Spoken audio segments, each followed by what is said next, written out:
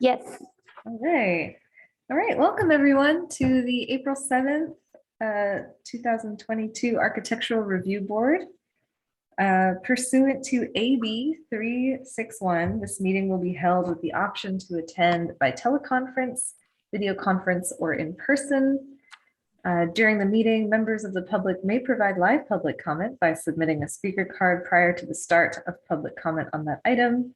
Speakers may address items that are not on the agenda during the oral communications portion of the meeting. If a public comment speaker wishes to speak on more than one agenda item, please indicate on the speaker card. Spoken comments via a computer will be accepted through the Zoom teleconference meeting. To address the board, go to zoom.us/join. Meeting ID is 965-6189-1491. When you wish to speak on an agenda item, click on raise hand. When called, please limit your remarks to the time allotted. Spoken public comments using a smartphone will also be accepted through the Zoom mobile application.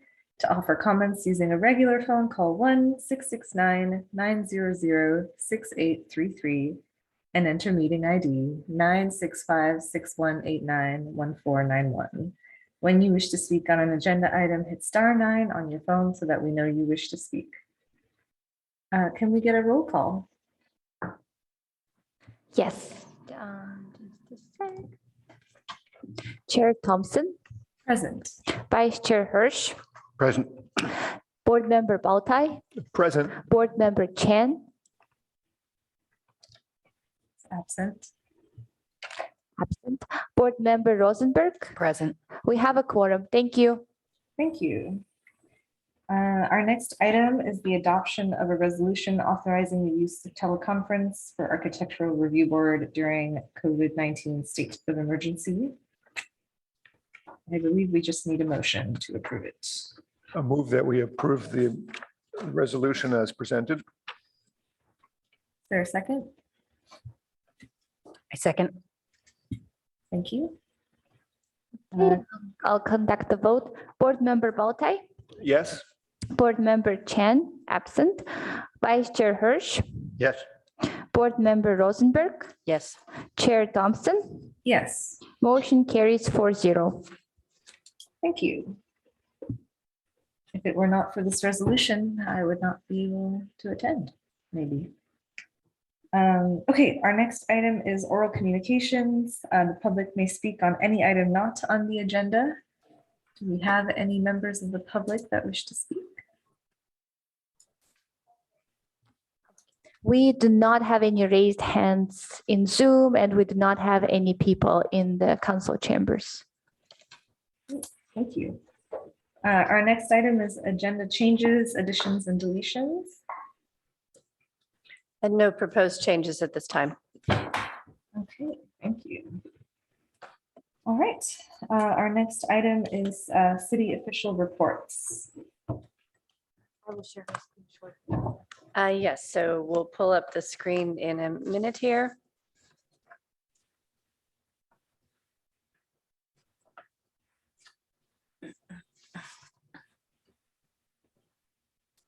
All right, so the first item here, you'll see the attachment. And that just shows the ARB's calendar for the rest of the year, stating that we will be hybrid. And Board Member Chen had let us know that she was not able to attend today when she first started. But otherwise, I believe everyone will be here. And then on to the next attachment for April 21st. We are looking to have 3 items. There would be an item for the Stanford Shopping Center, which is Allo. And then there would also be a 48-unit townhouse project. And then we have proposed to continue the Kalov project from this agenda to next agenda. So those would be the items for the 21st. Thank you. Great, thank you. All right, well, let's go on to our first action item. This is a request for a major architectural review for a sign exception for the installation of one illuminated freestanding sign that exceeds the allowed sign area. The sign is proposed to be 60 inches high by 138 inches long with an area, I think the area noted in the staff report might be slightly outdated. But higher than 24 square feet, which is allowed. So I will hand it over to staff for their presentation. Hello, good morning. Give me one moment and I will go ahead and share my screen.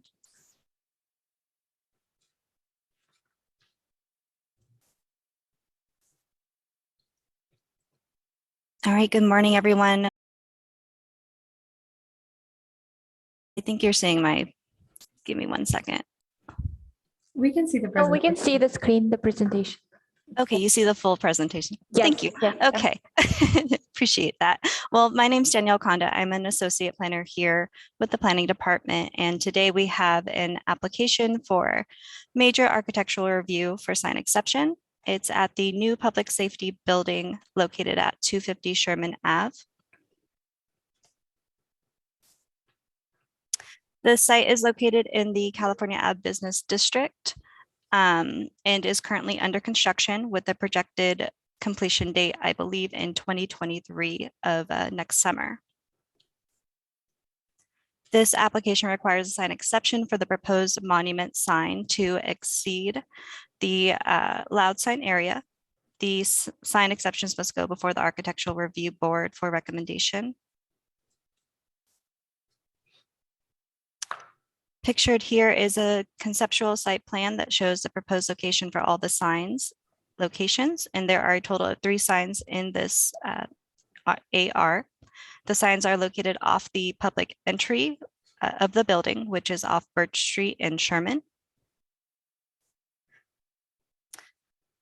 The wall sign complies with 1620, 130, and 150 and follows table 3 in the sign code handout. The allowed sign area is 125 square feet, and what is proposed is 25.5 square feet, which complies with this section. And just to put my pointer on, so that's the sign we're looking at right here. The directory sign below, that complies with 162160, and that's section 1 for special purpose signs. The allowed signed area is 75 square feet, and what's proposed is 17.8. The monument sign is the sign that does require a sign exception. The monument sign is considered a freestanding sign up to 5 feet in our code. The allowed sign area is regulated by table 1, and the allowed sign area is based upon frontage of the lot in linear feet. The sign exception is to exceed that allowed sign area by approximately 16 square feet. What is allowed is 24 square feet, and what is proposed, to clarify, is the 40.25, and that will be noted through the staff report. I think that memo that went out was a little outdated, so my apologies. So here we have the front view of this monument sign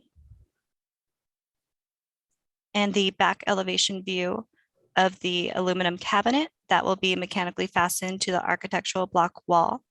The back of the sign abuts an outdoor seating area just outside the main entry to the building. The new public safety building will serve the general public, the city staff, and visitors of the like. The civic engagement is an integral part of the functions of the City of Palo Alto Public Safety Building.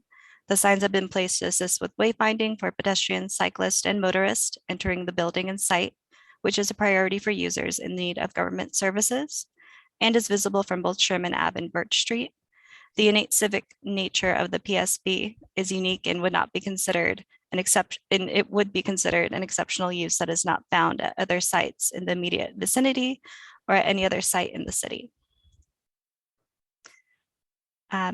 It should be noted the Architectural Review Board processed a similar sign exception in 2014 for also a freestanding sign that's up to 5 feet.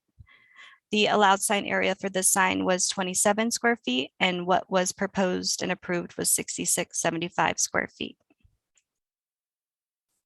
Staff recommends that the Architectural Review Board take the following action, which is to recommend approval of the proposed project to the Director of Planning and development services based on the findings and subject to conditions of approval. That concludes my presentation. Applicant Colette Chu from City of Palo Alto Public Works Department and architect Mallory Kusenberg have also prepared a presentation of the sign package. And the stage is yours, Colette. Really quick, actually, before we do the applicant presentation, I realized I forgot to ask ARB members for disclosures. So is it okay if we do that really quickly? I'm not able to look at you guys in the eye, so I'll just call you up by name. So board member Rosenberg. Yes, I did visit the site. Thank you. Board member Balte. I have visited the site. Thank you. Thank you. And Vice Chair Hirsch. No, I haven't. Okay, and I have also visited the site.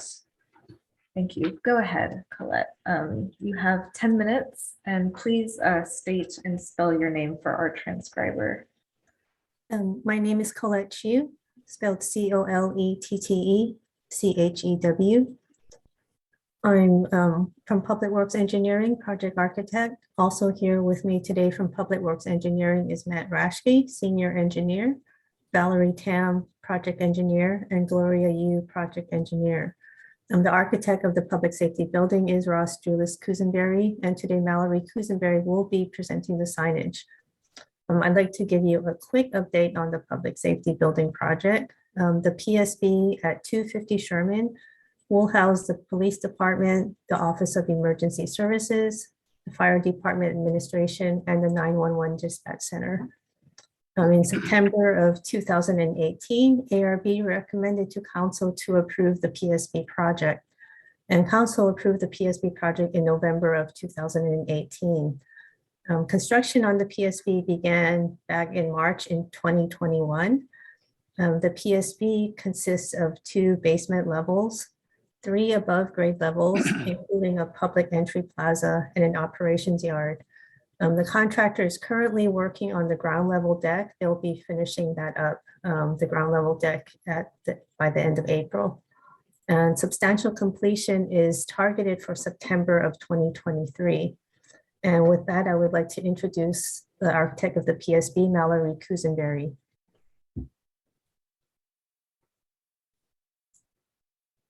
You are on mute. You're on mute. I'll share my screen if that's okay. Yes, go ahead. All right.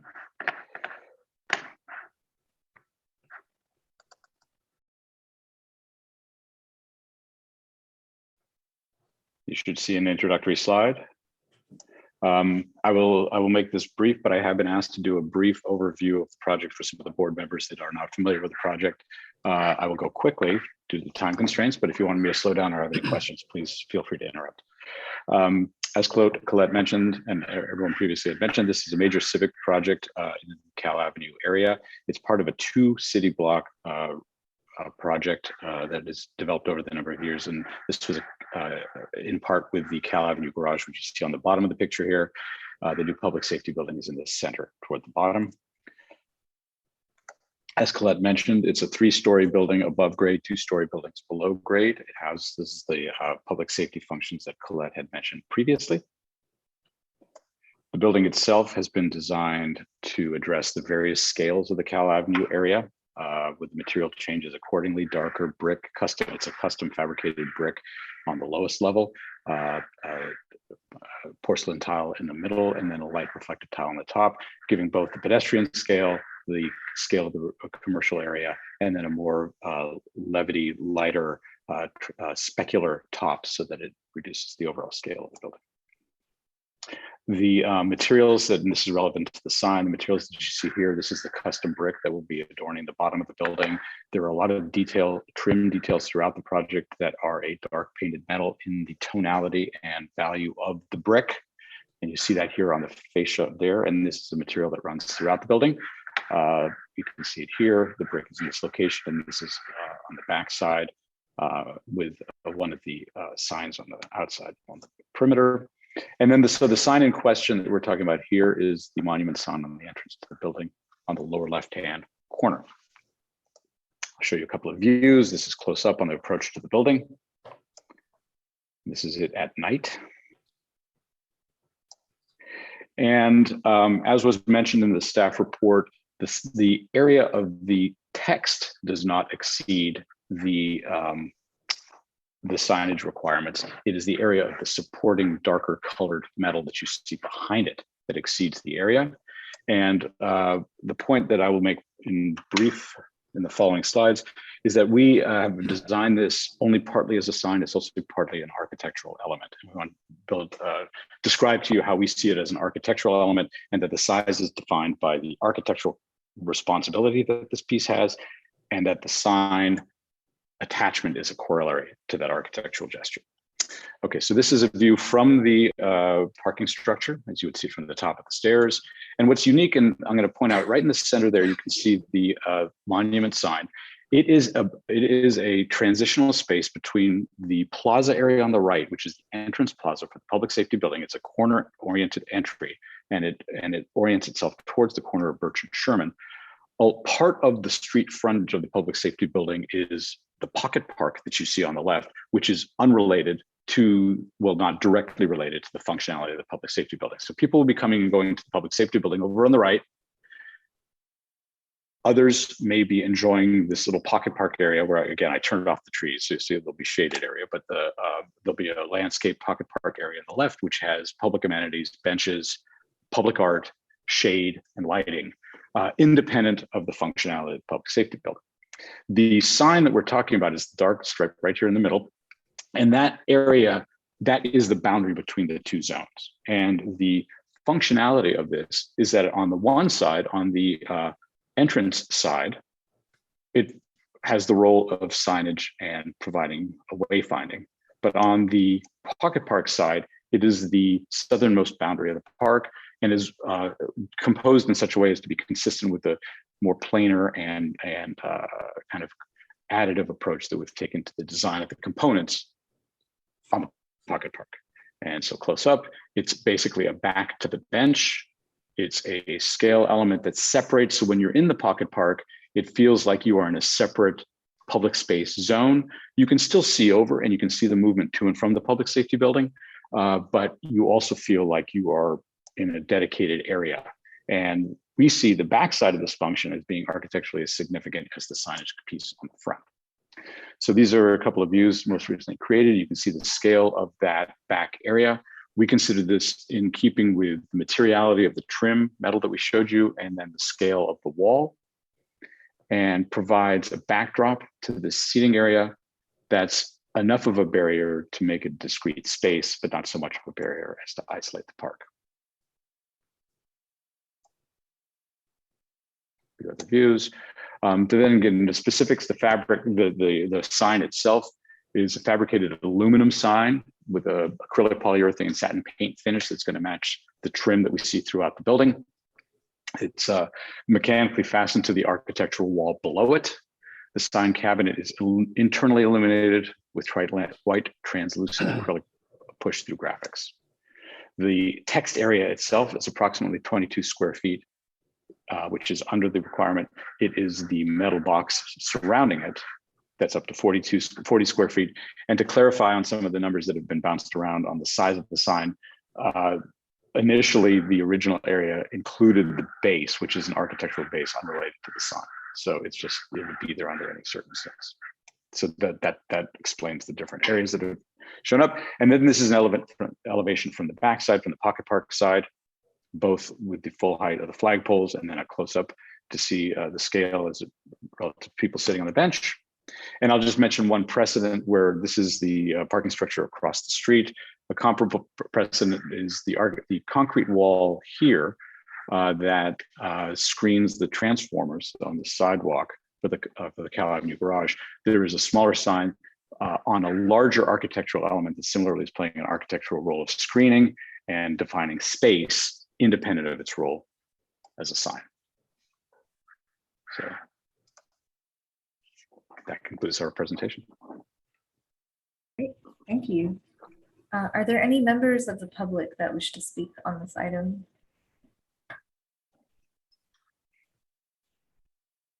There's no one in the audience. Let me check on. I'm actually able to check. I don't see any raised hands in the Okay. reviews. Okay. So then I guess my last question is, are there any questions of the board, of staff, or the applicant? Yes, Chair, a question for staff. Sure. Staff, Jody.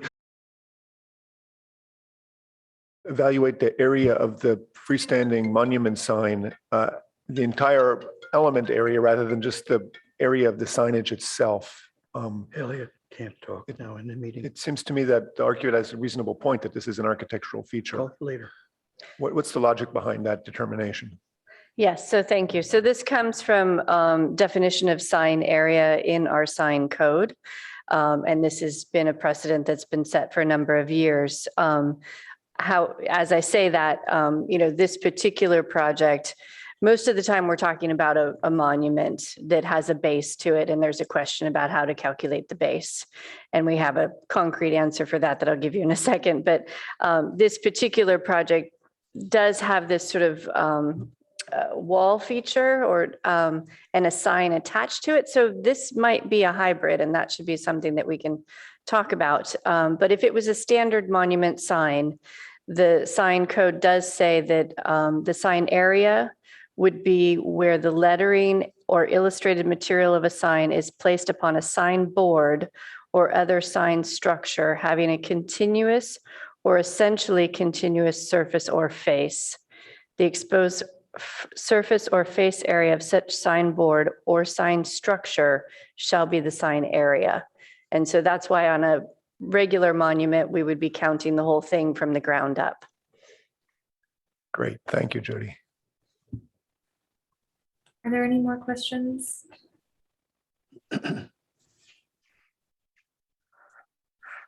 You'll have to, maybe, I guess, yeah, I guess if I don't hear any, then I'll assume none. I'm not able to look at you guys and check. Okay. Last chance for questions. Alrighty. Well, let's bring it back to the board then. Who'd like to go first?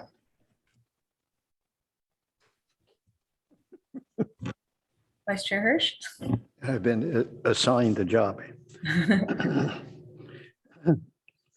Well, thank you very much for the presentation. You know, it brings to light the planning of the front of the building and the difference between the parklet and the entry to the police building, and makes that a little, certainly a lot more understandable.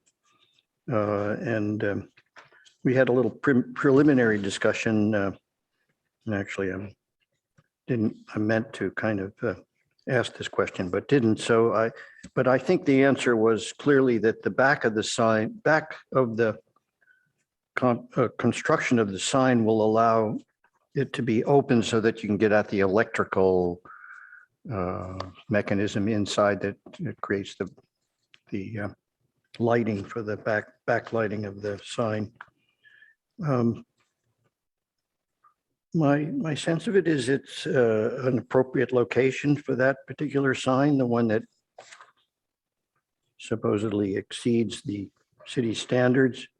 And from my personal opinion is that it's an exceptional building of services for the city and requires everybody to know where they're at when they get there.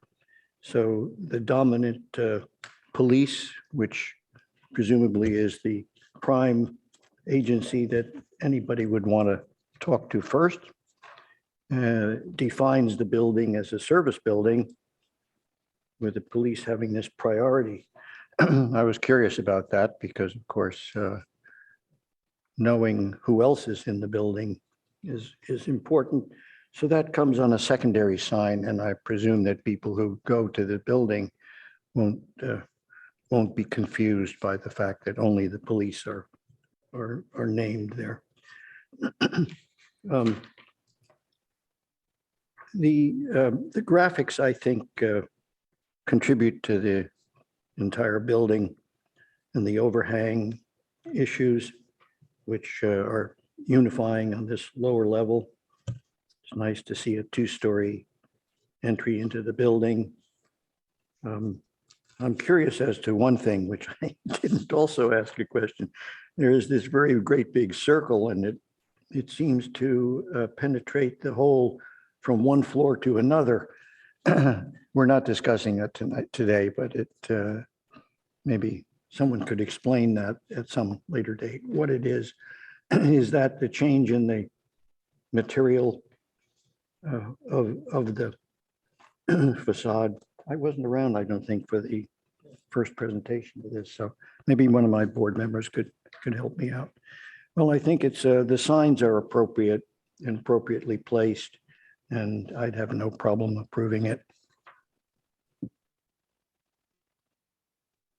Thank you, Vice Chair Hirsch. Who'd like to go next?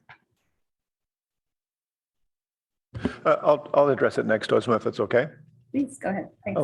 I can comfortably make the findings required to recommend approval, and I can also make the requirements to approve the sign exception.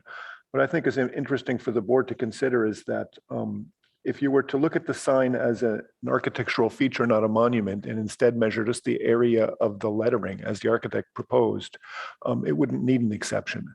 And the question for us really is, does that open a floodgate of other people trying to incorporate a monument into a building in such a way that it's really doing both things, which is what this monument is here?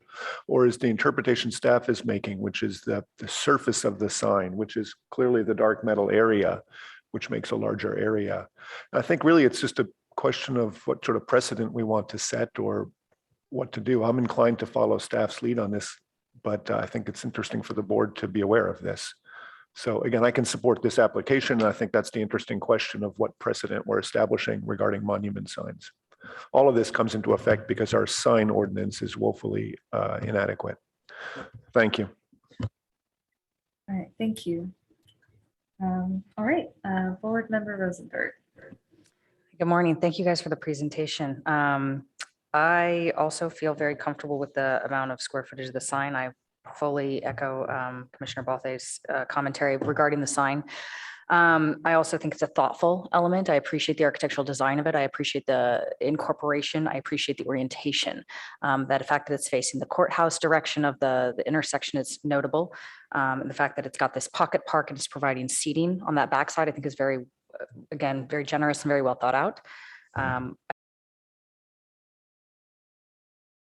Seems to be in compliance. So it's really feel very comfortable with it, but just kudos to the architect and the designers for the good work on this. All right, thank you, Board Member Rosenberg. And I'll echo what my fellow board members have said. I actually think it was very important to point out that the text was compliant, because that was a question mark in my mind. So thank you for doing that, because that kind of confirmed to me that it's really sort of for the better cohesion of the design that we're allowing this exception. And if we were to try and, make the borders smaller, it might compromise what's happening on the other side, which I don't think anyone wants to do. So yeah, so I'll keep my notes pretty short and also say that I could approve this as well. And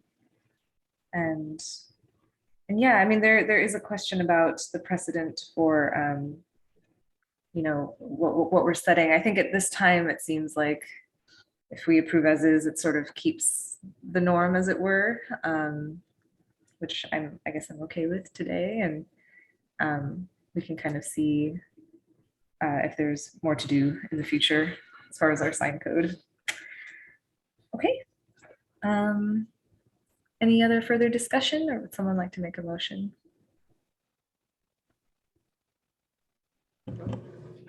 Don't be shy.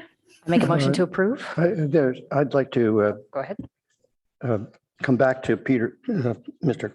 Bolte's comment about the sign size issue relative to what it's placed on, because we kind of run into that before when signs are attached to larger structures that look like they are part of the same background, and then they get counted, and then the signage, the recent one in the Stanford shopping mall, we spent a lot of time on that. So I would suggest that we should ask planning to look into the question of the surround versus the sign size, and in some way figure out a way in which we can actually pinpoint the size of the sign rather than just attach the attachment to an architectural expression. Want to add that just to the agenda here, because I think it really has come up and bothered us in the past. Thank you. Okay, so thank you for that. I think I heard Board Member Rosenberg make a motion. Yeah, I make a motion to approve as presented today. I would encourage us to possibly have a revisitation of the sign codes and regulations moving forward, but I'm not going to attach that to the motion. The motion is simply to approve the signage as presented today. I will second that motion. Great, thank you. Let's do the vote. Board Member hold- Baltai, I thought Board Member Hirsch was going to make a friendly amendment to request additional work done for research on sign stuff. Are you willing to do that or not? Sure. I mean, I will support that if you do it. Yeah. I don't know if you'll get to No, I make it with a do, motion. request that the planning look further into the question of whether a sign should be a specific size, even if it's a defined size relative to its surround, but not be charged for size based on the total architectural expression. So if I may, are too before confusing. we make a continue with the friendly amendment, I appreciate the conversation. It's likely not something that staff can take on at this moment. Okay. I've got about half a team right this second. So we can certainly make the motion, and when we get to our work plan that's actually later in this agenda, maybe we can talk about it some more then if we want to continue in this direction. Fine. No time frame required here. Okay, so it sounds like we won't do the friendly amendment at this time. Well, I think Board Member Hirsch was just saying he wanted to include the friendly amendment, but as long as it doesn't have a time frame, then staff can handle that. Yes. And it would not delay the project in any way, shape, or form. It's sort of decoupled from the project that this can move forward. Yes, the project moves forward. This is an exception to it. Yeah. A friendly amendment accepted. I can also support that. Okay, are we sure, wait, before we vote, are we sure we don't want to bring this up with the work plan since it's not really tied to this project? That'd be good. I think the chair is making a friendly amendment. Thank you. Friendly amendment to the friendly amendment. Yes, include it there. Okay, so this goes back to the original motion of just approving the signage as presented today, nothing attached to it, and that we will revisit the signage with the work board in the future. Yeah, the work plan agenda Work item plan, thank you. later today. Okay. I can and- support that as well. Okay, thank you. All right, let's do a vote. Board Member Baltai, Yes. Board Member Chen absent, Vice Chair Hirsch, Yes. Board Member Rosenberg, Yes. Chair Thompson, Yes, motion carries 4-0. thanks.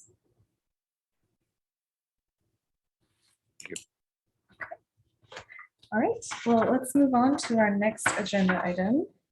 Thank you so much to the applicant. I thank you as well. Appreciate it. All right, let's keep chugging along. So our next item is 3300 El Camino Real. It's a consideration of a major architectural review to allow the construction of a new two-story, 50,355 square foot office R&D project with a 40% surface parking and 60% below grade parking. The proposal also includes 2,517 square feet of amenity space. Do we have a presentation from staff? Yes, we have Garrett Sauls here this morning, and just give him a second to put the presentation up. Thank you. Maybe while he's doing that, can we do disclosures? I can go ahead and disclose that I did visit the site and walked around for about 10 minutes and drove past it probably 4 or 5 times this week. Thank you. Board Member Bolte? Yeah, I'd like to disclose that I visited the site. I'd also like to disclose to my colleagues, in the spirit of disclosures, that I went back through the city council hearing on this project back on June 22nd of 2020. And I thought it was interesting for us to note that of the 7 council members there, I would assess that 6 were in support of a proposal at the time was to put housing where the surface parking is on this building, on this project. It was a 60 or so foot tall housing proposal there with 187, if I remember right, apartments proposed. Of the 6 who were in support, 3 were in support as it was presented, and 3 wanted to have some sort of revisions regarding the height or possibly locating it at a different part on the site. But I think it's important to note that 6 out of 7 council members supported putting housing on this site as well. So I'd like to disclose that I did that research. Thank you. Thank you. Board Vice Chair Hirsch? Well, I visited the site this morning. And had no conversations with anybody about it. Thank you. Thanks. I also visited the site. Thank you. Go ahead, staff. Good morning. My name is Garrett Sauls. I am the associate planner who's in charge of this application for 3300 El Camino Real. As noted by Chair Thompson, this is a new commercial building at this project location, which is currently a vacant site used as a parking lot that they will serve or intend to primarily have the majority of their parking underneath the site in an underground garage, with the remaining amount being placed on the surface lot. So to go over a little bit of the project, you can see on the image to the right hand of the screen, the location of the property and the proposed building and where it's proposed on the site. The site is about 2.89 acres, about 125,000 square feet. The proposed office building would be about 50,000 square feet with a 2,517 square foot amenity space. The abutting uses to this site include office to the south or to the west of the site at the Rivian location currently, the Creekside Inn and Cibo Restaurant and Bar to the south, and then adjacent other commercial uses across the street from El Camino Real. As noted before, the majority of the parking for this project would be placed underground in a garage. The existing site, while it is a parking lot, is not contributing towards the adjacent site's ability to conform to its own parking requirements. That site has a separate entitlement from 2012 that establishes the expected and required parking ratios and requirements for that site. As a part of this proposal, there will be a removal of 21 trees on the site. As a result of those removals, there will be 76 new trees replaced on site, as well as in the adjacent right-of-way for this property. Here you can see an image of the site plan, which again identifies the location of the building pushed to the southern end of the site along that portion of the property. Along the left-hand side, you see the majority of the surface parking lot. One of the reasons for this approach and design is that you'll be able to see, actually didn't have an image of that. In the attached plans to the staff report, there is a 10-foot site easement, which you can see a little note here, which runs through the property in this fashion here that the cursor is moving, which limits the development potential for the site, as the utilities department does not allow for any buildings or structures to be located over large utility easements. Here you can see some elevations of the property. This elevation is the elevation that you would experience facing the property on El Camino Real. This is the elevation which you would experience facing it from the 607 Hanson parcel, which is along the interior side yard shared at the Rivian location looking towards this project. The images that you see here, this to which my cursor is circling, is the southern elevation, which if you were adjacent to the Creekside Inn looking inwards toward the property, this is the elevation you would see. This is the main entrance to the building, which if you were along Hanson or at the corner of Hanson and El Camino, you would be experiencing this elevation to the building. Additionally, in the project plans, there are some additional sections which identify how the materials will be interconnecting for this building, in which case there's a majority of glazing along the building's frontage, which intersects at the wood soffit materials. Here you can see an additional section which identifies also the corner intersections here and how those materials will be connecting together. These are some perspective views that you see in the project plans as well, which identify what the project site will look like. Along the second floor area, there will be a assembly rooftop space for the tenants of the building, or there is proposed to be a assembly space for the tenants of the building. Additionally, there is landscaping or a landscape garden proposed along the wings of the buildings that you see here, and you can also see in this perspective portion here.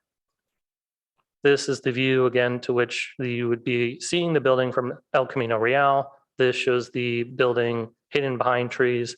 This perspective shows the building x-rayed through those trees. This is the perspective looking in from inside the property and the parking lot toward the building, the surface parking lot toward the building. Some of the key inputs identified in the staff report were to ask the ARB for input on how this project applies, how this project conforms to the El Camino design guidelines. There are a number of items that staff highlighted in the staff report where the staff wanted to get direction from the ARB. They focused primarily on the street frontage. The El Camino design guidelines and the South El Camino design guidelines talk about having buildings that have a street frontage that faces towards El Camino Real, creating pedestrian access or pedestrian amenities or pedestrian oriented design for these buildings, which this building doesn't have as strong of a connection to, but there is a entrance as noted here that is about 70 to 80 feet away from El Camino Real. The building design, another item from the El Camino design guidelines identifies that buildings should not necessarily seek to be standing out or should be overly recognizable on the site or dissimilar to adjacent properties on the site. And while the building is certainly attractive, staff wants to ensure that there is not a conflict with the El Camino design guidelines and what this building is proposing. Additionally, there are colors that the El Camino design guidelines more explicitly state are, when used, are not appropriate for the El Camino design guideline, El Camino Real context area. And while there are minor elements such as the wood framing pieces that might be more visible with the glass approach to the building, staff wanted to confirm that the soffit materials and that the wood element features are not necessarily going to contribute to anything that would potentially become an issue.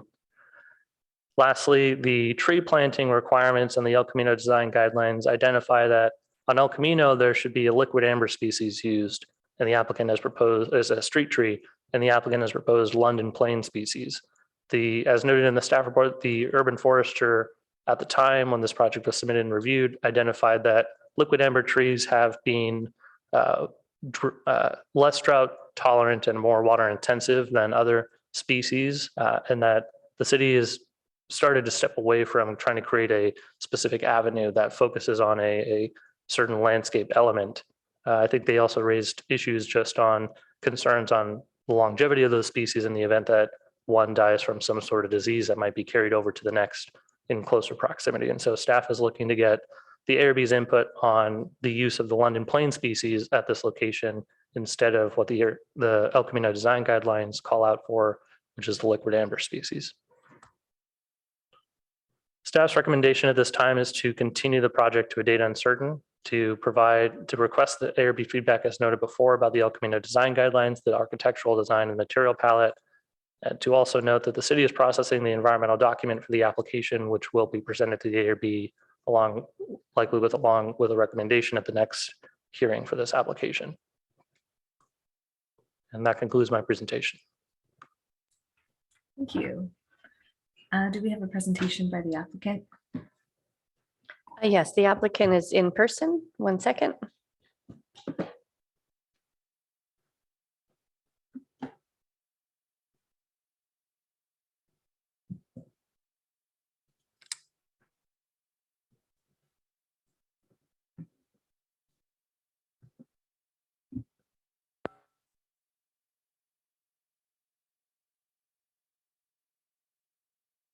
Oh, good morning. Thank you, Chair Thompson. Oh, is it? Hello? Oh, okay. Okay, good morning. Good morning. Could you Okay. please state and spell your name for the record? And Yes. I'll put 10 minutes on the clock. Okay. My name is James Tiefend. That's James Tefend. I'm a principal at Forum 4 Architecture. With me today, I believe online, is Allison Koo with Sandhill Property Company. She was going to be in person, but maybe if she'd dial in. Also, Barry Lehman with Gazzardo Partnership, Landscape Architect. Online, Antoine Wynn with BKF, and also Steve Gross with Interface for Energy Modeling. Very happy to be here, and just want to say hello to new members, President Mercury Chen. Oh, thank you. Okay. While introducing the project to today, I have 3 objectives. First is to show the uniqueness of the site. Second is to discuss our design goals, and finally to address a particular staff concern which Planner Sauls has just raised. Project located at 3300 El Camino Real at the corner of Hanson Way is part of the Stanford Research Park. It is the last undeveloped parcel along El Camino, and our proposed project is a 2-story office building, 52,000 square feet in size, highly sustainable green project, all electric. And as Garrett Sauls noted, 1 level of below grade parking. The site, being an existing parking lot, is easy to be confused with being part of the neighbor at 611 Hanson Way, which some of you may know is the old Varian building, having the distinction of being the first structure in the research park.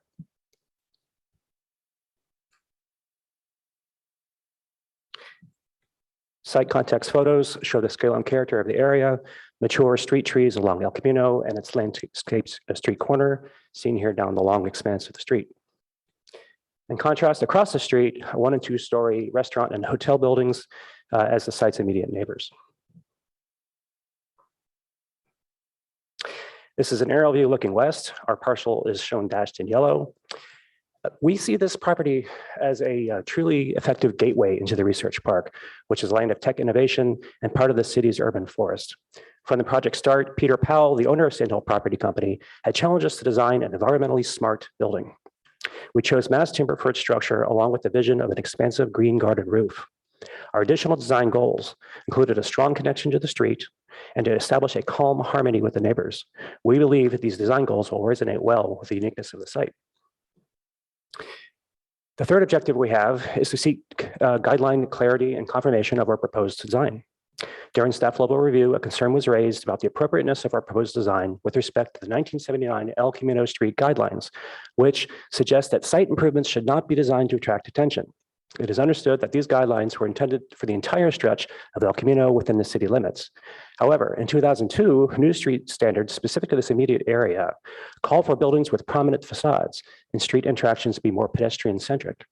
We believe our project conforms to the spirit behind both guidelines, the 2002's version for prominent facades and the older version addressing integrated building character, softer, more harmonious colors, and landscape plazas.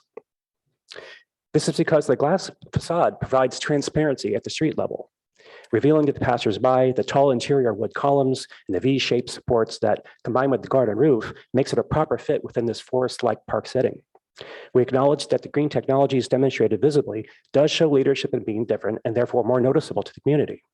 As a building along the historic El Camino Real, we felt this was a great opportunity for the research park and the city's commitment to innovation and forward-thinking eco practices, which are more pertinent in the community today, to be shown. We have Stanford's full support and encouragement on this proposed design, and we ask for these considerations when your assessment in dealing with the staff's concern of the dynamic design. Going through project particulars, as mentioned, the site is informed by 2 big elements, one being the electrical easement shown in red on the north side and a 50-foot landscape setback on the south side. Pulling the building allows us to maintain the view corridor towards the 611 Hanson Way building.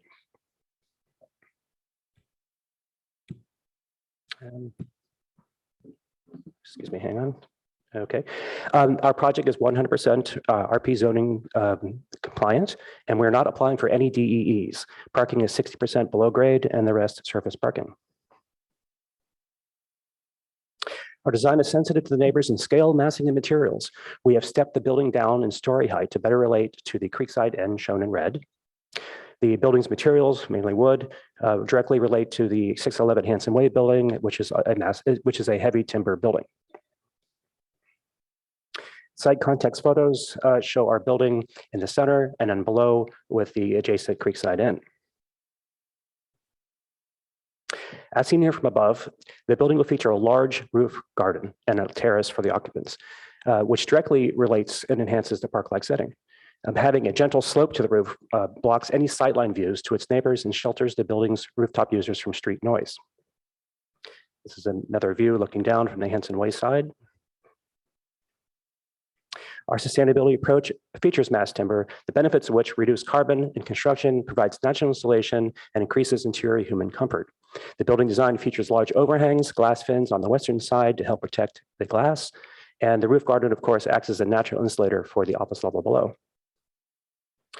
Floor plans shown here, parking garage below, first floor plan, the main entry to the building on the north side, and additional entries from the street and the south side.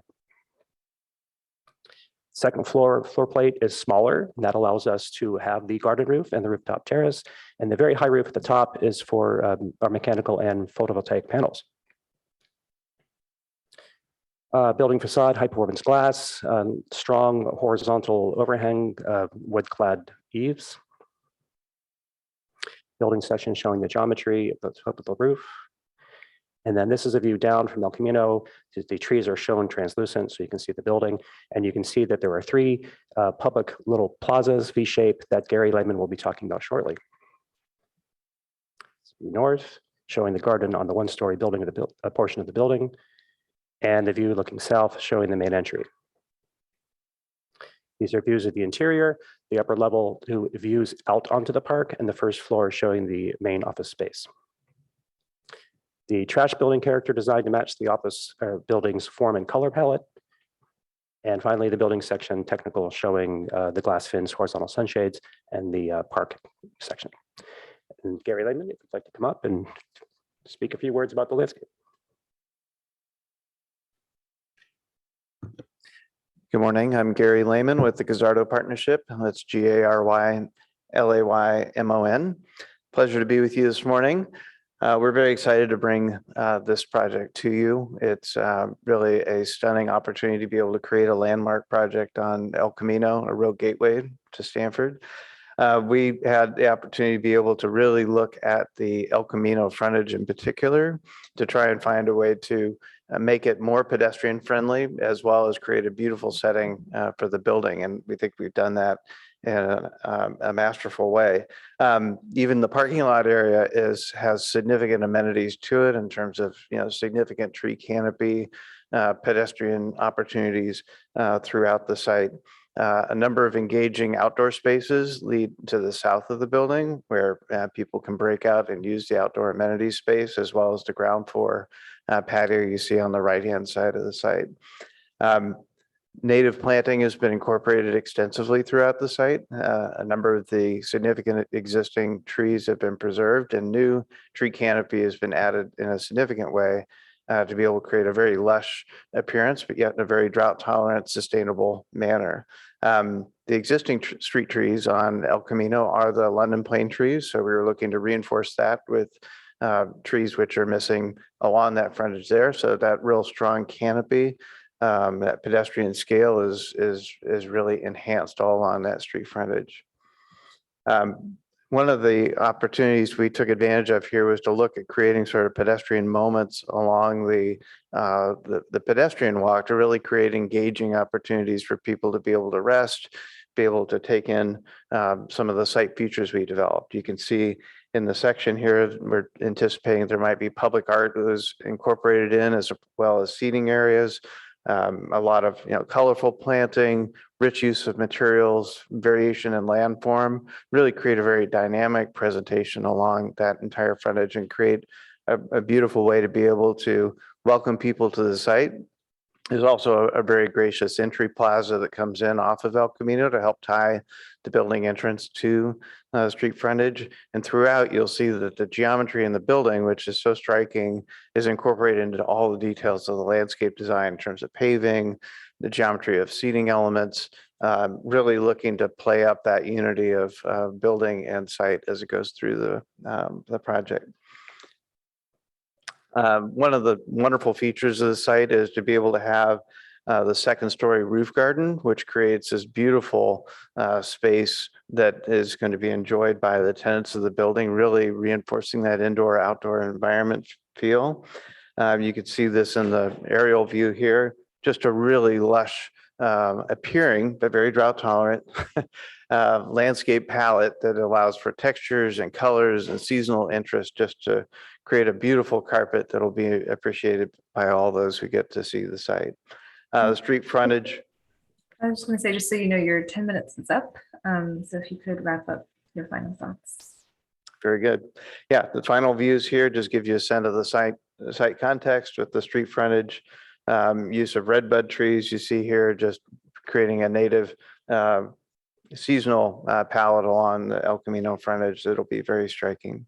So we look forward to hearing your comments and bringing this project forward. Thank you. Thank you. Thank you. Are there any members of the public that wish to speak on this item? I haven't received any speaker cards. We don't have any public speakers in the council chambers, and we do not have any raised hands at the moment. Thank you. Are there any questions of the board, of staff, or the applicant? Yes, I have a question for staff, please. Well, for the applicant and for staff, maybe I could start with the applicant, please. Is it possible to relocate the electric easement going across the northern portion of the property? I would say that with a great deal of pain for the city, possibly, but we're talking about a major electrical easement servicing, I don't know how many people in the city. It's significant. Sorry, Allison Koo with Sandhill Property. Hi, Allison Koo with Sandhill Property. Thank you for your time this morning. We have had discussions with the utility group, and it's the major line that services the park tenants. So it would be a big undertaking. I had noticed on the previous presentation to City Council where you had proposed putting housing on the site as well, that housing was in the place where this electric utility easement is running through. At the time, were you thinking you could relocate the utility easement? There was initial conversations that they had started. There was not a resolution quite yet. Okay, thank you very much. So my question to staff has to do with the parking. As I understand it, Garrett, there's 40% surface parking. And wouldn't you say that parking is fronting on El Camino Real next to the building? In the existing context, yes, it still does with what they're proposing. Okay, so then my understanding is also that the South El Camino Real design guidelines, that's the document that was accepted by City Council, in 2002, is what's governing our design review. This is the design guidelines we're supposed to be looking at? Correct. Okay, and then on page 26 of that document, it talks about a limitation of parking lot frontage to 120 linear feet. Is that true? Is that what this document is asking for? Correct. That's If you can direct us, you're on page 26. Page 26 of the South El Camino Real Design Guidelines. And the number of the policy you're looking at? 3.2.5. Okay, thank you. Titled Limitation on Parking Lot Frontage. I just want to be sure I'm understanding and reading correctly the right document. That's If correct. you could verify that for me, that is what that says. Yes, that is saying that surface parking area, including driveways, should not occupy more than 50% of the property frontage along El Camino. And furthermore, it says, there's another line in that, isn't there, Jody? And continuous parking lot frontage may not exceed 120 feet. Okay, thank you for clarifying that. That's my only question. Thank you. My follow-up question to that would be, what is the length of this current proposed parking lot? Yeah, I can try to find that out real quick. Give me a second. I determined that to be 308 Yes. feet, looking at the plans. That's, I think, correct.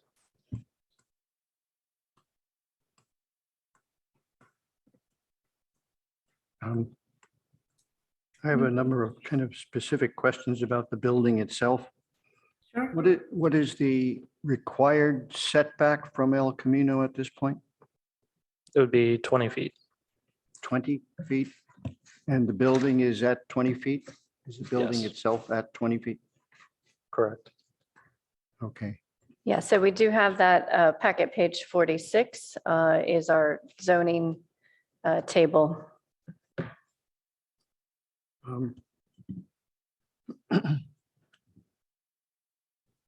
What is the fascia that we're looking at the top of the building?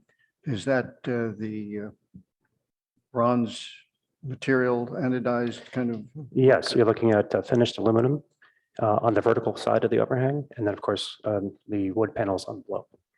I'm really asking about the roof line. It's shown in black on the frontispiece of the whole packet here. What's the material of that top piece, and is the wood that you see there the CLT 7-ply coming through from inside to outside? No, actually, the CLT can't be exposed to exterior moisture. So you're looking at either a Trespa or a Okoya panel, looking the same color and as the species. Same color as the CLT? Yes. yes. Okay. And that dark charcoal color is metal. That's what my cursor is pointing to. How are the steel beams inside connected to the detail isn't shown really of how that's connected to the wood. We studied an all wood column and beam structure, but to get the spans that most tenants, office tenants want in the park, that we had to introduce steel beams to get the 55-foot approximate span. So there will be steel beams at the column line. The steel beam will be at the end of the steel beam as it meets the wood. There'll be some undetailed at this point, right? Right. When we next come back, I'll show better close-up details of that. Mm-hmm.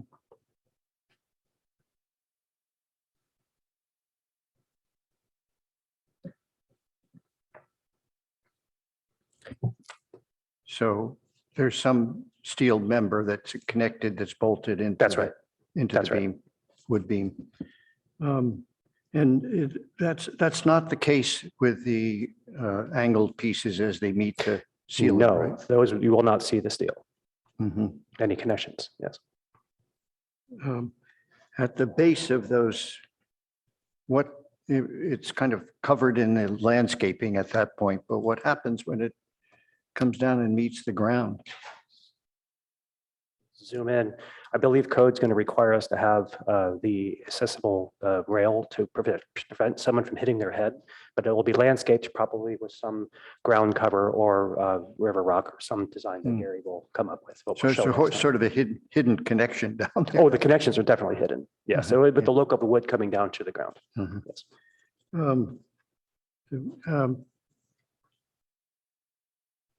Inside, all the lighting is hung from the ceiling then? There is no penetration of the ceiling within the building for lighting? We have yet to study the lighting of the building. That'll be our next stage of the drawing development. Okay. But it will be very modest and including the ductwork, we'll want to minimize so we can maximize the view of the CLT panels.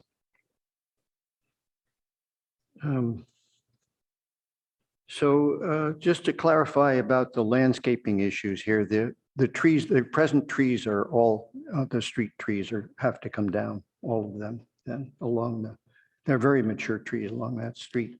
Are they removed entirely? The existing street trees will remain. They are the London plane trees, and we're proposing to keep them. Keeping the street trees? That's right. The present street trees? That's okay. right. I was there this morning, and would the drip line of those trees be in front of this building? Yes, so there'll be, the trees are horizontally separated from the building, so they are not impacting the building construction itself, but the canopies will be fairly high, but they will be compatible with the building design. Has forestry looked at that and approved the fact that they will be retainable, those trees? Yes, we have not had any concerns regarding that. Garrett, That's Yeah, been part of the they study. Urban Forestry reviewed this application, yes, and they confirmed that that is not. So I thought that necessarily an those issue. trees, it seemed to me this morning that those trees are closer to where the setback line. In other words, your setback is 20 feet. You're talking about setback from the back of the sidewalk, then I would guess, right? You've carefully measured that so that you know those trees would not be affected by, they're significant trees on that street edge. Yeah, they're beautiful trees, and the trees are accurately located on the plans from the site survey. So on page 66 out of 78 in the attached plans, you see they have the tree disposition plan. They identify the species to remain and the species, or the numbers of trees to be removed and the trees to be remaining. So I can share my screen and show that to you as well. What page was that again? It is page 66. It's L1.12. It's page 66 out of 78. So we can go ahead and zoom in here.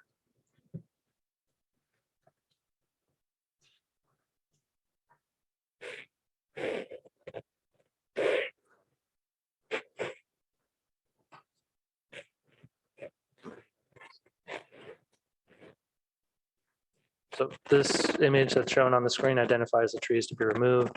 Following pages also identify, previous pages also identify the shading for those trees, which I'll zoom in here again. Okay.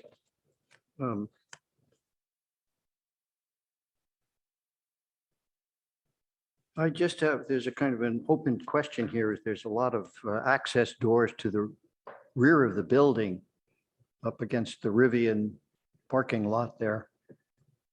The idea is for having outdoors spaces for the office users to gather and to work, to be more of an interactive facade. It almost looks like this is a project that's in some way related to Rivian, but it is not. We would hope, we would love Rivian to be the tenants, but they have not declared. It certainly looks that way with all those openings in that direction. Yes. I will say that a But, couple of other recent research park projects have also incorporated pedestrian walkways between the sites to encourage connectivity. And so, for example, 3215 Porter Drive was a project that was reviewed about 2 years ago by the ARB and approved. And one of the requirements that we had at that time was so that it could connect to the adjacent property at 3181 Porter Drive, so that there again could be some pedestrian connection way for people, tenants, to go between buildings. I don't know if those were the connection to, this is to the Rivian area there so that they can participate in this area, the open spaces? Is that what It's you're more saying? so that there can be, people going between the spaces. One, in this instance, because it's so close to El Camino, it would create Yeah. Okay. some means to So access they're a between it. but- passageway for them to get around the building. Yeah, I don't know if it shows up in the site plan where it opens to the parking lot that way or makes any specific connection. It would be through the parking lot for this building and then along the edge. Is that what? yeah. So on the screen that I'm sharing right now, you can see that point in this back corner here, and I'll zoom in a little bit more. It's not necessarily to be connecting these spaces along here. This is where there's going to be a landscape buffer, which is required by the code, the municipal code, to have a 5-foot landscape buffer around the property. And then you can see in this back area, they will have this pedestrian walkway that connects to the Rivian property down here. So that is, like I said, been pretty consistent for the last couple of Stanford Research Park projects that have been submitted for the city to review. What's the intention of that? I know that sort of having just gone up to the intersection at Hanson and found that takes a heck of a long time waiting for the light in order to cross El Camino, right? Having people walking on El Camino, participating of commercial things that are happening on, say, this west side of El Camino is the intention of moving the pedestrian movement suggested here that you're talking about? Yeah, and that is the intent, as you can see with some of the pedestrian relaxation spaces, I guess you could describe, or benches, right, that were built into the project that you can also see on the screen that I'm sharing here. I'll zoom into those to make them more visible. But the point is to increase connectivity, not only between the sites, but also then to El Camino Real, which is again, another more significant key point of the El Camino design guidelines, which is to encourage pedestrian activity on these commercial frontages. Okay. Well, it's interesting to bring people down that way. And since there's probably a large number of people already at the Rivian area there, to have some place for them to get out is kind of interesting. And also the fact that you're kind of creating kind of open access, which means that your low walls with seating areas around it, you're saying these are open to whoever is in that's this correct. community. there. That's correct. And we also see it as a potential location for public art. It's an interesting, so your perimeter kind of landscaping is an inviting one in both directions, anybody from the street side Yes. or from Yes. nearby. We're hoping people can get close to the building to see the wood structure, to see what's going on, because we feel it's very healthy and Okay, it's a positive thing. Well, those are really the only detailed questions I have at this point. Are there any more questions? Yeah, I have a few I'd like to go over, if that's all right. There's a bus stop right in front of this property. Have you guys thought about how that will incorporate to the landscaping that you've done? Where is it located in relationship to the driveway entrance on the El Camino street frontage? Could you just talk a little bit about how you consider that bus stop and how it relates? let me bring up the plan.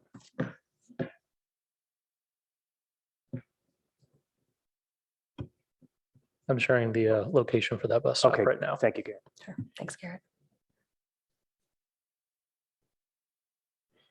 It's currently right next to one of the, you can see the V-shape site walls.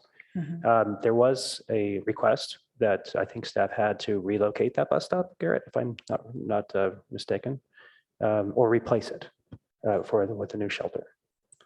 Yeah, during the application review, I'd asked, as 2 years ago, we had gone through and updated we created the Research Park bus shelter program. I had asked the applicant if there was an interest in putting a bus shelter at this location. So the location I'm not so much concerned on if it's closer or further. Okay. Certainly closer to an easy pickup area would be best. But that was something that was asked if the applicant was interested in it. But there is also the intersection of the research park and the city, Correct. in which case when Stanford were to, or if Stanford were to install a bus shelter at this location, they take on the responsibilities of maintaining it, as VTA would normally do that for this shelter's location. And so there's a separate kind of contract agreement that they establish themselves with that, to which the city is a third party member to. But there could be a discussion on, is that appropriate to have maybe a shelter oriented towards the research park at a portion that is more, or at a place that is more visible to other city properties. Okay. Thank you, Garrett. And just some quick numbers that I'm looking for. What's the distance between your building and the Rivian building? I'm not sure you have that off the top of your head, but I noticed that Rivian structure corner really orients towards your structure. So the question is just, do you have a rough ballpark about how far that away that is? I don't have that at the top of my head. I apologize, it's sort of a pop quiz here, but yeah, just trying to understand what our distances are. It does look like from the site plan that there's enough space for traffic to go between that Rivian corner and this parking lot here, but just that orientation of that Rivian corner is interesting. Yeah, if Antoine Nguyen is online, it would be good to answer. He would have that. He's our civil engineer. Don't believe I have an overall.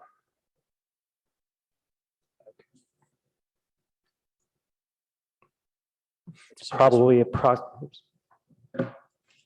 Just for clarification, I Board would- Member Rosenberg, you're asking about this corner of the building shown on the screen right It here. looks about 50-ish feet, if maybe more, to the eve line, but And I'd have to. That rear setback from your building to the rear property line is 20 feet? Correct. Thank you. Yeah, you're looking at the overhang of the Sorry, building also. just to clarify, this portion of this line here is actually not considered to be the rear. This Side is an setback. interior side. So Perfect. it would be 20 feet though still. 20 feet interior side setback, and that rear property line is on that, what is it, the Right. RPL zone on that backside towards the Creekside Hotel? Yes, toward Perfect. Creekside, this is the rear property line. This With is the 50 front feet. and this is the street side. Perfect. Yeah, but you could sort of eyeball the distance measuring off the rear. Yeah, it's Which looking is the similar rear to is that 50. rear setback from that Rivian side. Okay. So in theory, just for my own personal use, since it's not necessarily a question for the applicant, more for planning, in theory, that Rivian site, if proposed for future development, would also have that 20-foot interior side setback towards this building. So that would be a 40-foot setback between those two structures. Correct. Okay, thank you for the clarification. The overall height of the building, We do not exceed the park limit of 35 feet. 35 feet, perfect. And then the drought tolerance for this roof landscaping. So you had mentioned that it was a drought, I can see you're excited to answer. The drought tolerance for that. And then what's the sort of plan to maintain it? What's the plan for the drought tolerance levels? Have you done any studies on what this water usage could be versus something that obviously is a different type of landscaping or even a non-landscaped portion? Well, all the plant materials, first of all, are drought tolerant, either Mediterranean adapted species or native species. So there's a high degree of resilience in that way. It's also using a drip irrigation system. So the irrigation efficiency is very high. So the combination of those two things really deliver a very drought tolerant landscape. The intent is, in terms of access, is that people, maintenance folks, would be able to meander through the planting areas, but really the idea is to keep the planting very low maintenance, let it achieve its full natural form without requiring a lot of pruning. Do you guys have a precedence for what you're trying to go after? Is there a project that you're sort of mimicking? Is this something that sort of you're going for the first time? I mean, we can think about green roofing and things like that. And I'm just sort of curious what your, what the closest goal intent you could compare it to would be. Yeah, we've drawn a lot of experience in terms of doing roof gardens in the past. We've been doing roof gardens for many decades now at this point. This is a thinner profile, so it's a little bit different animal in terms of how you craft that solution. It's necessary to get enough soil depth so that you have enough soil moisture retained, so you're not constantly irrigating it. So that combination of creating sort of the optimum soil profile as well as selecting the right kind of plant material help to make that a more durable solution. Is there any thought consideration to a gray water recycling system to help with that planting and that irrigation?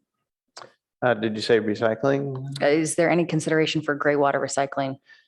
We have not explored that as a possibility. We've found that has not really been a particularly cost-effective way of approaching it. Sure. And we want to make sure that the water quality is because there's such a minimal amount of soil to work with, we don't want to introduce a lot of things like salts and such into the soil profile, which could compromise the plant material performance. And your details show that the drainage does drain towards the building, and you've got a system set up to actually carry that water down and away from the structure. Okay. Exactly. All right, and then my last questions are in regards to the facade, really on that El Camino frontage. So just for clarity, this beige panel, sorry, I'm flipped to page 29 in the presentation. This beige portion that's sort of vertical rectangle, that's really your only solid element along this El Camino facade. Is that correct? That's correct. That's the bathroom core and elevators. Okay. Do you guys have any concerns that the people using the building will feel very exposed? None. None. Okay.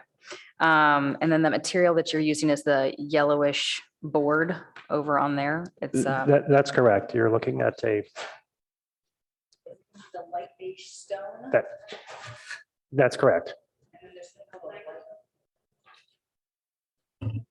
There's a light beige stone, and then there's something called a light wood panel. Could you explain the difference and which one's going to be used where? If I make, could I? Okay, thank you so much. Okay, so it looks like It looks like there's a wood panel that's been removed. We actually are not using the gray. So The you're gray not was almost using- impossible. I was recycling the stone from a different project. Got it. So It's really- very impossible to take off. It's been this glued is the down. material That's for it. Got it. That's So it. this is the 3 light beige colors. stone. Right. Right. That's very, Right. very helpful. So Right. that's the light beige stone, that's the wood, then That- the dark brown. that's is the correct. fascias, That's and then correct. this glass, and that's it. That's Very correct. simple palette. Okay. Thank you. Any further questions? That's it for me. Did everyone get to ask their questions? I have one sort of a closing thing, if you don't mind, if I could ask the developer to explain why they decided not to pursue having housing on the site as well, as that was an earlier application made. I think I'd like to hear that, if you don't mind, Chair. Sure. So we went through a study session back in June of 2020. And from that study session, the reaction was not very supportive of continuing the mixed use and the additional density on the site. So at that study session, clearly, this project is a zoning compliant project. And we were more inclined to go with a process that was compliant and clear than going down that path, given that we did not get a strong support and feedback at that time. Thank you. Any other questions on that side? I have a couple on my side.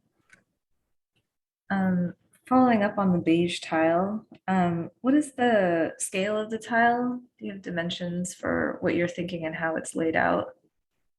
We typically go 8 by 16. And I then- can show a pattern on the next visit of how that's. Apologies, did you say 8 feet by 16 feet? No, 8 by 16 inches. Sorry. Okay. Sorry. Thank you. That would be incredible. Okay, and I guess at this time you haven't studied whether it's like a grid or like a offset subway or something like that. I'm sorry, can you repeat that? Oh, I was asking in terms of the patterning, have you considered whether it's a grid or not, or is that something that you're still studying? No, we'll study that and present that on our next visit. I had a couple other questions. Is there some thought as to what might, if there's like a blind system behind the glass, the glazing, if there will be like sun shading? Blind. Right. Most common in the park is the use of mecho shades, but that would be dependent on the tenant, whether or not they want to implement that or not.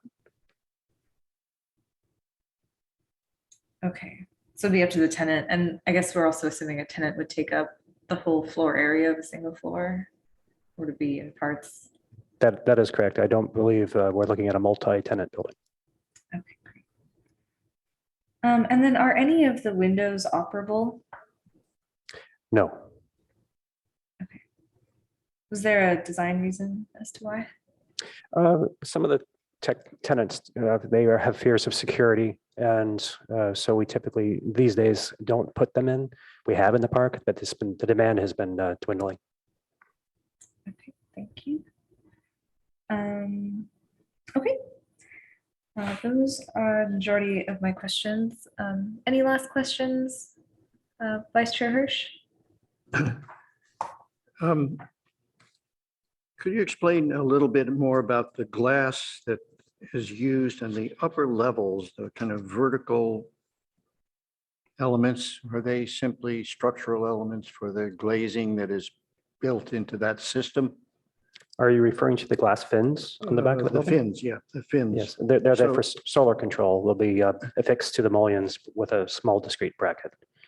Most likely it'll be a laminated glass, clear. It may have some frit to it. We'd have to study that a little further.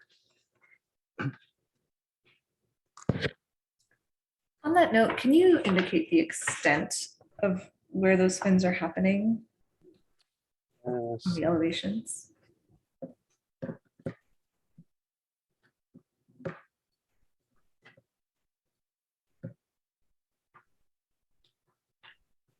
Are they only on the lower portion? They're on the lower portion, I believe the entire length of the facade. I'm trying to determine where you don't need fins in the front section. That's correct. When we energy modeled the building, the need was on the back, the west side, and not on the east side. You need it on the west side, or you're using it on the west side because it's Yes, required for, we use them on the west side and not the east side. but it is used on part of the east. It looks like page 9 is showing them all along that Rivian side. The Rivian side is the west side, yes.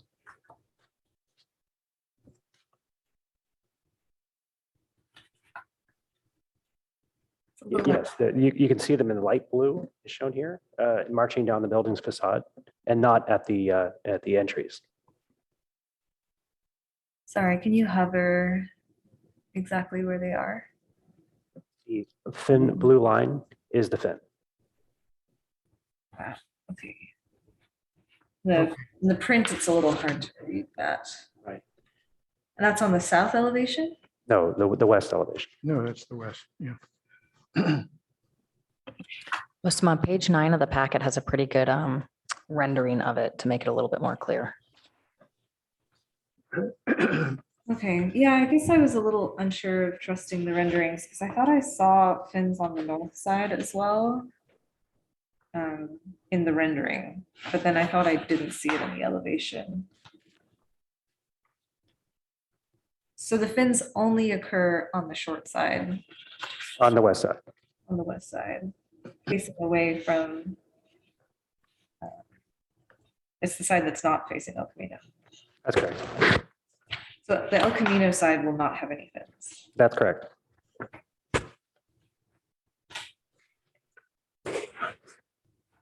Okay, that's helpful.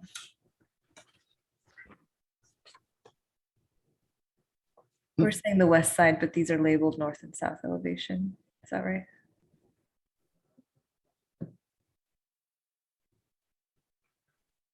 That looks like we have an error in our text that this what's showing south is in fact west. Okay, that is a good clarification. We'll fix that.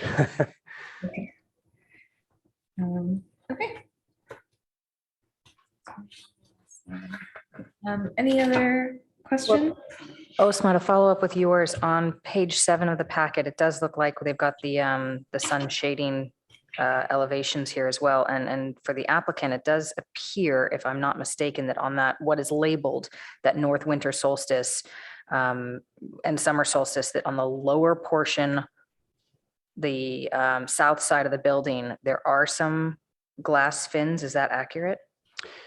If that is the case, I can say they're not there. They're not You removed supposed to them? be there. We did not need them after our energy modeling. We may have had them at one time in that rendering and may have been an error to not remove.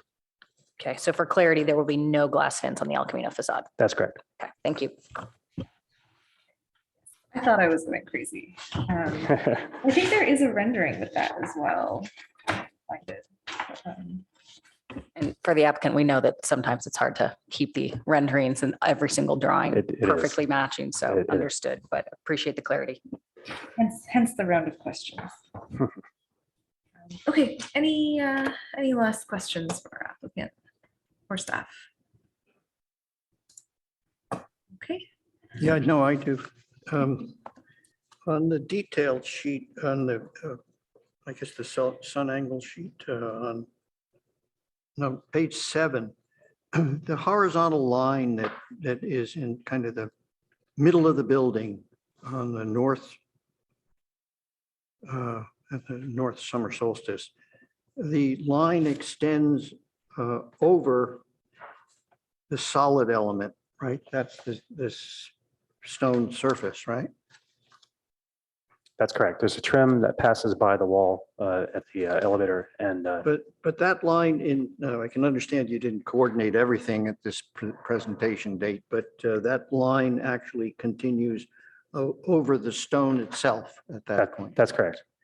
In the rendering of the west of the east side, page 39, it doesn't go all the way through the stone there. Is that just different timeframes to make the drawings or whatever? I have to look into that, but I believe the intent is to have that line pass by the stone. You can see it here. It is shown stopping at the stone. I think that. Stopping, yeah. at Yeah, the I stone. think we would like to have it to continue Yeah, because we're okay. trying to reinforce that horizontal Okay. element.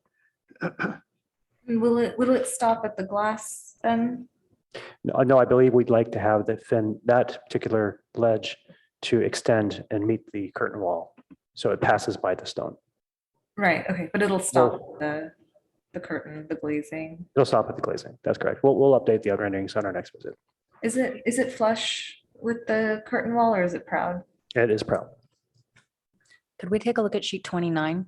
If you don't mind, whoever's presenting. Yeah, I can navigate to that one and then share my screen. Thanks, Garrett. I'd just like to make our eyes on the same page and make sure we're all looking at the same thing and that that's the intent.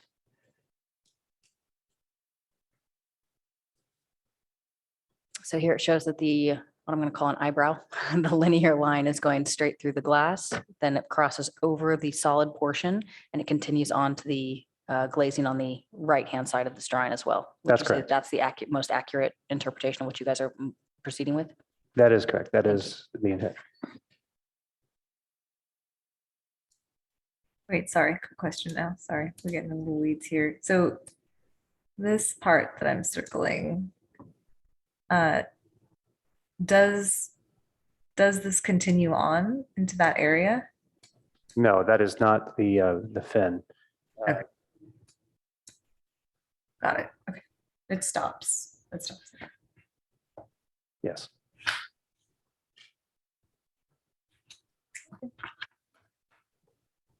More questions? Being left? You'll have to give me a no or a yes. I can't read your faces from here. No more questions from Rosenberg. No questions. Thank you. David, you're good? No more questions. Okay, great. Well, let's bring this back to the board.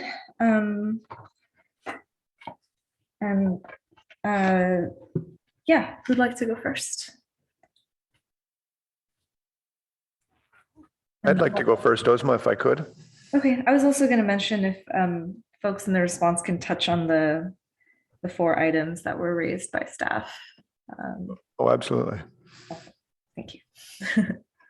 So I thank the applicant for bringing together such an excellent presentation and design. Honestly, it's beautiful, well thought out. The landscaping is lovely. I'm going to work backwards on the 6 findings that we're required to make in my review of the project.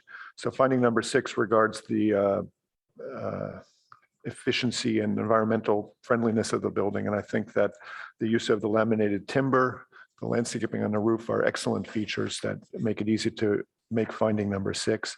I would like to see more ventilation in the building, certainly on the 2nd floor. There's no reason you couldn't open those windows to the occupants towards the roof gardens. I'm also concerned, I guess, to see that this really can be made to pass Title 24. There's a lot of glass. The applicant states they can do so. If they can, then it certainly meets the energy codes, which would allow me to make finding number 6. Finding number 5 is regarding the landscaping, and I think it's a beautiful landscape design. My only concern would be the street trees that Board Member Hirsch brought up, and that we verify that the drip line of those trees is not going to be within the building envelope, or that those trees will somehow survive, or that we have a better plan for them. And I acknowledge that there's some discrepancy within the city, whether we do liquid amber or London plane trees there, et cetera.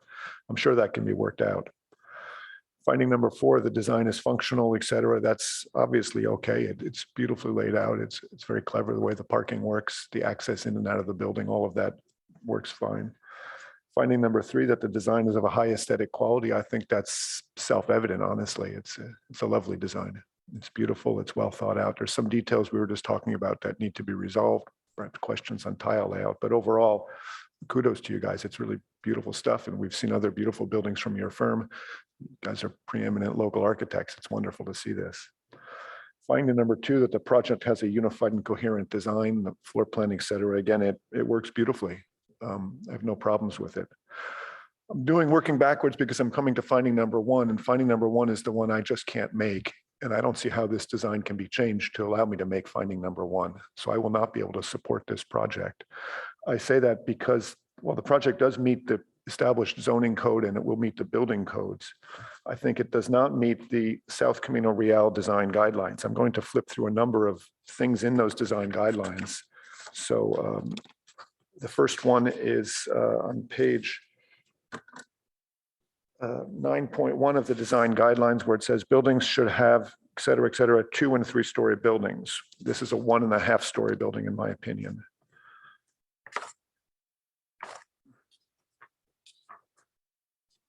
When I get to page 19, where they're talking about the Stanford Research Park frontage, that's exactly this site.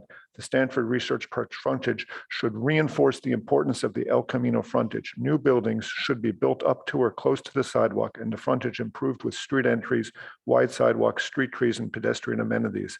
I just don't think this building meets that requirement. It's a subjective requirement, but I don't find that. Page 25 on the design guidelines says entries. All buildings should have entries facing El Camino Real. The entrance to this building does not. It faces the parking lot. On page 26, the surface parking lots, 3.2.5. Surface parking areas should be no more than 50% and should have no more than 120 linear feet of frontage. This has over 300 linear feet of frontage. And I just don't see how you can change it given the program you have. And I think that's significant. Having a surface parking lot extending on El Camino is not desirable. It's not what the city is looking for. It's not in our design guidelines.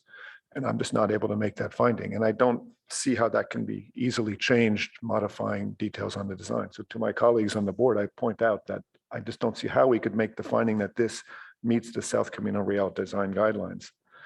Lastly, in the design guidelines on page 34, it asks for articulated facades, the base, the middle, and the top. This is a real boondoggle for all of us. We're not trying to get Renaissance palazzos here, but to me, this building has a glass middle and a beautiful roof that could call a top, but it really does not meet the intent of the design guidelines, which is to have more solid buildings that form a urban corridor. This is an architectural sculpture in a park. You've alluded to that fact. That's what we do in the research park.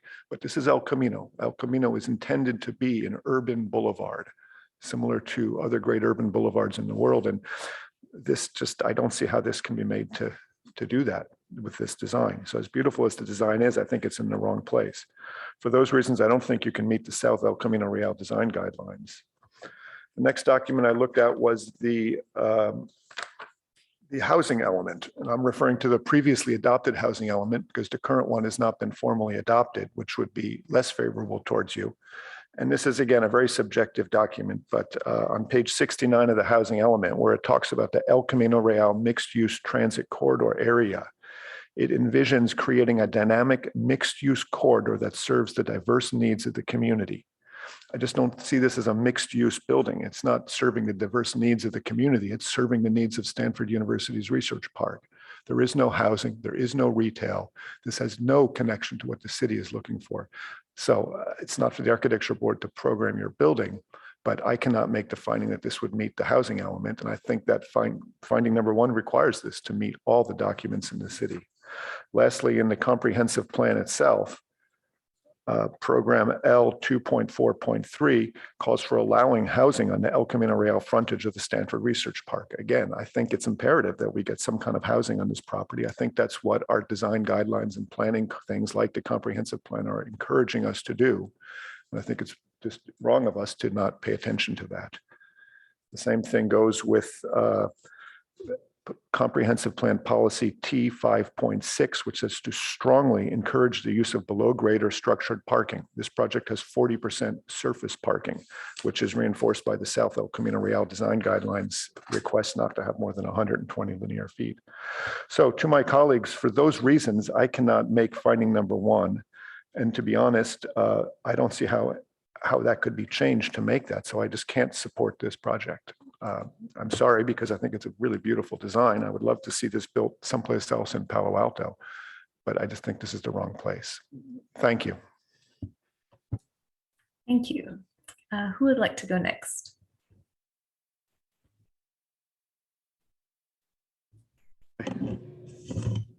Vice Chair. Commissioner Bolte has thrown up an unusual point of view here. It's going to be difficult to deal with all of the elements that he mentioned. But firstly, I'd like to say that I kind of agree with him on everything from 3 to 6 on our findings. And as a point of view, I think one has to think a little bit larger than, well, to be specific, to think a little bit larger than our guideline from 20 years ago, that El Camino has been changing significantly since then.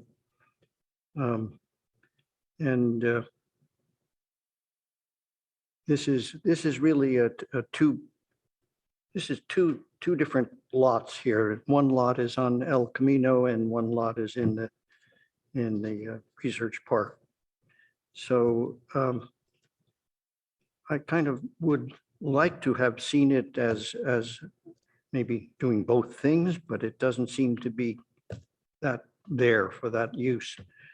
So talking about, the fact that it is so pedestrian friendly to the neighbors, and yet it isn't commercially friendly to the neighbors. I mean, there is nothing to come to except to come to possibly relax. So if you sit at the edge of El Camino, it's not a place to come and relax, really. The traffic is fierce for a few minutes, and then it trends off and it doesn't bother you. And then it comes back again, and it's a highway for a little bit, and people are racing to get to the next light. So it's a kind of a highway situation here, intermittent highway. And as to the research park, the Rivian building isn't a very attractive building and doesn't use its site very nicely. And it's a pretty long way up to the next use on Hanson Place. And of course, the Creekside Inn is a nice little collection on the south side of this, of a completely different scale. We reviewed a project, the Parmani Hotel on the north side, which is going to be a low scale kind of hotel with some corner uses, which are in fact intending to be some commercial outdoor eating, as I believe, right at that corner, I believe. Yeah. So in terms of use, it's a repeat of exactly what has been stated, that it's part of the research park kind of expression here. And so just in terms of use alone, same feelings as Mr. Bolte has about the quality of this building. There's no question about the quality of the building. Regarding some of those specifics, like entry from El Camino, although I think it's too tight the way you would come in if you were a pedestrian into the building, it's clearly meant for people to come by car and to come to the center entry, which is a little bit like a plaza. It's pretty tight with a bicycle collection up front there. And this is a detail that I think the site planning could be just expanded a little bit to make it more welcoming at that front door.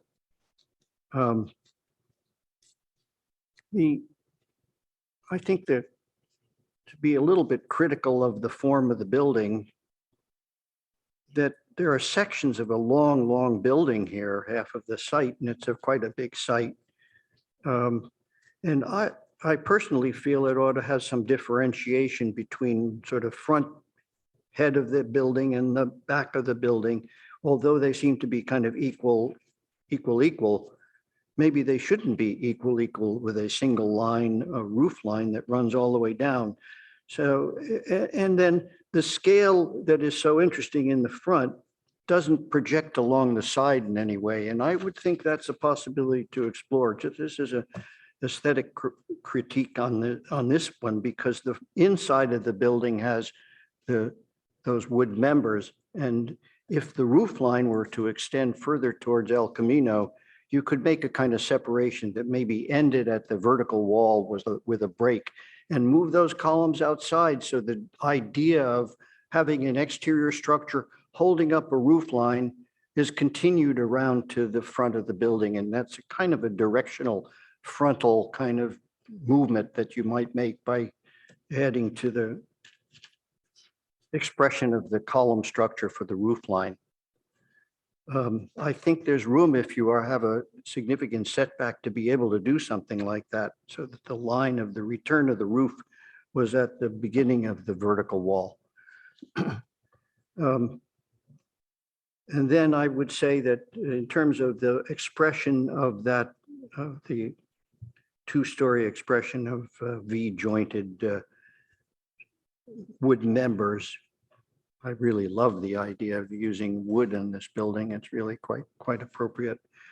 But when it gets to the back of the building and you're holding up the roof at the back, it's kind of confusing to me to see it interrupting the building where you would like to see the shape of it come all the way down. I respect that use of the idea here, where it's a freestanding element and you can see it all from the outside. It just seems to me that you lose it when you turn the corner into the glass. And I would ask you to explore it, as a possibility.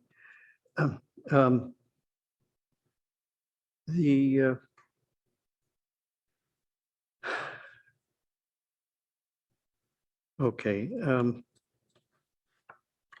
I think that now that the landscaping was fully explained, of course I like it. It keeps on happening all over the place.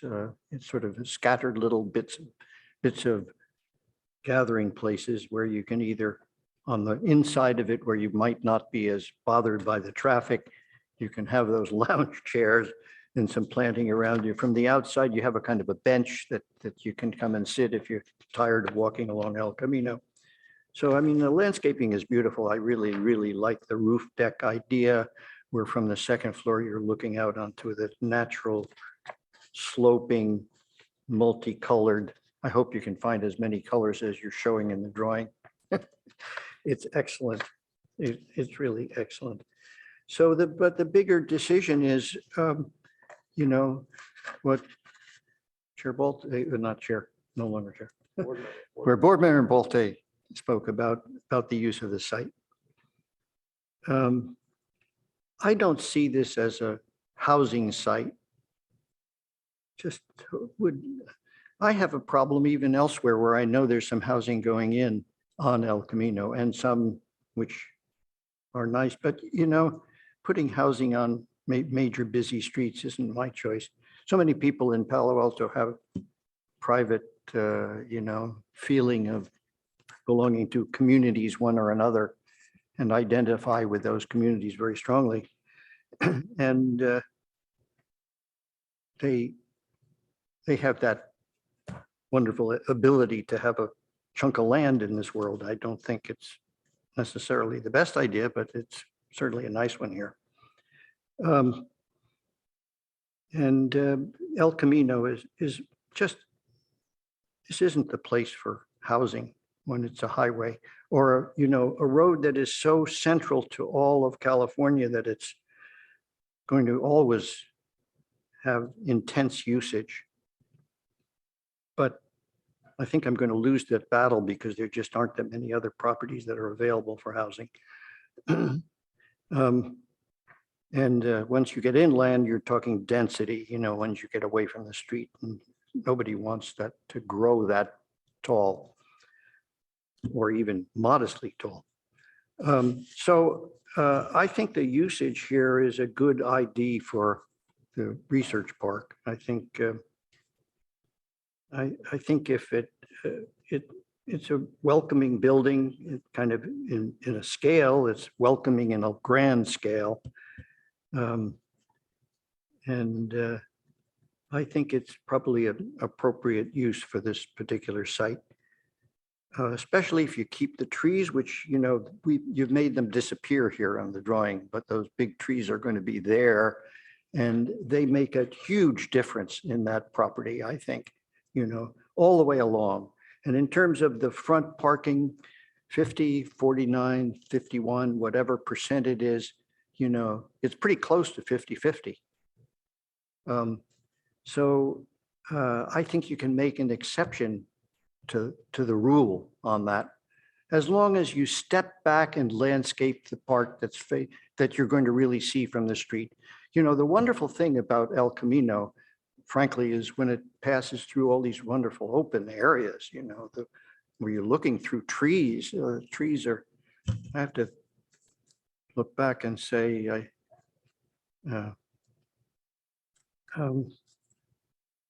thank our New York, because I'm from New York, great landscape designer who had something to do with Stanford campus and creating that whole element of entry. And I give him credit for that. And so this does repeat a piece of that. So I appreciate that. You know, the fact that the front is landscape before you start seeing cars. You'll have protection against the overwhelming. The nature of parking lots is that you have to look at them somehow. And that's the unfortunate nature. This one, I think you're going to enjoy looking at by the way it's being landscaped. Small item on the plan of the inside. You come in the front door and the first thing you see from the front door are the shower rooms right in front of you. Is that a great way to enter a building? It just something seems to me that ought to be located somewhere else, you know, that you have a possibility. Am I right about that? I think so. Is that correct? No? I believe the elevators are in front of the showers, but we could ask the applicant. Yeah, could we ask him to respond? This is a small item, but still. Sure. We did locate the showers against the elevator core. We could easily rotate so you don't see the entrance, you'll just see the wall. That's one solution. Seems like, yeah. Okay. Yeah. Other than that, you know, the outside spaces, even on the second floor, are very well used, and the fact that you had to, as it explained to us in the pre-meeting, that you had to have that more transparent outside that structure. And it's kind of a repeat of the same ideas you're using elsewhere. It's very nice deck out there. So I hate to disagree with my partner here on this board, but I think regulations that are more than 20 years old have to be looked at every once in a while. And you have to relook at the street as a whole and think about what its use is. And you have to compare it to the neighborhood that it's serving. And that neighborhood is the research park, in my opinion. So I think I can vote approval on this project. But that is to say, if there's some items that we need to discuss in committee, follow up. Thank you, Vice Chair Hirsch. Board Member Rosenberg. First of all, I'd like to commend the architects. This is absolutely stunning project. I think it really has the opportunity to be a true gateway project, especially for Stanford Research Park. On that note, I'm going to start off with finding number 3, the design of the highest aesthetic quality using quality integrated materials and appropriate construction techniques. I think I can speak for all of us when I safely say that it really knocks it out of the park. It's a beautiful, beautiful design. It seems very well thought out. That being said, there are a few items that I do think could use a little bit of refinement. One of them being the entrance. I actually agree with Board Member Hirsch that having it on El Camino itself could be problematic in terms of spacing. We've seen this actually quite a few times with some of the buildings that are constructed 20 feet from the property, and then you don't have the sort of depth and the welcoming moment that you would need to actually enter the building. However, going with board member Balte's commentary, the possibility of having some mixed use in this building, I think, is enticing. I think there is something to be said for having even a small cafe, having something that's just a little bit of a retail space that people from that bus stop could jump off, get a coffee, move on with their day. Some reason for people to be walking into this space and enjoying these moments other than entering this office building. It does feel very one note in that regard, that the use is for whoever's in this office and that's it. I think that there's a beautiful opportunity for even creating a little bit more of a plaza space into that parking lot area. It would reduce the dimension of the parking lot, which, to be clear, is a very well-designed parking lot. So I give you some kudos on that as well, that the thoughtfulness of the pedestrian movement through the parking lot, the tree and plant usage is exceptional. And it looked to be that there was some differentiation of paving to get from the actual cars to the building itself, that there was some gateway there as well. Some transitionary landscaping, which I found to be quite beautiful. However, having a bit more of a landing space, a little bit more of a plaza to that side, maybe reducing the parking lot and increasing that entrance area. Again, if there's a cafe or something incorporated, just some small changes to that regard, and the use of this floor space could be really beneficial. Then if you have an entrance from the El Camino side, that could be for the office buildings and a little bit more of that. Okay, we're in here for a reason. My 2 cents on it, and I apologize for sort of giving my critique of your beautiful building here, because it is well done as it is. However, I do think there is a little bit of room for improvement in that regard. Also along the concept of the articulated facade, that long facade along El Camino is really quite linear, and it is quite simple, and not in a negative way, but there's one element of a disruptive material, but there's really no ins and outs. There's no moments where people could come in. There's no significant change in material or significant articulation along that facade. I do also have concerns about Title 24 passing. I love that you guys did the passive solar. I think that needs to be incorporated a lot more. I really appreciate your diagrams of the passive solar and the analysis of that sun shading element. I think that very well done. But I would like to see a little more articulation along the El Camino side, just something a little bit more disruptive of that facade, break it up a little bit more. Using for the going on for the use of the building itself, I would argue that I also think this is an inappropriate place for housing. I think office use, some mixed use, some type of retail would be great. I think that housing at the entrance of the Stanford Research Park seems ill-advised.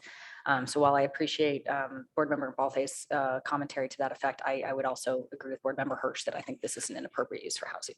So I do like that it's an office. I just would encourage more retail, even if it's small scale, and even if it's just tucked in there in some capacity. The landscape is beautiful, as I said, from the parking lot to the garden, roof garden, really kudos to the landscaping. I would encourage a little bit more thoughtfulness to the street trees as well. I do like the concept that they are not liquid amber. I'm not the biggest fan of liquid amber to begin with, and I think that they are a very water intensive plant, and they're not necessarily the friendliest of plants. So I think that having some alternatives to that would be very well used. And I appreciate that you guys looked at what's already there and tried to continue with what you've already got. Other comments I have is that the street parking doesn't necessarily bother me. And while I understand that we have a 120-foot limit, and while I do encourage some potential for maybe reducing a slightly and encouraging a plaza slightly, I think that parking is necessary. I think that the parking underground is well done. And I think that the parking lot in particular is very well thought out. And it will be a vast improvement over the extensive parking lot that is there today. So going on to the last comments I have. Sorry, I'm just going over all the findings. I think that we really meet quite a few of them. The big one is that the plan is consistent with the provisions of the Palo Alto zoning. And my argument would be, I think just focusing a little bit more on some retail, getting a little bit more mixed use in there would be encouraged. That's about it. Thank you. Thank you. A lot of good discussion here. All right, I'll jump in. So I'll just echo a lot of what my other colleagues have said, that this is a really gorgeous project, stunning, beautiful. I wrote these words down. I wrote awesome as well. It's just nice. It's nice to have good design come in front of us, and it's an exciting prospect to have a nice, beautiful piece of architecture in Palo Alto. And I think that's something really exciting. I think I had the comment, I'll go with the long facade note, because I think I had that as well. And honestly, when there is a rendering, I lost the page now, I think it's like in the 30s, that does show the fins on the north side. And I thought that helped to break up the facade, truthfully. And I do agree with Board Member Rosenberg that something needs to happen there. Board Member Balte rightly brings up this articulated facade-based middle top, which has been an item of contention amongst our own board. And I would actually kind of sort of agree with Vice Chair Hirsch in this case that there is architecture that works that doesn't necessarily fall into that box that would come to us for review, so that we could kind of say, yes, maybe there isn't a very clear base, middle, and top, but it is achieving things, at the pedestrian level, it's achieving things at the mid-scale, and it's achieving things at the parapet that meet the intent of that. And I think this project, with a little bit more work, in the middle, would achieve those things. I disagree with Board Member Balte about this being a 1.5 story building. This is 35 feet tall, and it's definitely at least 2 stories. So I don't really think that item stands or has any teeth for me. But I do think, there is something to say about the way that it's designed. The facade sort of has these tall elements like the big tile. I'm glad to hear that it's still being studied, because I think that's a really good opportunity to do something very interesting. That may not just be one kind of tile, that might be something that has some in and outs, that might have something smaller scale to make the solid parts more interesting, rather than to be sort of blank like the other parts of the glass. And I do bring up the blinds because I think we do see quite often that a lot of offices tend to have a lot of glazing, and then they have a lot of blinds as a result. And sometimes it's sun, I think most of it is sun related, but maybe some of it's also privacy related. And so I think I would encourage the applicant team to consider what this project would look like if it wasn't, if we had the glazing, but the tenants did want to close it up, and what we could do for that. I sort of agree that having an entry facing El Camino is kind of strange in this project because of the setback. I think, if we were right up to the property line, it might make a lot of sense. But because of the setback, it's sort of, I sort of agree with what Board Member Rosenberg said, that it sort of kind of ruins some of it. I would support a plaza option, and I would support a mixed-use retail cafe option. Those sound like really great ideas if the applicant's open to those. I would also kind of note that I think in terms of those guidelines of having half the facade be parking and the other half building, as it relates to the 300 linear feet of parking frontage. In this case, I would that setback is so deep and the landscaping is so deep that it's almost like a landscaping frontage. And I think there can be some, if this is an exception to the rule or a DE or something, I could make that finding.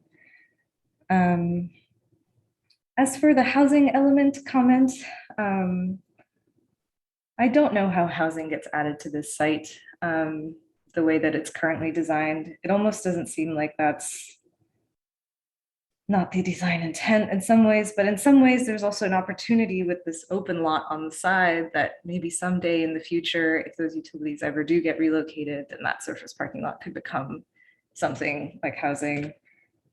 So I'm sort of split in between. I wouldn't force our applicants to try and put housing in here necessarily, given that it is research parking. It's supposed to serve the research park. And then also to the comment that, you know, there's a standard that buildings are not supposed to stand out. I feel really sad for whoever wrote that, because buildings should be beautiful. So I very much disagree that with that one particular standard, as it were, that it's okay for a building to be beautiful. I also don't agree that this building is not red and it is not yellow. It is got wood tones. And so as far as the color item goes, I don't think that is applicable to this project. As far as the tree goes, I'm fine with London Plain. And then in terms of other stuff, there's a comment about operable windows. I would encourage the applicant to explore this, especially if there ends up being a plaza option. It might be nice to have, you know, very open spaces on the ground level. There's glass garage doors that kind of open up that look really nice. And so as much as you can integrate operability, I would recommend it as a function. And another thing to consider would also be utilities, like lights and ducting on the ceiling. Ceilings look really great, you know, when they're just looking at the wood, but if that's not really what it's going to be like, and if we're going to be able to see that, that also might be something for the applicant to consider when they come back to us. Okay, so that's it for my comments at this time. I do have a few more if you don't mind me jumping back in. Oh, yeah. I was going to open it up for more discussion. So yes, go ahead. Based on what you said, and also looking at page 39, it does appear in this rendering that, and again, this is sort of showing glass fins that are not going to be there on the El Camino side, but it does also show an entrance on this El Camino side. And so if that's actually there, I have no issue. And I think it's actually quite well done and attractive. And it's got the seating areas to either side. So I might have to retract my comment of the no entrance on the El Camino side. I think it works quite well as you've got it shown on this page 39. The glass fins, I have to admit, I disagree with board member Osma. I'm not a fan of the glass fins. I think there could be better articulation and a better material choice there. Again, I would encourage articulation of some type of material change along this facade. And I would also second, I think the operable windows are kind of imperative. So I would encourage those as well. Thank you. For the record, I would be fine with also not glass fins as well. Is it something we can ask the applicant about that entrance? I thought on the plans I saw that as like a stair exit. I can see them in here. They're nodding in here. I know you can't see them, so. If I may, there are two. One is at the stair entrance and the other is south of that. It's a little recess. It's shown on the plans and on the elevations. So there is access on El Camino? Yes. And that's kind of defined by that awning piece. Yes. It has a small awning. That's helpful. Thank you. Okay. Well, let's, any more sort of discussion from our other board members based off of what they've heard before we try and summarize for the applicant? Sure. I'd like to come back to the big picture I'm driving towards and perhaps address a comment towards my colleagues on the board, also towards the city council and the town as a whole. El Camino Real was originally the Royal Road linking mission to mission up the length of California. I say that because El Camino Real is a street, one of the few streets in our neighborhood that's not a highway, that runs from community to community. It's been designed up and down the peninsula to be thought of as a broad urban boulevard with stately, beautiful buildings, Osma, but that are background buildings that help form a public corridor.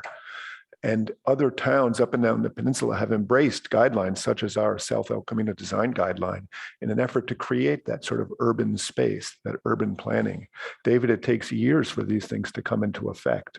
This guideline has been put forth 20 years ago. Other cities, other towns up and down the peninsula are following these guidelines. They are building housing, retail buildings, buildings up to the sidewalk, the length of El Camino. It has no parking, no surface parking. They're not building office buildings, glass office buildings. They're building apartment buildings. I challenge any of you to drive south from San Mateo through Belmont, has now housing building after housing building, through Menlo Park, what used to be apartment buildings owned by Stanford, what used to be auto dealerships, land owned by Stanford is now housing. It's extensive housing. In my opinion, it's beautiful housing for the most part. I think it's very desirable housing. A lot of people pay quite a bit of money to rent that. Coming into Palo Alto, there's a spattering of buildings being proposed that we have reviewed. There's a new building on Wilton Court. Go south of Palo Alto to Mountain View and Sunnyvale. Again, it's housing, it's apartment buildings, it's urban buildings lining an urban corridor. We are not doing that here. This is not an urban building lining an urban corridor. Our design guidelines were designed to get us to go that direction. Since I've been on this board, we repeatedly talk ourselves out of following the design guidelines. We find reasons to accept it. We make architectural sculptures. We are not creating an urban environment for buildings to thrive on a big boulevard, which of necessity has to have uses that function and support the community. That is retail developments on the street. That is housing.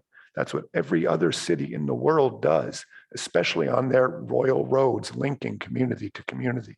So I just don't understand why we can't also wrap our head around doing something on El Camino. Yes, right now it doesn't look like that, but that's why we make design guidelines. That's why we plan into the future. We have a planning department. We need to look beyond that. This is going backwards to a 1950s, 1960s research park environment.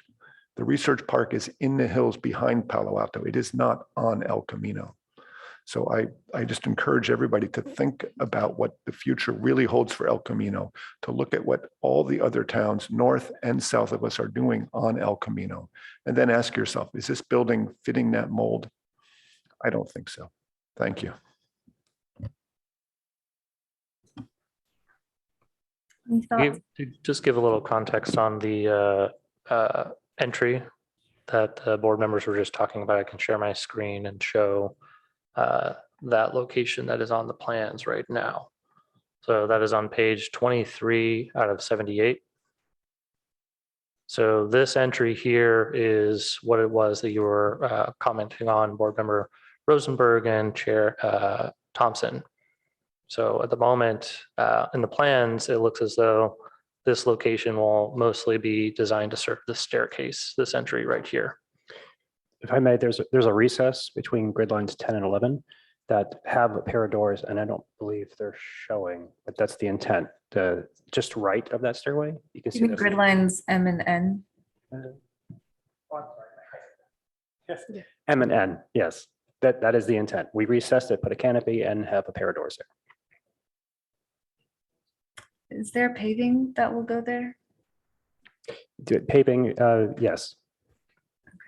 Code requires that you have that egress. Yes. Thank you. I want to give my other board members a chance to respond to board member Balte's comment. I have thoughts, but I want to give other folks an opportunity. Yeah, Chair Thompson, I don't see others, but after you're done, I do, the applicant may have some questions. Okay. Yeah, I guess to respond to your note, board member Balte, I think there is something to be considered in a design where on a road that goes for miles and miles, that there isn't a static condition that goes all the way. And El Camino changes when it goes to Stanford. And I think there is something to be said about a flow of dense and relief and dense and relief. And it's true, maybe in the future, you know, everything will become towers along El Camino. It's possible. I don't know that there's anything we could do to fight that potentially. But I think the concept of a background building is absolutely repulsive. It's just a disservice to the state of architecture, to the profession in itself, that people would design subgrade things just to try and, make the street more interesting. I think other cities in the world make beautiful buildings on their most prominent roads, and it's a service to the community. And I think we need to think of this like that as well. So that's my 2 cents. Okay, there are questions from the applicant? Just one clarification, the 2002 South El Camino Guidelines 2.3.1.1 does say that its entries should face El Camino Real or be clearly visible and easily accessible to pedestrians. That's what we had in mind when we established the front door. And one other comment for Planner Sauls, for staff. I'm not sure, I don't believe the RP zoning allows retail. Is that right? Let me just take a look at that real quick. Right, if I may be able to comment quickly on that. So this property is RP zoned, and RP zone explicitly allows for office, R&D, manufacturing, explicitly prohibits commercial uses such as retail. So in the zoning that we are dealt with here, we are unable to actually, per zoning, put in retail. So retail would be a conditional use permit? Conditional use permit. Yes, so not permitted outright, but could be possible. And how would housing fall under that zoning? The RP doesn't allow right now. So we'd have to get an exception either way. So multifamily housing would be a conditional use permit as well. Yeah, again, our project, we followed the zoning compliant route. Thank you for that clarification. Okay, well, I guess let's maybe take some straw polls because I don't think we're able to make a definitive motion here. I believe the staff has recommended we move this to a date uncertain. But maybe let's take a really quick straw poll to sort of get some clear feedback to the applicant, since we sort of have some mixed comments here. So I guess the first item that staff wanted us to do a straw poll on was the frontage entry on El Camino. I guess, is that even relevant since now we know there is one? Question for staff. On the plans, there wasn't, I think, and that's what James was also commenting on, is that there's not necessarily an image in there now, but there is an intent for there to be something there. That's what was shown on the perspective images that you were seeing. So if there was a little bit more information there on the plan set, then we could probably look at that a little bit more in detail. Or if the board wanted to comment on how much of that should be made as like a plaza, I think as board member Rosenberg was talking about, or maybe suggesting something like that, it might be worthwhile to get that feedback so that the applicant can know as well how open the ARB is to that. Okay. All right. Well, I guess since it wasn't in the drawings in front of us explicitly, I guess let's go around and do a straw poll on,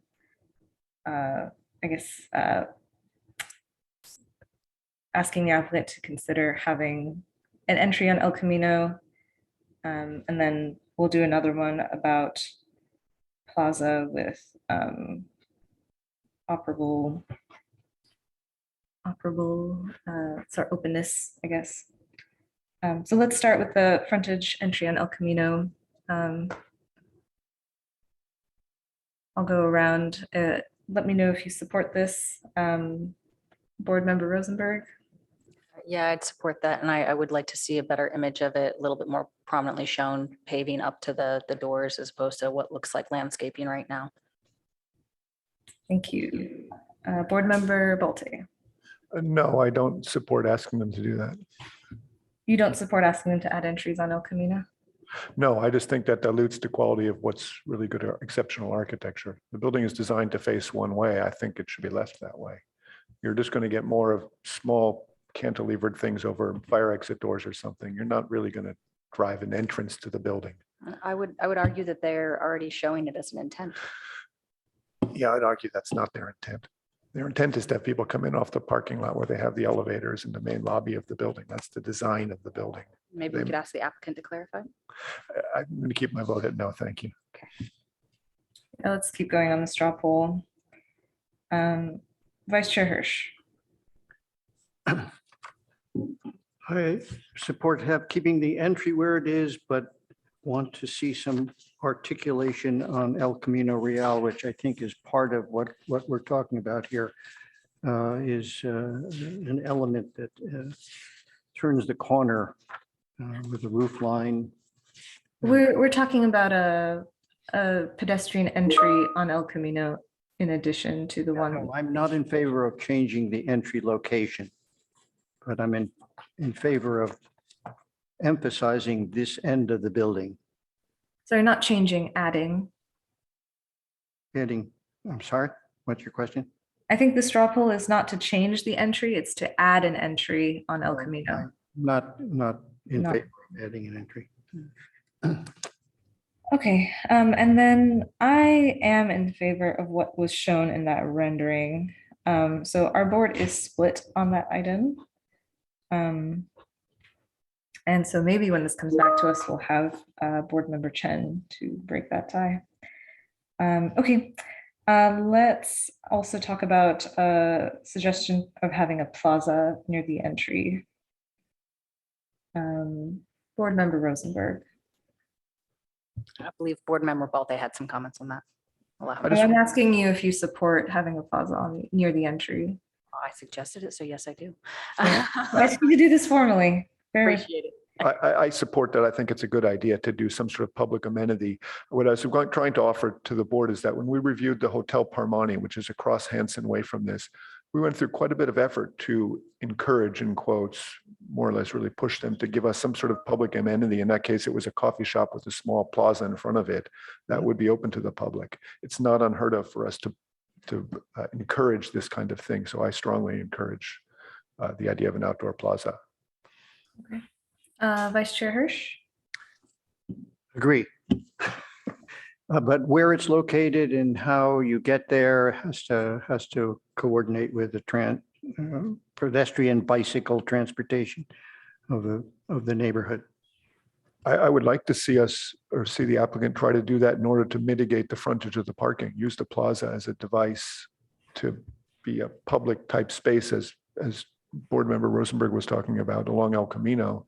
And then we can legitimately say the parking is not then fronting El Camino. It sort of does both things. But it's a wonderful small gesture to the community, I think is more than appropriate. I would agree. And maintaining it on that side to reduce the parking lot, B, encourage sort of that frontage and that sort of transition space.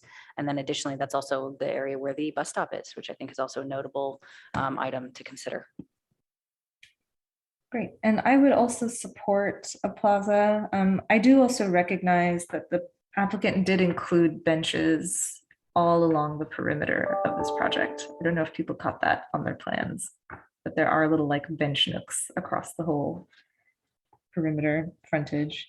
So I do recognize the applicant has good intentions there, and yeah, I would be fine to see a plaza. Okay. So Chair, if I may, when we're talking about the plaza, are we talking about that on the corner of the property or near the front entrance? I think it's up to the applicant where they'd like to do it. I think there are some options on both sides. One sort of serves the bus stop and the other one serves the entrance. Agreed. And I would also gently argue that they're both on that same side, that bus stop is on that main entrance side, and that there's some very sort of straightforward possible solutions there, but there are quite a few. So I would encourage the applicant to explore a couple of them. Okay. Board Member Hirsch brought up an idea of bringing some of the green elements on the roof to the front corner. Is that right, Board Member Hirsch? Roof line. Bringing some of that The interior, what is the interior structure at the front of the building now could easily come outside and hold up an extension of the roof, and then the idea of the structures would carry around the corner and differentiate that whole element up to the vertical wall. For clarification, so it's that sort of W-shaped interior structure that you almost want to bring to the outside of the glass. Could come out, Understood. give some scale to that end of the building and continues the concept onto El Camino, which is so strong, but with a tree cover, et cetera, you're going to miss it unless you go in the parking lot. But this way it would really be expressed on the front of the building. And I think it would be an additional amenity to the aspect of the building facing El Camino. And can Garrett or someone bring up a rendering of the El Sure. Camino Second. face? I just want to clarify. Yeah, there's, if you look at the second page, I think you can see the interior structure. Second page. Yeah, and page 41 also shows it in this rendering that you can sort of see through the glass, that you can see that W structure in there. Is that the one you're talking about? Mhm. Okay. But that's not the same as what I'm looking at for page 2.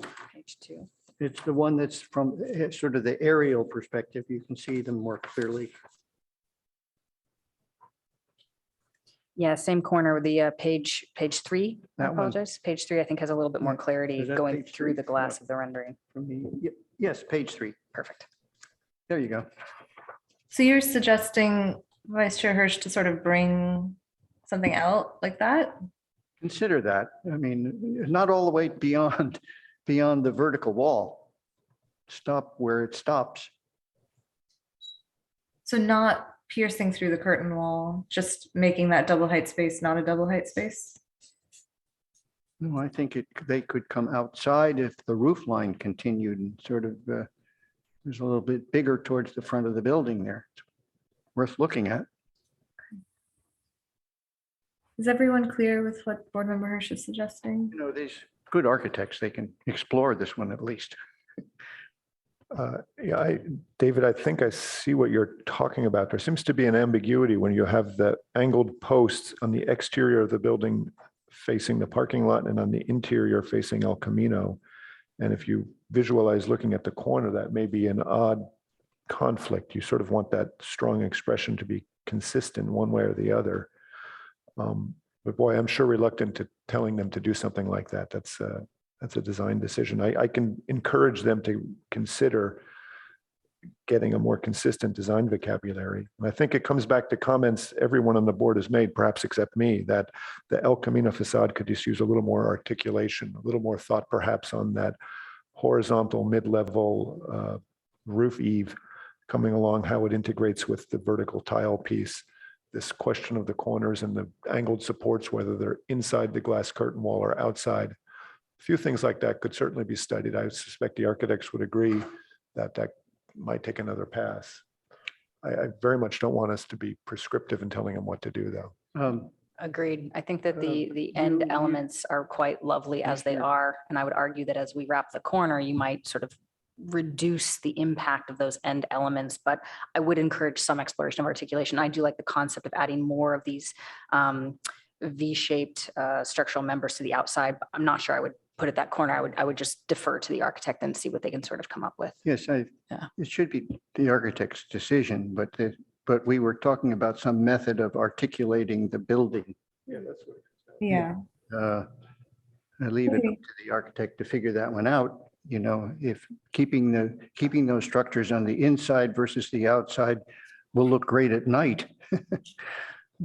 During the day, it would look good too if it were outside. So it's an exploration in the detailing of that corner and in improving the articulation along El Camino to give some more dimension to that facade. And I don't know that should we do a straw poll just for formality? It sounds like we all agree that the El Camino facade needs some articulation. Agreed. Yeah, as I can see the architect nodding their head as well. So it seems like we're well understood. Great. Okay, should we address the item for the color of red and yellow? We believe this is a red and yellow building. Where did that comment come from? It's one of Isn't Garrett's staff report?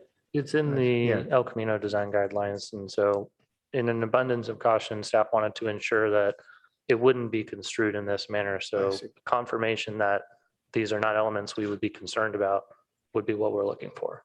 Yeah, I support Board Member Chair Thompson's initial comments. I don't think that's an issue here. Agreed. Vice Chair Hirsch? Yes, I think that materials are beautifully selected here. And I like the natural feel to all of this. And I don't see it as a bright color or something that will stand out. They seem to sit well with each other. Great. Okay, so then there's also the trees. I think I heard unanimous support for the London Plains. Is that right? Need a straw poll, or is that pretty clear? I think we have confirmation with shaking heads. Wonderful. I can't see shaking heads. I'm sorry. You guys are also tiny. We can defer to the city arborist. These are street trees, right? Mhm. They have a pretty strong sense of what they want to see in El Camino. I don't want to go against that, certainly. There was a comment about ventilation, operable windows, encouraging the applicant to explore this. Does that have support across the board? Absolutely. I think more than encourage, I think the building needs some natural ventilation, period. Okay, great. You know, this was my idea, I thought. And agreed over here as well. And I think Ozma stole it from me here. I didn't state it, so you own it. Oh. I like some operable windows. It's good. It's more energy efficient, you know, as the world gets hotter. Okay, and then I think, trying to see if I missed anything else. I had a note here. I don't know if I ever mentioned it about encouraging the applicant to consider permeable pavers. Is that something the board would like to include as well? Could you please repeat yourself? We couldn't quite understand. Oh, I said I had a note here, and I don't know if I mentioned it about asking the applicant to encourage permeable pavers on their surface, some of their surface asphalt. I think if they meet the green building guidelines in Palo Alto, which are already quite strict, that makes me satisfied. And permeable pavers are certainly one way to meet those guidelines, but I'd leave it to the applicant to decide which mechanisms they'd like to use. We have fairly restrictive green building standards, so I don't want to tie their hands on how they choose to meet that.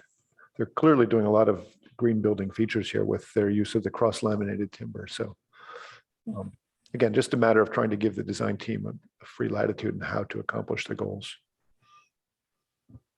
Any other thoughts on permeable pavers from other board members? Would encourage the use, but I would never require them. I would agree with Board Member Balde that should be up to the applicant to figure out which method they'd like to use to meet that Title 24 and that green landscaping methods. Vice Chair Hirsch? Ditto. Great. Okay, and I think maybe the last item, which might be the one where we are split, is about this building standing out issue. So I guess we'll go around and sort of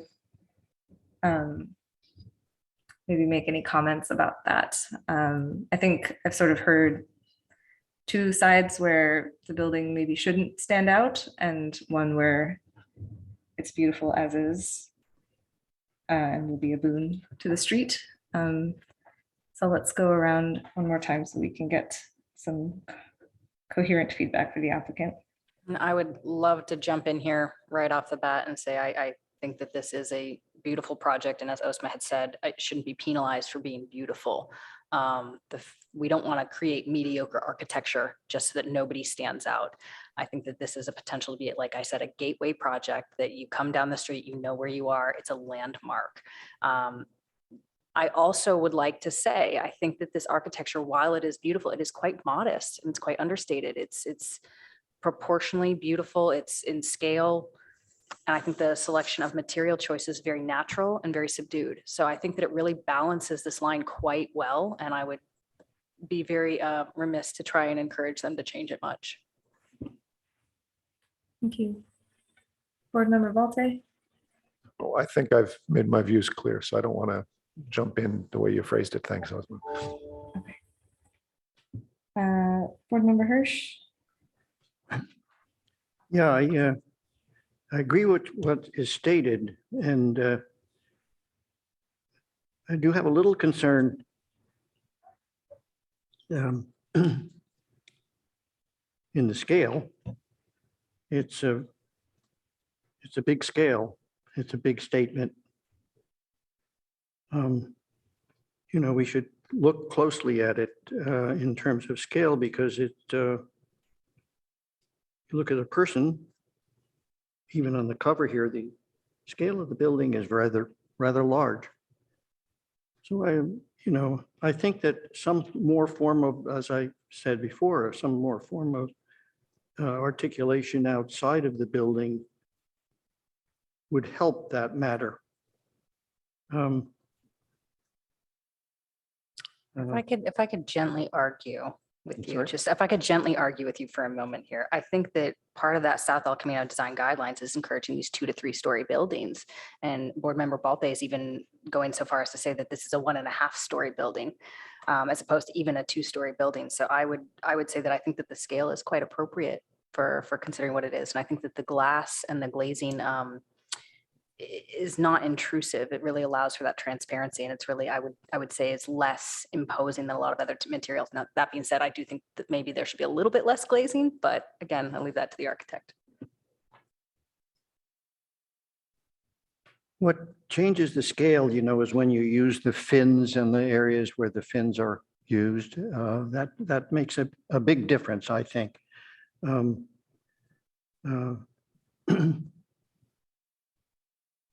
I don't know. I'm kind of trying to figure out what I mean by this, because sometimes it's really nice to have something this big all of a sudden right there, because it's a very big lot. It's a great big open long lot.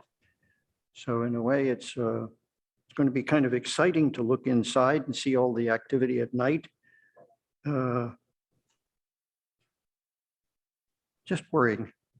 I'm just expressing a little concern about it. It could always be a couple of feet lower on each floor, or maybe even some of the front elements that are just transparent glass are diffused in some way. Just change the scale. But I'm concerned about that when we look at a building like this, we're looking at a small drawing of a very big building. And if it's in a big landscape, it's not such a bad idea, but it is on the street here, So if it sort of sets up something, because it's saying the park, the research park is there. And then there's some smaller buildings right next door, little kind of hotel residential, very low scale, and a break. So the good thing about this is it's by itself in a large site. So I would say that I would take a chance on it, but it's something that's concerning me, and I'm sure it concerns you, and you build models of it in some way in your office. You could get a better sense of that. We can't exactly see and feel it from here. But that's sort of a feeling. I just wanted to let it out. Okay. That actually brought me to another one. This might be the last one on my list. Is I had made a comment about sort of encouraging the applicant to consider how some of the utilities on the inside are being considered, since this is so transparent. The ceiling that we're looking at may not actually be the ceiling that we end up looking at. In addition to sort of some of the shading mechanisms. What does the board think of that in terms of encouraging the applicant to look at that? I think that's a very legitimate request to ask for a little more detail about how the the ceiling of this building is going to be built, integrating the mechanical equipment. It's so important to the design. You're quite correct, Osma, that sure, I think we should ask them to just provide more detail on that. Obviously they can't have the final design, but as long as we get it out there, what we're intending to see, that'll give the staff something to check against when it comes back. Agree. I think that the design intent, whether it's going to be a lowered soffit plenum space or versus exposed mechanical ducting, I think that because this is such a transparent building, it affects the outside. So I would encourage that as well. Board Member Hirsch, Vice Chair Hirsch. Yeah, I think we should wait on it until we see the next. But we should ask them to just provide that Yes, information. show us how. Yeah, show us how, Yes. basically.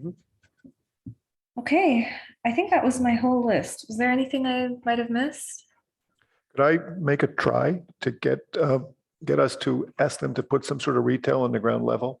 A coffee shop, any sort of community amendment as part of the building, some retail space. I'll remind us that we requested such on the Permani Hotel to the north.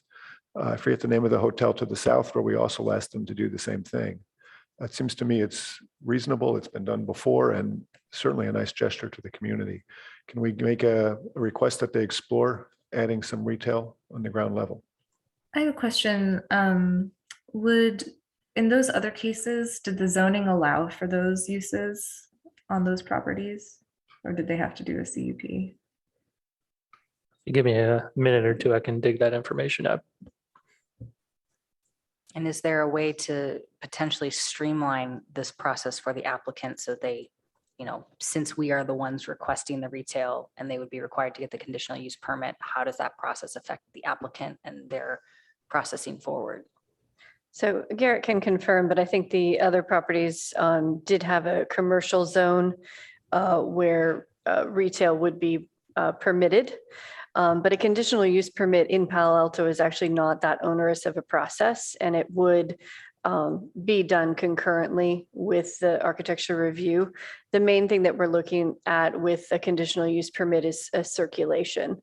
And this has, entrances from El Camino, it has that surface lot. So I don't see any major issues that would come up in a conditional use permit like this. Is there a way to note on the conditional use permit that this was requested by the architectural review board? Just something that simple to sort of flag it in that manner. Is that something we can do? I think it's not that it's coming directly from the ARB, but just, if that's helping you make the findings, we would want to say those sorts of things. And the property was zoned CS, that's commercial service, and retail uses are permitted. So that adjacent property at Parmani Hotel, that was a CS district where retail was a permitted use. I think that's something for us to consider, actually. I mean, I don't know how much purview we have to rezone lots like this. Well, and this is not a rezoning. This is just, Board Member Balte was saying that he's not able to make finding number 1 right now. And so if this is something that helps the entire board make that finding, that would be the way to speak about it. Okay. Any more questions before we do the straw poll on how should we summarize it? Sort of asking the applicant to consider a CUP to include retail. I wouldn't say consider a CUP, just ask the applicant to explore adding retail uses on the ground level. I think we can leave it vague as to how big and what function. It's important to me that it be on the ground level. I guess obviously fronting El Camino, but just I don't want to tie their hands, but I'd like to see them try a little bit harder to make something happen. Okay. All right. Let's take a straw poll on exploring adding commercial retail on the ground level. Board Member Rosenberg. I'd be in support of it. Board Member Balte. Yes. Vice Chair Hirsch. Yes, however, I'd like to add on the ground floor, on the ground floor level or appropriately in this, within the site. If they decide to put it somewhere else that is more appropriate on the outside, whatever it is. I guess to me, what's important is that it has some function that the community itself can use. It's not just a coffee shop for the occupants of the building. So where and how that's done, I absolutely could be a kiosk in the back. It could be an elevator to a roof deck on the second floor where people go for drinks. But I'd like to see the building offer something to the community. So that's my play at trying to get that. So yes, we could take away ground floor, but I want to be clear what the intent is. On This the is first not- level. This is some not to area. serve not to serve the building, it's to serve the community as well. Right. There's a, down the block, I think it's the Vista Center, whatever. The housing project has a little coffee shop on the side of it. It is incredibly used. I'm telling you, folks, there's a lot of people on El Camino who Yeah. live there, work there, ride bicycle, walk up and down that street. This is a real shame not to have this. We've talked about this for Palo Alto Square for years, what a lost opportunity that is. Mhm. Starts with us Mhm. to push Does. something different. Yep. Okay, so you do support it, Board Member Hirsch? Yes. Okay. Just the wording was, I wanted the wording changed to where it's, where it's decided to be the most appropriate relative to the building and the landscape, The wording is fine, what David suggested. Okay. Does Board Member Rosenberg agree in changing the wording so that we're not limiting it to the ground floor? I would agree with that. I would say that the one thing that sort of is the most important for me is that it's beneficial to the community at a larger scale. Useful to the community. Let them figure it out. And I think for me, I might abstain from the straw poll. While I kind of agree that, I agree, of course, we love community benefit. I kind of also respect, that the applicant has, was, when they were designing this project, was looking at a very specific zoning that didn't allow for this. So I'm sort of abstaining. I'm not in full support, and I'm not in support. Okay. Hopefully that's helpful to the applicant and to staff. Are there any other questions before we do our motion from staff or the applicant?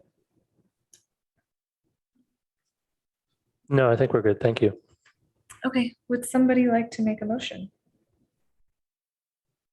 Why don't you do your first motion?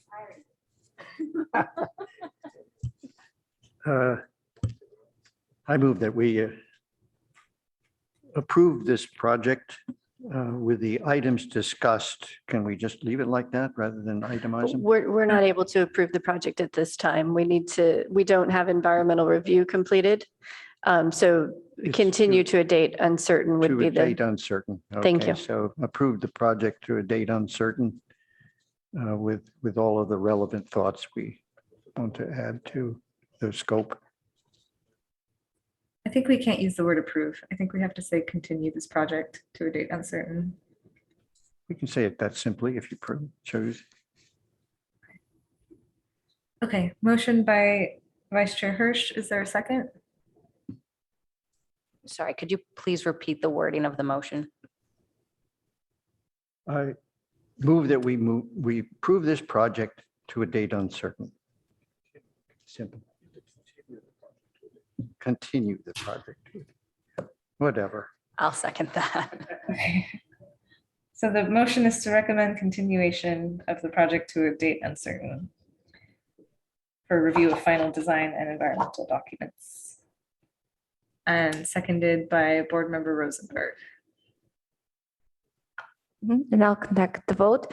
Board Member Baltai, No, Board Member Chan, absent.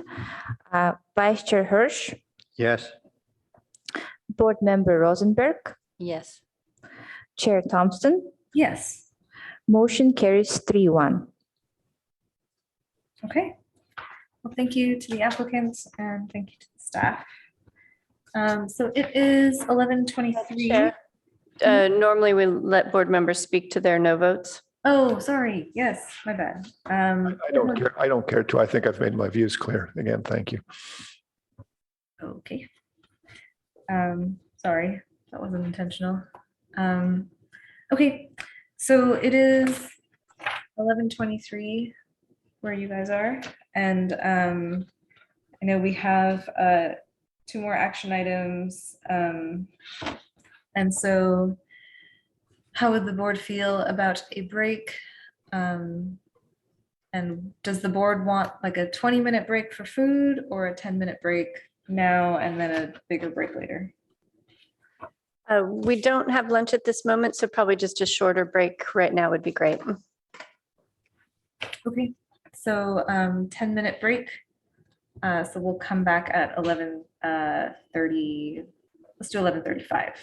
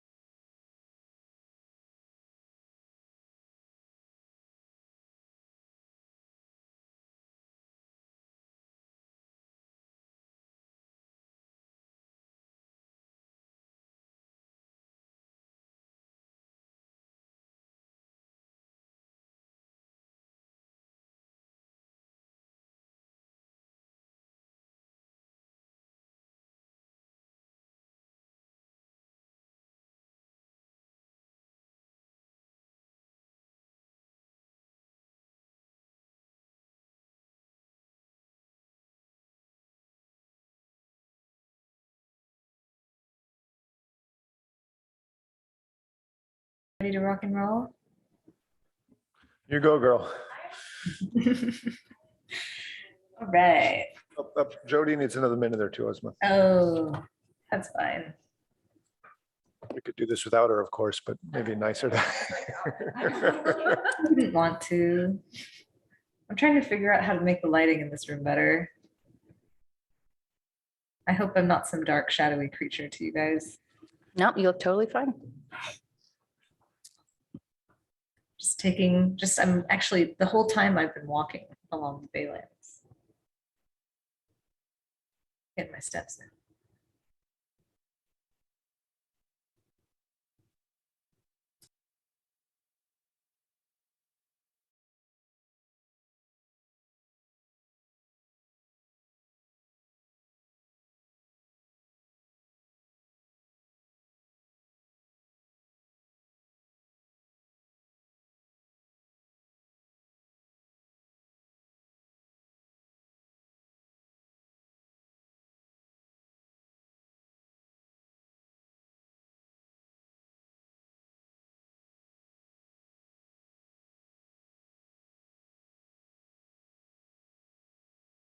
All right, sorry for the 2-minute delay. It's all good. We've got all the way till 1:30, maybe. Okay, well, let's, I guess I'll recall to order all of us. So our next action item is, can you guys hear me okay, by the way? Volume okay? We can hear you just fine. I don't know if you can see us or not, so I think we were all nodding at you and you can't. see us, so. No, you guys are so tiny to me. I don't know if I can pin you and make you bigger. Maybe I can. No, there you are. Well, you guys are still really blurry, even if you're big. All right, well, so let's go on to objective design standards. We have feedback to provide on so the last 2 items, which are the menu of options and the added missing standards revealed by preparation of a crosswalk. And I also know, so I think staff has a presentation, and then I think also Vice Chair Hirsch has a presentation as well.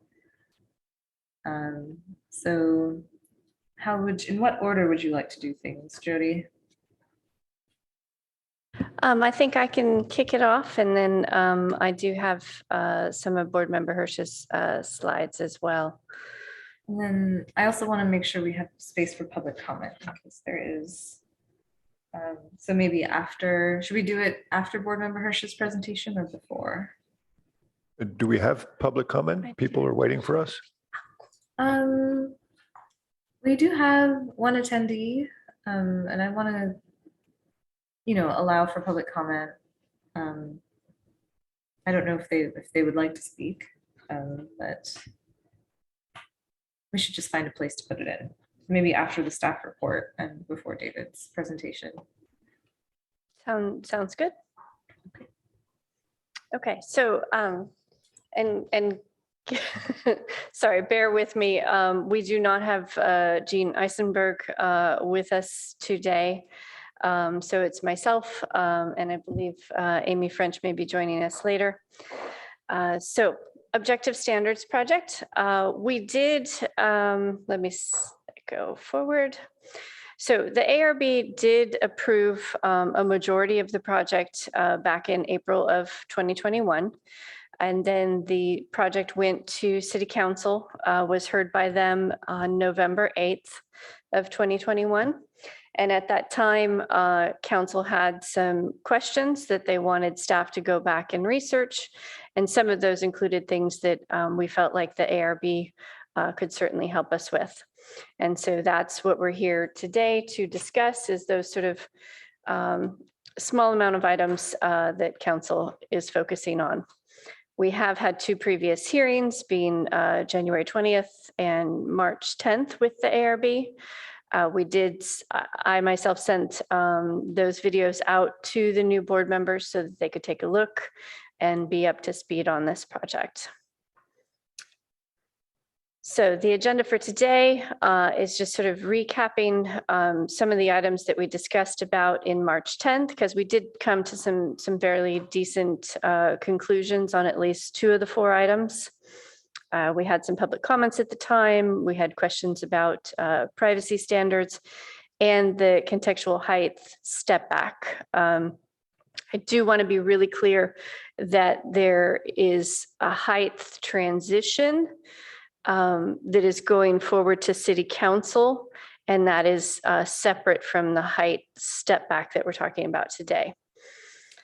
Some of the key items that we still need to discuss is the menu of options and some of the missing standards that we found when doing a more detailed crosswalk. And I'll sort of go backwards on the things that we've figured out and then go to the things that we need to discuss today. On March 10th, we did have public comments. There were some concerns about privacy, and we'd have added some of those things in to these we've proposed to add them into the standards.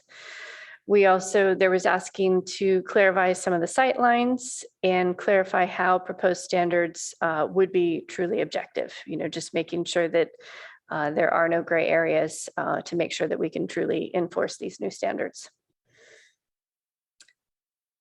So one of the things that we had mostly worked out, I believe, at the March 10th hearing was about privacy. We talked about adding to the intent statement, so adding a privacy statement to the intent statements, that being maintain privacy for residential uses through design strategies such as offsetting windows, reducing glazing, landscape screening, and site planning that extends setbacks to residential uses. And this is not objective. This is, but that's okay because these intent statements are written in a way that would be used by the ARB on a discretionary project. So it's okay that this particular one is not objective. Then going on to the objective standards that we had discussed putting in, we talked about within 30 feet. We had sort of said that building to building, if they were less than 30 foot separated, that we wanted some extra measures. And so we talked about windowsills at the second floor, at or above the second floor, shall be at least 5 feet above the finished floor, or that those windows, the windows could go lower, but they would need to be opaque or obscured below that 5 foot limit. There's also another idea was that the windows could be at a 15% angle. And you'll see in the photo what that means, that it's really windows sort of looking to the side. That's the version of 15% that we're talking about, because I know there were some questions about that. And then also what we had talked about for privacy was landscaping, making sure that there's a landscaping screen, that be 24-inch box, 8 feet in height. At planting, it would obviously be taller, once it grows in, and saying that 50% of those should be evergreen so that they don't lose their leaves, so that we still maintain that privacy. And that those would be located aligned with proposed second floor windows. So I believe that's what we agreed on. We can talk more. The other thing for balconies, this was within 30 feet of residential windows or private open spaces on abutting residential buildings. Balconies and decks on the subject site shall be designed to prevent views. So in this case, when we have a balcony or a deck, there should be no sight lines are permitted within 5 feet of the finished floor, and a 45-degree angle downward from the balcony railing. And so you see a photo of what that kind of means. And then the project shall submit section view of the proposed balconies along with abutting windows and private open space, so this can be verified. And then to provide the balcony design may include 85% opaque railings, obscure glass railings, or barriers with 18-inch horizontal depth from the railing, which could be a planter box. So that was the privacy items that I believe we've worked out. The other thing that we had seemed to work out was this height step back. And we said that when the height of the subject building is more than 20 feet above the average height of an adjacent building, and the two buildings are separated by 20 feet or less, that we already have this sort of front step back that was in our original objective standards that we approved. And so now we're talking about adding a side step back. So the upper floor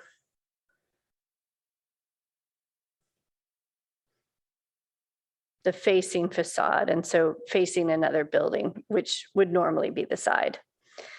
Also talking about a daylight plane that could start at 25 feet and go at a 45-degree angle. So we have some images of that.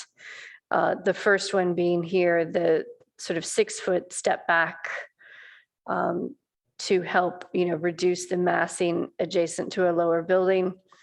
And or the 25-foot daylight plane, again, to help reduce massing. So those are the two ideas that we had discussed related to that. The third item that we do need to have some more conversation about is the menu of options. And I believe this is where Board Member Vice Chair Hirsch has probably put a lot of his effort into this. Just the council had asked us to require more options in this area when it comes to massing and facades. And so I know that the ARB had conversations about maybe just requiring more wouldn't work. It wouldn't come together as a nice looking building. And so maybe instead of just requiring more, we could require more, but we needed to give more options. And so we'll have a discussion about that today. And then there is the more detailed crosswalk that you have in your packets. It's also been up on the website for the public to see, because I know that everyone, is very interested, including the council, of just making sure that when we're going from these context-based design criteria to objective standards, we want to make sure that we're not losing any of the elements that make this a high quality city. And so we've now done that very detailed crosswalk to show you the old standard and to show you the new standard. You'll see I think in your packet, unfortunately, it's black and white, but online it does have the colors. And so the green are those purpose statements or intent statements. I think we're still coming up with a title for them. And so those are discretionary, whereas the items in black are the objective standards. Those do need to be, black and white. And then the blue is indicating where staff has some questions. And there were, I believe, 4 areas out of this crosswalk work. We did find that there may be 4 items that could potentially need more discussion, could potentially need an objective standard.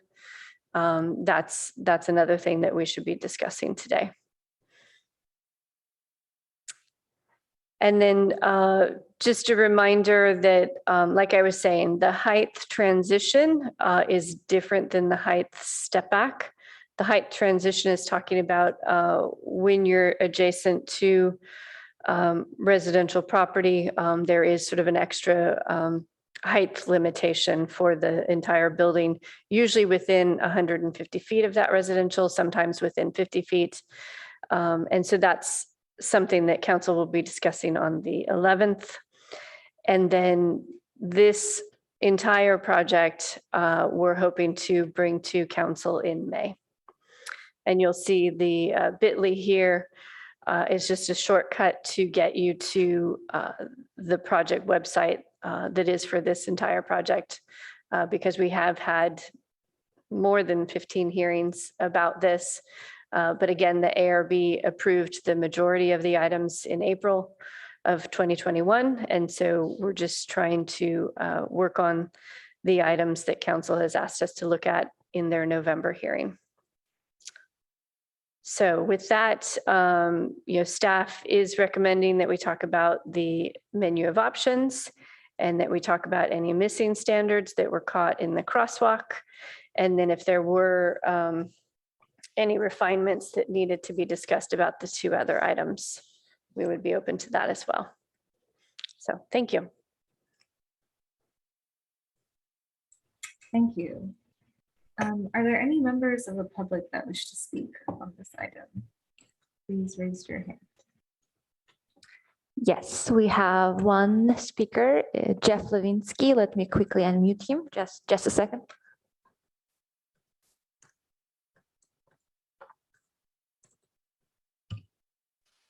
Okay, can you hear me? Yes, we can. Okay. Thank you for holding these hearings, and I wish you good luck in trying to achieve all the purposes. I thought it would be helpful to remind folks what we, the public, I think, are looking for, and many of the council members I've spoken with. First of all, we're looking for simplicity. That is, the idea is these standards are being imposed, the need for them are being imposed upon us by the state, but we're not looking for a whole brand new way of thinking about privacy or about other objective standards. We're looking for simple fixes that turn our current subjective rules into objective rules. We're looking for them to be rigorous, that there shouldn't be a way to wriggle out of them. We're looking for them to be tight. That is, that they should be as or more restrictive than our current rules, because our understanding is that if people don't want to follow these rules, they always have the option to back off and to use our current contextual design criteria and such as an option if they don't want the objective design standards. And finally, I think we're looking for these changes to be minimal. That is to say, here's a rule that's too loose. Okay, we're going to define it carefully, define a objective rule carefully. So I think that would make the process simpler overall. And I hope it's helpful in how these things are going to be viewed by the public and likely by council members as well. You don't need to construct a whole new framework for how Palo Alto evaluates, buildings and things like that, but rather come in with precise, simple, surgical changes. Okay, that rule was vague. Here's a way of making it precise. Thank you very much. Thank you. Are there any other members of the public that wish to speak? No, we don't have any speaker cards and we don't have any other participants. Okay, thank you so much. Okay. And I guess now let's move to David's presentation. Just one moment, and David, I'll pull that up. Yeah, you've got your mic on there. Now you can hear. And then afterward, we'll do questions. Okay. Well, I've been sort of engaged in this one for two years now with everybody. And some aspects of it, I think, have been left unsolved. And sometimes I think it's necessary to think through things more than once in order to get have an answer. So let me just describe, and then we'll insert photos and et cetera. This continues to be an incredible task. I can understand the need to complete it in order to have criteria in place to approve the projects, but since it will be the default method of approval for all projects that use the new state law, it is incredibly important to get it right. So having spent 2 years thinking about the language and specific dimensions, comparing some of the commitments with past projects that I've designed, and some of the, in my opinion, quality design projects that are out there on the street today, I think that it needs another review before it goes to council or completes their requested considerations. And I wanted to illustrate these with a few photographic examples and discuss how we proceed. I would like to propose a descriptive language that would relieve us from a dependence on the sole commitment to base, middle, top. I suggest that this alternative is introduced into 18.24.060 facade design under C objective standards. While it seems that BMT, base, middle, top, is particularly applicable to small buildings formats, it loses its usefulness on larger ones. I suggest that the following 5 categories of architectural design will relieve us of this exclusive description and put a more realistic description of the variety of contemporary designs. So I have some illustrations that will show this, but let me just finish this first. So the first would be, the BMT would really be called classical proportions. Second would be traditional historicism. The third would be functional expression. The fourth would be textural layering. And the fifth would be contextual urbanism. Now, this could be substituted for the above noted chapter under facade design with the following wording under objective standards, C. All 3-story buildings or taller on a lot wider than 50 feet shall be designed to utilize as its major expression one of the following 5 categories or styles. Classical proportion includes a defined base or ground floor, a middle or body, and a top, cornice, or parapet cap. That's exactly the wording that we use right now. Traditional historicism, such as but not exclusively Spanish style references, which usually use warm stucco, a variety of puncture type windows of varying sizes, patterns, and with the building normally capped with a red tile terracotta sloping overhanging roof. Wait, I have a quick question. Should there be slides advancing at this time? Should what? Are there slides that should be advancing? I just want to check in case. Yes, and Board Member Thompson, I did send you an email. There is a, Board Member Hirsch has a 4-page document that he's reading from, which is also in my slides, but you have it in your email. Oh, okay. Yeah, I just wanted to check if there were illustrations that should have been coming up just in case. I think there's photos coming up later on. Okay, thanks. So finishing up on Spanish style, this particular style is reminiscent of the culture of California. A functional expression, including a continuity of elevation, which articulates the major interior functions expressed on the building's exterior, such as living rooms or rooming units or other significant interior functions, and textural layering, including the use of overlays of the surface with the varied materials or patterns, either flat materials or projecting or recessed planes. And contextual massing includes a formal relation with a specific neighboring buildings, building context or site element or use. So these kind of descriptions kind of open the door to a variety of possibilities in terms of intent of an architect to do more than one expression, that is base, middle, top. An alternate possibility would be to eliminate all references, base, middle, top inclusive of the name out of this our regulation. Jody prepared a PowerPoint, so let's just take a look.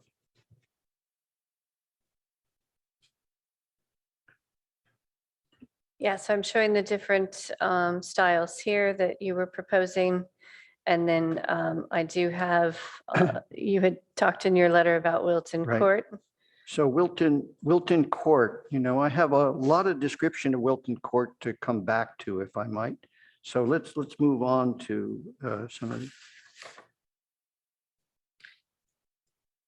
And then I just picked up later in your letter, you talked about list of objective standards to study further, but maybe we leave that for another minute if we would just want to stay on the base, middle, top conversation for now. Well, actually, this piece that you're showing, which is the end of my presentation, just if we could just hold off on that until we go through the slides. Okay, so, you know, some of these pictures are taken of San Francisco buildings. This one is a San Francisco building in the area near the near Symphony Hall in the city and the administration, you know, government buildings. And it's a 4-story building, and it's, you know, it's expressing the functional issues here, you know, the functional expression of the living rooms and the bedrooms. You know, I'm not in love with it, with this, but I want to point out that there is no verticality, no specific verticality in this building. You know, it's a collection of living rooms and bedrooms, et cetera, with different window styles that varies along the whole street front. Okay, next one. Similarly, this is ins and outs, color, simple palette.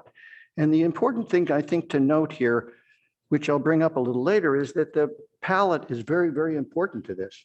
You know, you can see that this is a pretty successful building of shadow lines and insets and out and projections and whatnot, with a very, very simple sort of squarish kind of window bay.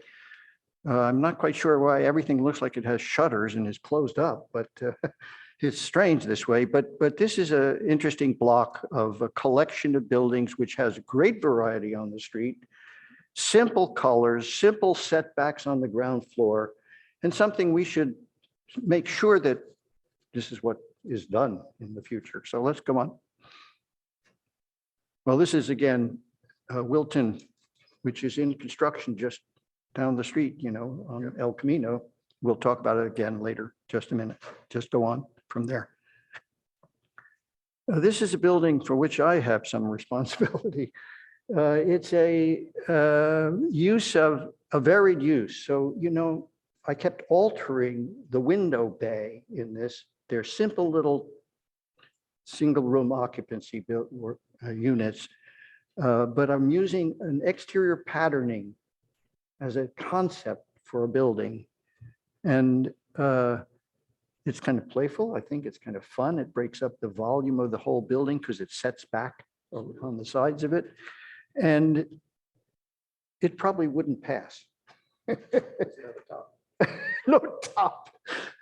It has a bottom and it has a middle, but it doesn't have a top. Okay. Okay, go ahead.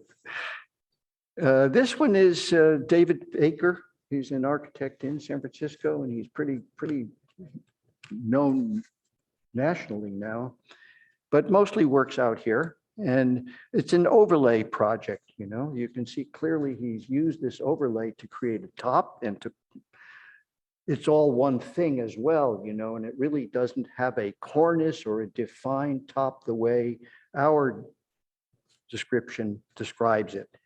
You know, you really can't say it's kind of like that. And I want to point out that at the far end, the white building that is on the left is a part of it. So the windows are all the same vertical windows, standard all over throughout the building, but they penetrate the outside in different manners. Okay, so there's another one. Moving on. This is an interesting project. More close to home. Now, it's very much like the projecting one that I showed you a couple earlier on Hamilton. But when we turn the corner on this one, Kendra, this is something Peter and I put together, in case you didn't know.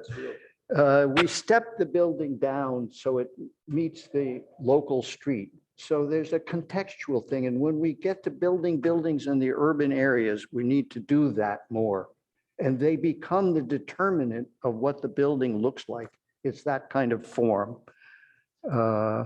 where it will step when it has to, and it will relate to ground floor plazas, et cetera. And whatever is outside will be influencing how you do that, you know, the form of the neighborhood. Okay, next one. That's it. Oh, no, there were those that Jody had sent that were, they didn't get in, huh? Maybe I didn't get them to you. I thought I had. Okay, it doesn't matter. We'll just move on from there. Okay, so, but just to make a comment about them, I was looking at these, and maybe we can send them to you after the meeting. They're base middle top. I asked Jody, because I couldn't find base middle top buildings. I just couldn't find good ones that I could show. So I asked Jamie, not Jody, to send me some, and she did. So I'll get them to you. So what I've done is to see if it's possible within our document to insert the categories so that the objective standards would be all buildings 3 stories or taller on lots 50 foot wide shall be designed to utilize as its major expression one of the following 5 categories or styles. And I go through that same chapter that I just read to you before. Buildings 3 stories or taller on lots wider than 15 feet and less than 100 feet. Utilize the design concept instead of shall be designed the following way. Shall utilize the design concept base middle top to differentiate the defined base or ground floor, et cetera. And then there's the various chapters that is described that follow for that. Okay, so this way we have put the variety of possibilities above it and then go into that one as a specific. And I've notated the whole standards, and I want to sort of turn them over to Jody to see to look it over and see which ones they think are reasonable and which ones are not. But if we could, for the moment, go back now to Wilton Court.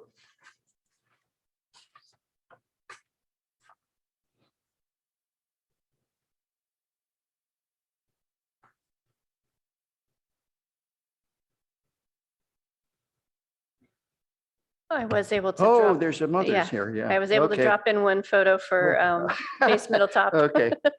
Okay, so I mean, I found one here, this is a wonderful New England base middle top. These buildings are just great.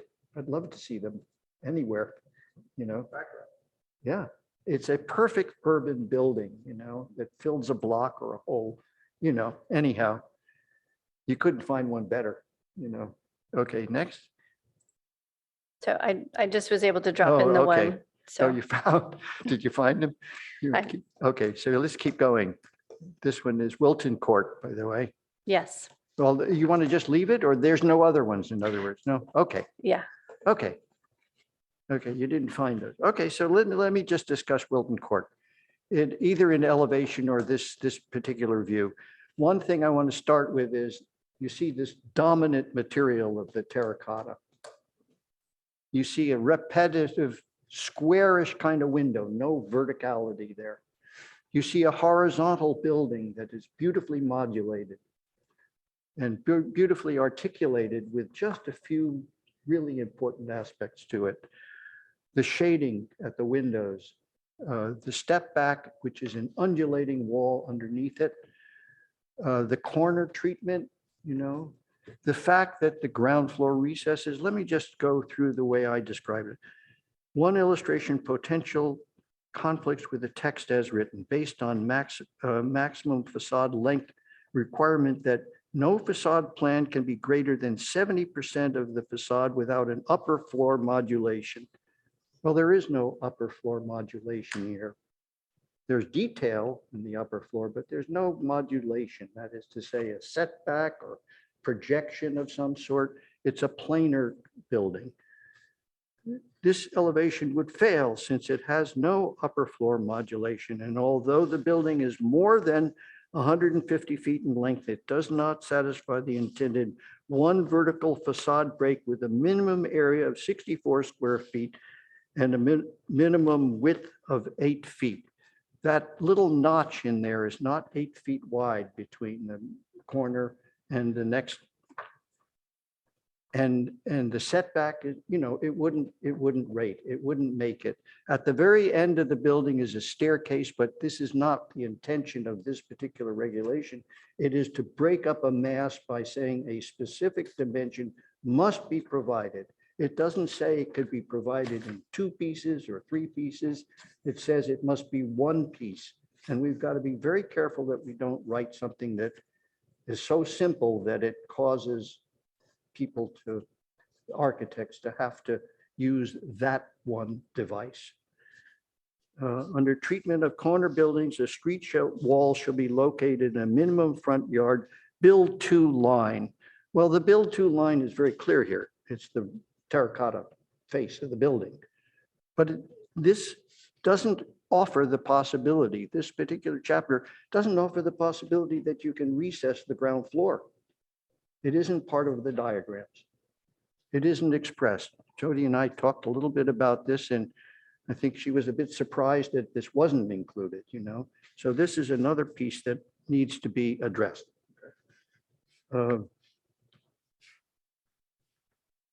It is under facade design. It is expressed elsewhere in the resolution, in our requirements. Under compatible rhythm and pattern, there is a required recess every 20 to 50 feet of a building that's that size, 50 feet. Well, this is a flat building, flat face, and a flat corner treatment, and it's very successful. So we don't want to eliminate this possibility from these resolutions. A number of other buildings do not have an arbitrary vertical expression. Vertical expressions are probably going to happen automatically because housing buildings are built that way, you know, so we don't really have to emphasize it to the extent that we exclude anything else, because this is an example of excluding it successfully. So just a ground floor setback, however, the windows, Wilton Court, facade, Wilton Court, terracotta block.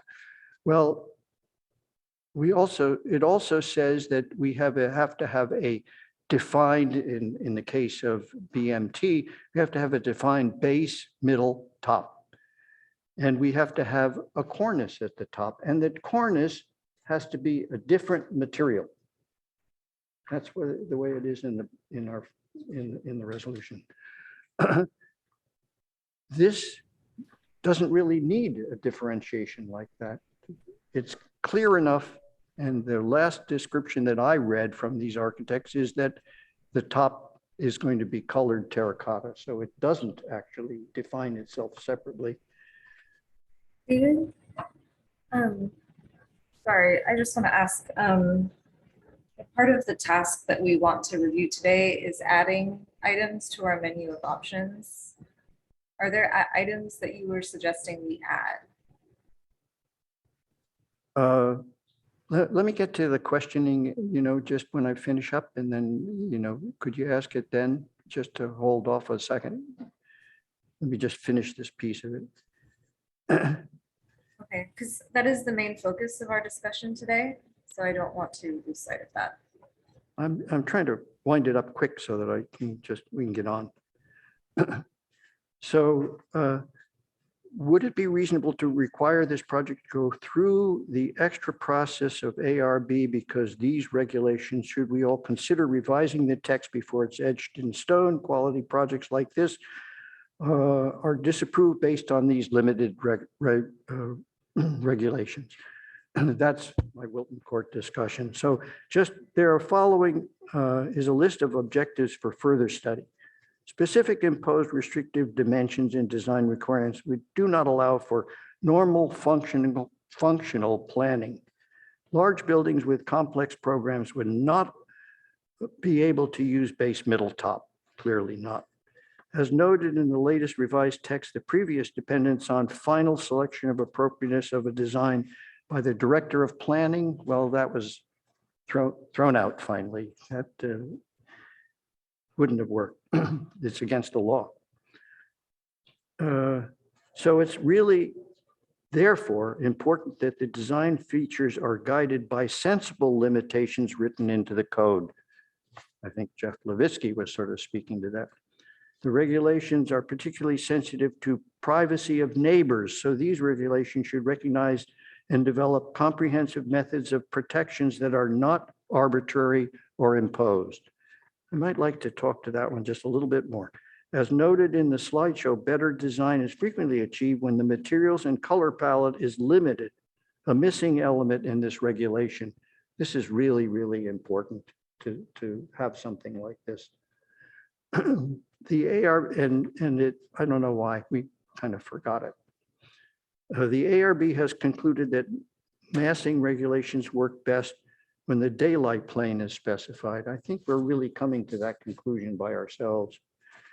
The best test of the applicability of the regulation is to review many examples of similar buildings. I think if we started that way, we would have come up with a better resolution in the end here. You know, we didn't do enough of that. We should have been led into this. And these are the possibilities.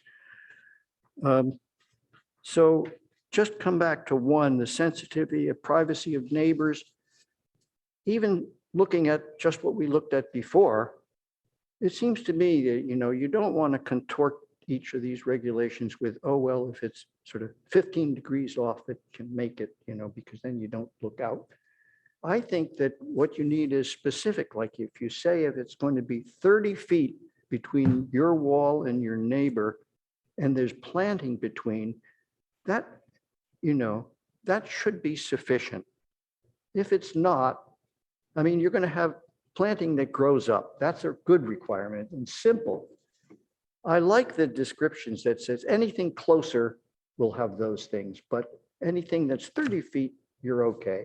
I think we're going in the right direction sort of now, but I've gone over, just to repeat, I've gone over the book, and Jody asked me to do this, so I've done it. Okay, tabs. Okay, I appreciate. I'm going to give this to Jody, and we'll talk some more about it. But these are some of the specific areas, and I really ask you all to take a close look and think about each one of these as you read through it again. You know. And because we need to make sure that at the end of this, we're happy with this thing. Okay, I think I'll leave it like that. Thank you. Thank you, David. Thank you, Jody. I do appreciate all the work you've done on this. You know, I've done a bunch of work as well. I did, just for new board members especially, and for old board members, I wanted to focus on a few pages in the packet, just being packet page 49. We're currently talking about item F as in Frank, and this came out of the council's motion. They were asking that building massing and facade sections where there is a menu of options to increase the number of required choices per category. And I think we heard that, you know, just increasing the requirement is a little bit difficult. And so that's what you as ARB get to wrangle with. Thank you for being qualified architects in that way. And when they're talking about massing and facade, what they're talking about is the sections that start on packet page 65. Towards the bottom there is building massing. So those are the objective standards that we have generally blessed, you know, back in April of 21. And then the facade design starts on packet page 68. And you'll see on packet page 69 is the base, middle, and top that Vice Chair Hirsch has focused on. And then lastly, there is packet page 87, which what we've tried to do there is really just, you know, take the objective standards that are in the packet page 60s. And we're trying to build this, you know, for staff review, but hopefully this checklist also helps you in your review On page 87, it says, on the left-hand side, you can sort of see, pick one of these, or, pick, check all, or pick two of these. So it's, do we want to say pick three instead of pick two? Or do we just need to add more lines, more standards? Those are all options. But I just wanted to point you to the packet where all of that information is. Jody, I have a question on this. This checklist that's in the 87, 89 part of our packet, will that be sort of the main item that future applicants look at, or is the stuff that's on like 65, page 65, that document, will applicants also be looking at that document, or is it getting superseded by this checklist? No, it's going to be a little bit of both. In the 60s will be the actual code. Those are the items that, will become actual code. Page 87, that checklist is meant to be something that when the architect is going through the process, they can sort of, check things off. My staff can use that as a checklist, but the details are on, the 60s, in the page 60s. Thank you for clarifying.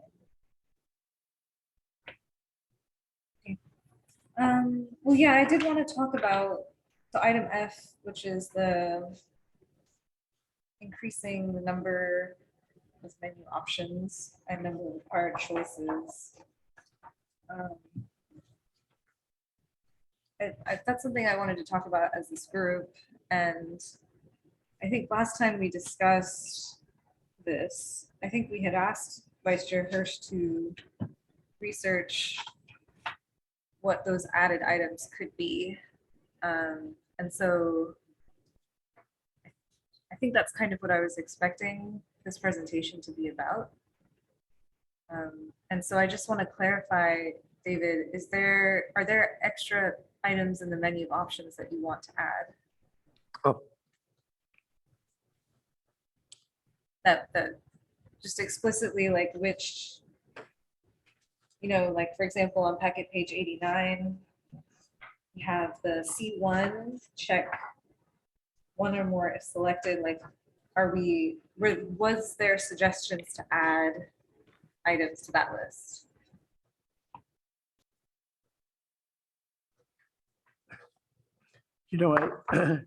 I didn't look at it that way specifically. I said I'm going to look through all of the regulations and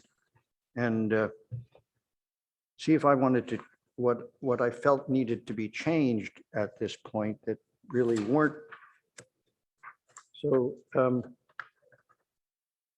answer is no, I haven't thought about it that way. I think that, So I think, Vice Chair, though, what you had done is for C1 on packet page 89, instead of saying base, middle, top, you were calling it classical proportions. And then what I understand is that you were adding these oh other, yeah, that piece for sure. these other Yeah. items, these Right. traditional, That piece historic. I would like comments on actually from the board. So I think there were some proposed additions to that particular Yeah. page. Because, I mean, I struggled with the language of that. And I think that somehow I wanted to find something that maybe wasn't, how to put it, wasn't maybe standard usage, but something which represented categories of architecture, which is a pretty broad thing to try to do. But there might be enough in there to cover almost everything.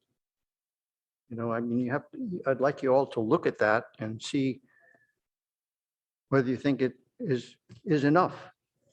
But I definitely think that base, middle, top is definitely not enough. We need to add something to that. And in fact, the way it's written, here we have something that's called base, middle, top.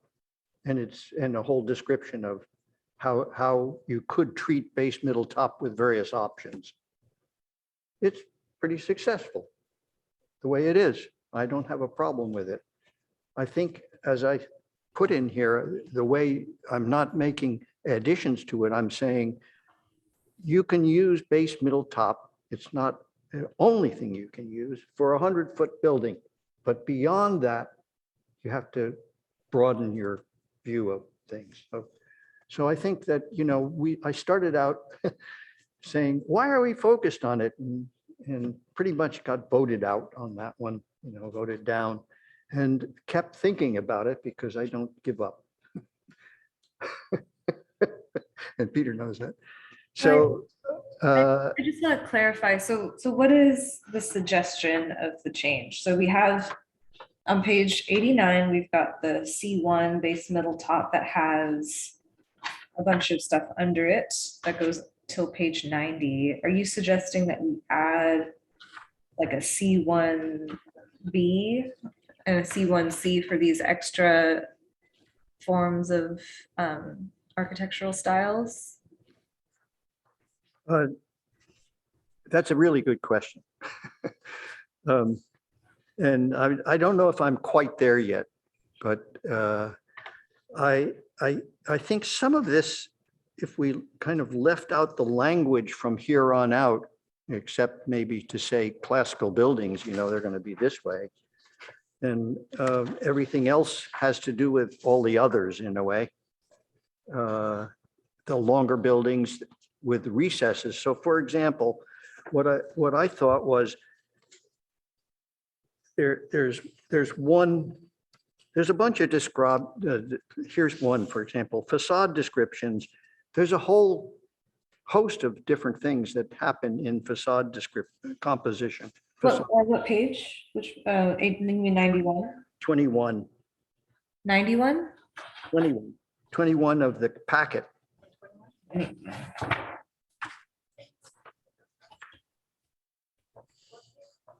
Wait, our packet? It says facade. What packet page? Well, I'm looking at the book that we have in the old packet, right? I think it was copied into the new packet. Okay, but I do see, this is a checklist. Oh no, you can't see it.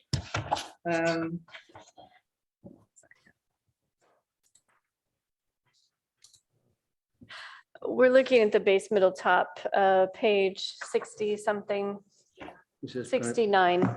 69. Yeah, 69 in the current packet. Okay. So I'm going to stick with my book here because it's all marked up. So it talks about all of the different things that really one should do to make a building interesting. Vertical and horizontal recesses, pattern, you know, if you look at that list and you take out approved by director pretty much, because I think that's the way it's been changed. I hope it's been eliminated. And there's some editing to some of that, but it applies to just about everything. It's very, very general. And it applies to certainly the other categories that I was describing. So what you're saying, Ozma, is that do I think that each one of these separate ones should be separated out and there should be aesthetics for each one of them? No, I'm not. I'm saying there should be the rules should be very general and the alternatives should be more general. And I guess that since we have these specific rules for base, middle, top that are pretty complete, that should apply to those smaller buildings. But it is only one possibility for a taller longer, wider building, and generally might not be successful. Therefore, all of the rest of the book really applies to those buildings. And that's really how the book is analyzed, how the study has been analyzed. Everything from the point of the smaller building is described in the rest of the regulations. So I wanted to sort of add something, and I'll just read a piece of that on what I call page 16, but just listen to buildings 200 feet in length or greater which face a public street right of way or public accessible path shall have more than one upper floor break with a total area of 400 square feet. What we say is you must have a single break of 400 square feet. So I'm saying expand that for the building so that you can divide it up into breaks instead of providing one large break. And maybe I could say one or more. It's a possibility. The wording might be better that way, but balconies, for example, which are not mentioned, balconies of 50 square feet with a minimum area of with balconies, 50 square feet and a minimum depth of 5 feet shall count as part of this requirement. So, you know, I'm trying to expand on the alternative in which all buildings that are 200 feet or more have one large recessed court. And that's a major requirement that I don't think is appropriate to state as a specific. We're sort of jumping around here, it seems. In general, I would like the board to focus on, I mean, we've already approved a lot of this, and I don't want to open a can of worms and go back and revisit things unless there is a board majority to do that. I would like to focus on adding items to the menu of options like we had discussed last time. Well, So I disagree with you because I think we haven't done appropriate review. It's just been you and I together for a couple of years working on this thing. That's And not true, David. We got bored. We had a lot of board meetings with the greater board, and there was a board majority to approve this a while ago. And unless there is a board majority to overturn our approval, I don't think it's worth spending our time right now trying to address what the council has asked us to address. I think it's very important. And I've stated it, so if you want, we can talk about it as a board. And I think I'd like to have that. David, with all respect, every time we discuss this, you keep trying to do the same thing. We've all agreed to go this direction. We can't keep voting to go this direction every single meeting. What you're pointing out are items that are not on our agenda to do today. And as much as I'd love to have long discussions, and I wish we had hours and hours of time to really get this even better, if we don't get this document finished, the city has nothing. And it's been going on months and months and months. We have to publish something. We have to do it today. We have a document we've all agreed is pretty good. It's close. No, we haven't. Well, the board has voted, a majority of the board. What the city council has indicated is that we should move forward with this and revisit it as time goes on to learn and make changes and adopt it and amend it. So I think that's the wiser course. Rather than keep trying to go back and forth on it, we should just move forward with something, anything. So as much as I agree with you completely that base, middle, top is a crude and perhaps antiquated way of looking at urban building design, trying to introduce at this point 4 other categories of potential building design is a big step backwards as far as getting this document produced, don't you think? I mean, to define what you mean by historical functionalism or whatever it is, the term you used, it's going to be hard to define it in a way that staff can objectively check a box and see if the building fits that criteria. How would you do that? I think your ideas are valid. What you're talking about is legitimate, these concerns. There's sort of 2 aspects. One of them is, you're right. One of them is eliminating either, because this is the way I stated it, either eliminate it as a stated style of building, that all buildings have to have base, middles, and tops. I think I've demonstrated that a lot of very good buildings, ones we've approved, because of Wilton Court, of course, we approved it. And it doesn't have a base, middle, top, and it doesn't have corner recesses under. It does have corner recess, entry under, which isn't described in the regulations. So there's 2 aspects. One of them is style of a building, and the other is regulations, which are specific. And I'm saying both. I would like to see both change so that we don't emphasize one. And instead, either eliminate the requirement for base, middle, top as a description and have no description that's a style, or put something in that describes a variety of styles and say it could be others as well, and has the specific regulations for all buildings. So if we go down the road you're suggesting, then how do we go about producing an equivalent level of description for the other 4 design options you're talking about? And what is the process we do? I for didn't that? say we had to. I said the regulations are going to cover. Regulations will the specific regulations, the design restrictions will cover. So as long as the design restrictions are correct and appropriate and not too specific, general enough so that they can.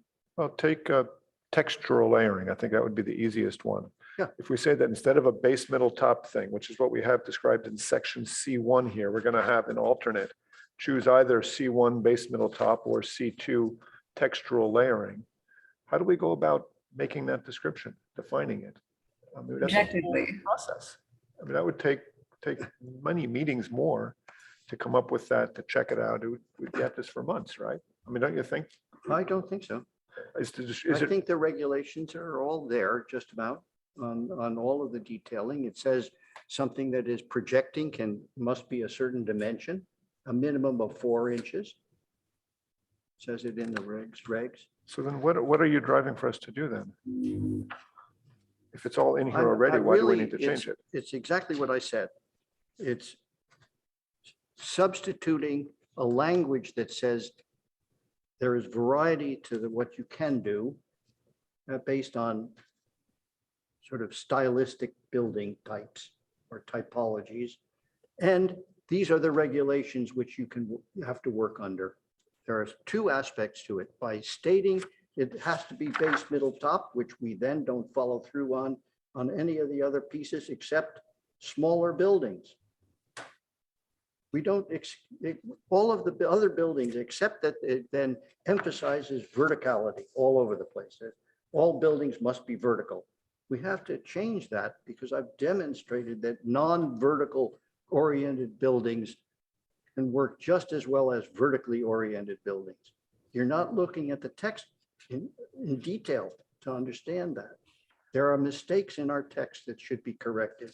And I've tried over the past 2 years now to say that these need to be changed. And I'm ready to hand them to Jody and say, you take a look at this, both of you and It needs to come in front of us, David. If you're wanting to change text, it needs to be really specific as to what your suggestion is, what you're changing what into what.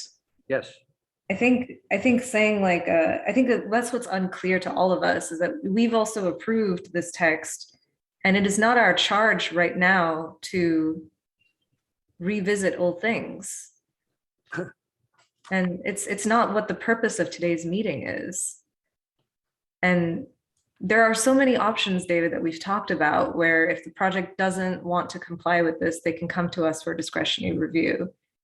We were tasked with taking code that's already in Palo Alto's books and making it objective. And whether we like it or not, this is in the books. And I think you agree is that even though it says base, middle, top, if you actually look at the items that people have to adhere to, there's a lot of ways to get all of those options that you were showing in front of us. And so I really need us to focus, David. We need to focus on what we need to do. And the whole point today was to add more menu options. And it doesn't seem like we are prepared to do that unless Board Member Balte and Board Member Rosenberg have suggestions for facade design. I do. I'm trying to be respectful. David's put a lot of thought into this and I definitely respect and want to understand what he's driving towards. If I could jump to section C1, base, middle, top. As I read the checklist, I'm looking at the checklist staff has provided us. In order to demonstrate compliance with base middle top, you have to pick two options. One is variation in building modulation, and the other is variation in facade articulation. So when I look at the facade articulation section, can't read this very well. I think what council was asking us to do is require more. For example, we say variation in building modulation, choose one of the following. I think council is asking us to increase that one to two or three of them. And I think that in the case of this base middle top, let's see, I'm looking, it's so hard to see. I have written down here that the first level of choice for base middle top is to choose two of the following. Variation, two or more of the following. Variation one is building modulation. Two is facade articulation. Three is variation in fenestration. And the four is variation in facade material. My notes, what I said to myself 6 weeks ago now was that everybody's going to choose options 3 and 4. Almost every building has variation in fenestration and facade material. And therefore, we've completely eliminated having real variation in the building massing. The change I think council's asking us to do is to say instead of 2 or more, we should be saying 3 or more. So we force at least some measure of building modulation itself. That's my take on their interpretation on this. That's terrific. I have no problem with that. So I think that on section C1, if we were to change where the text says 2 or more of the 4, we should ask for 3 or more of the 4. Okay. So we can't just change fenestration and facade material. And I think that's what Okay. we've been asked to do. All right. that's- so- Okay, and you're saying the very first, we're on packet page 89 under base middle top, and that first bullet point, it does say 2 or more of the following 4, and the suggestion is 3 or more. I think that's correct. Yes, that's what I think we should do in that particular instance. And I've made notes throughout along the lines of that, and I think that's what we're supposed to be doing. I That think is that's, exactly what we're supposed to be doing. Yes. I don't have a problem with that, but I do have a problem with 80% of the facade length. Is that in this part of the checklist?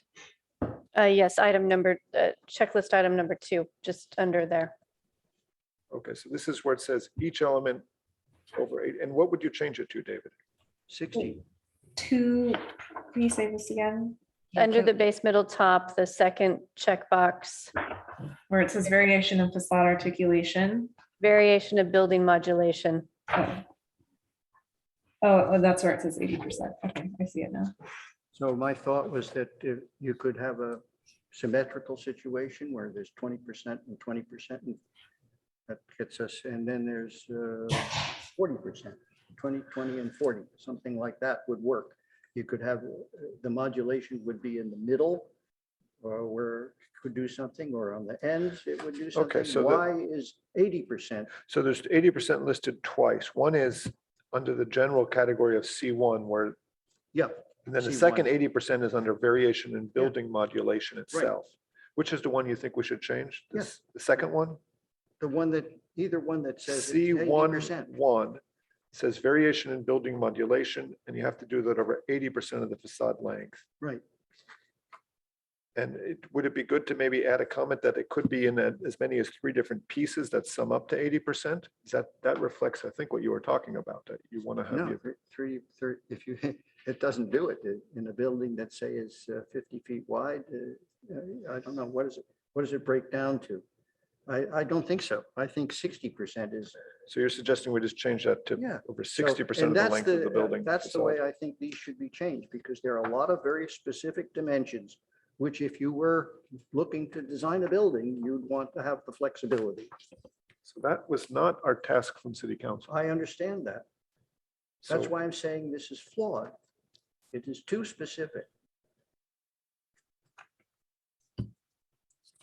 But I think we do have to say, if we're going to say 3 or more of these items, we do want to make sure the 3 or more, I could think be that's accomplished in at least some buildings.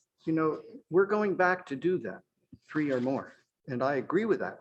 I think that broadening the possibilities is our task. It's a good task for us to do. It really narrows the possibilities. Let's be clear. Yeah, this is making it more restrictive.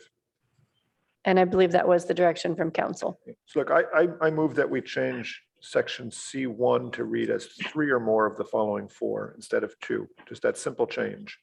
For sure. Okay, let's start there. Just to want to get this through. Yeah, let's take a vote on that one. I guess before we vote, I just want to give Board Member Rosenberg a chance to comment. It's a lot to digest in a short amount of time. I did do many hours of re-listening to the previous videos on the previous meetings of this, and there's just a lot going on here. I fully agree that this 3 or more is a good addition and a good amendment. I do hear what Board Member Hirsch was saying about allowing for multiple, because it would be really tragic if every single building started looking very cookie cutter and exactly the same. And the scale does play an element into this, but keeping focused on the task at hand, I think that this is a bite that we can take today moving forward with this. Whether or not it should go from 80% to 60%, I feel like is a different discussion. It might be a bigger discussion. It might be opening a can of worms. So for now, that's pretty much my thoughts on it. It's really, I understand the desire, I understand the need. And at this moment, this is what I sort of feel comfortable moving forward. Okay. Alrighty. Yeah, let's take I guess, do we need a second on that motion? I think we'll just do a straw poll is good for right this second. Okay, let's do a straw poll. All right, straw poll of moving 2 to 3 on C1. Okay, Board Member Rosenberg. I agree. Okay, Board Member Balte. Yes. Board Vice Chair Hirsch. What page is that? Packet page 89. It's under the 1824060 facade design, the first item in that checklist. Packet page 85? 89. 89. Okay, I'm here. It's changing that one right there from 2 to 3. Yeah, okay, fine. Thank you. That's easy. Is that a yes? Is that a yes? Sorry, I didn't. Yep. Okay. All right. And I'll agree too. So that's something that we can say we did. Board Member Balte, what are your other suggestions? Moving on to section C2, facade composition. I felt we should change the 2 to 4. I think of these 6 possible options, requiring 4 is not that big a deal. I think when you look at this from a very objective standard, almost every building has quite a few of these things in it. Which page? So I'm looking at the March 3rd original pamphlet. So I'm on page 97 of the March 3rd packet. But it's objective standard checklist C2 facade composition. On the latest packet, it's on 91. And we list 6 possible ways you can compose the facade, of which 2 would be required. I'm proposing we make 4 required. And why 4 and not 3?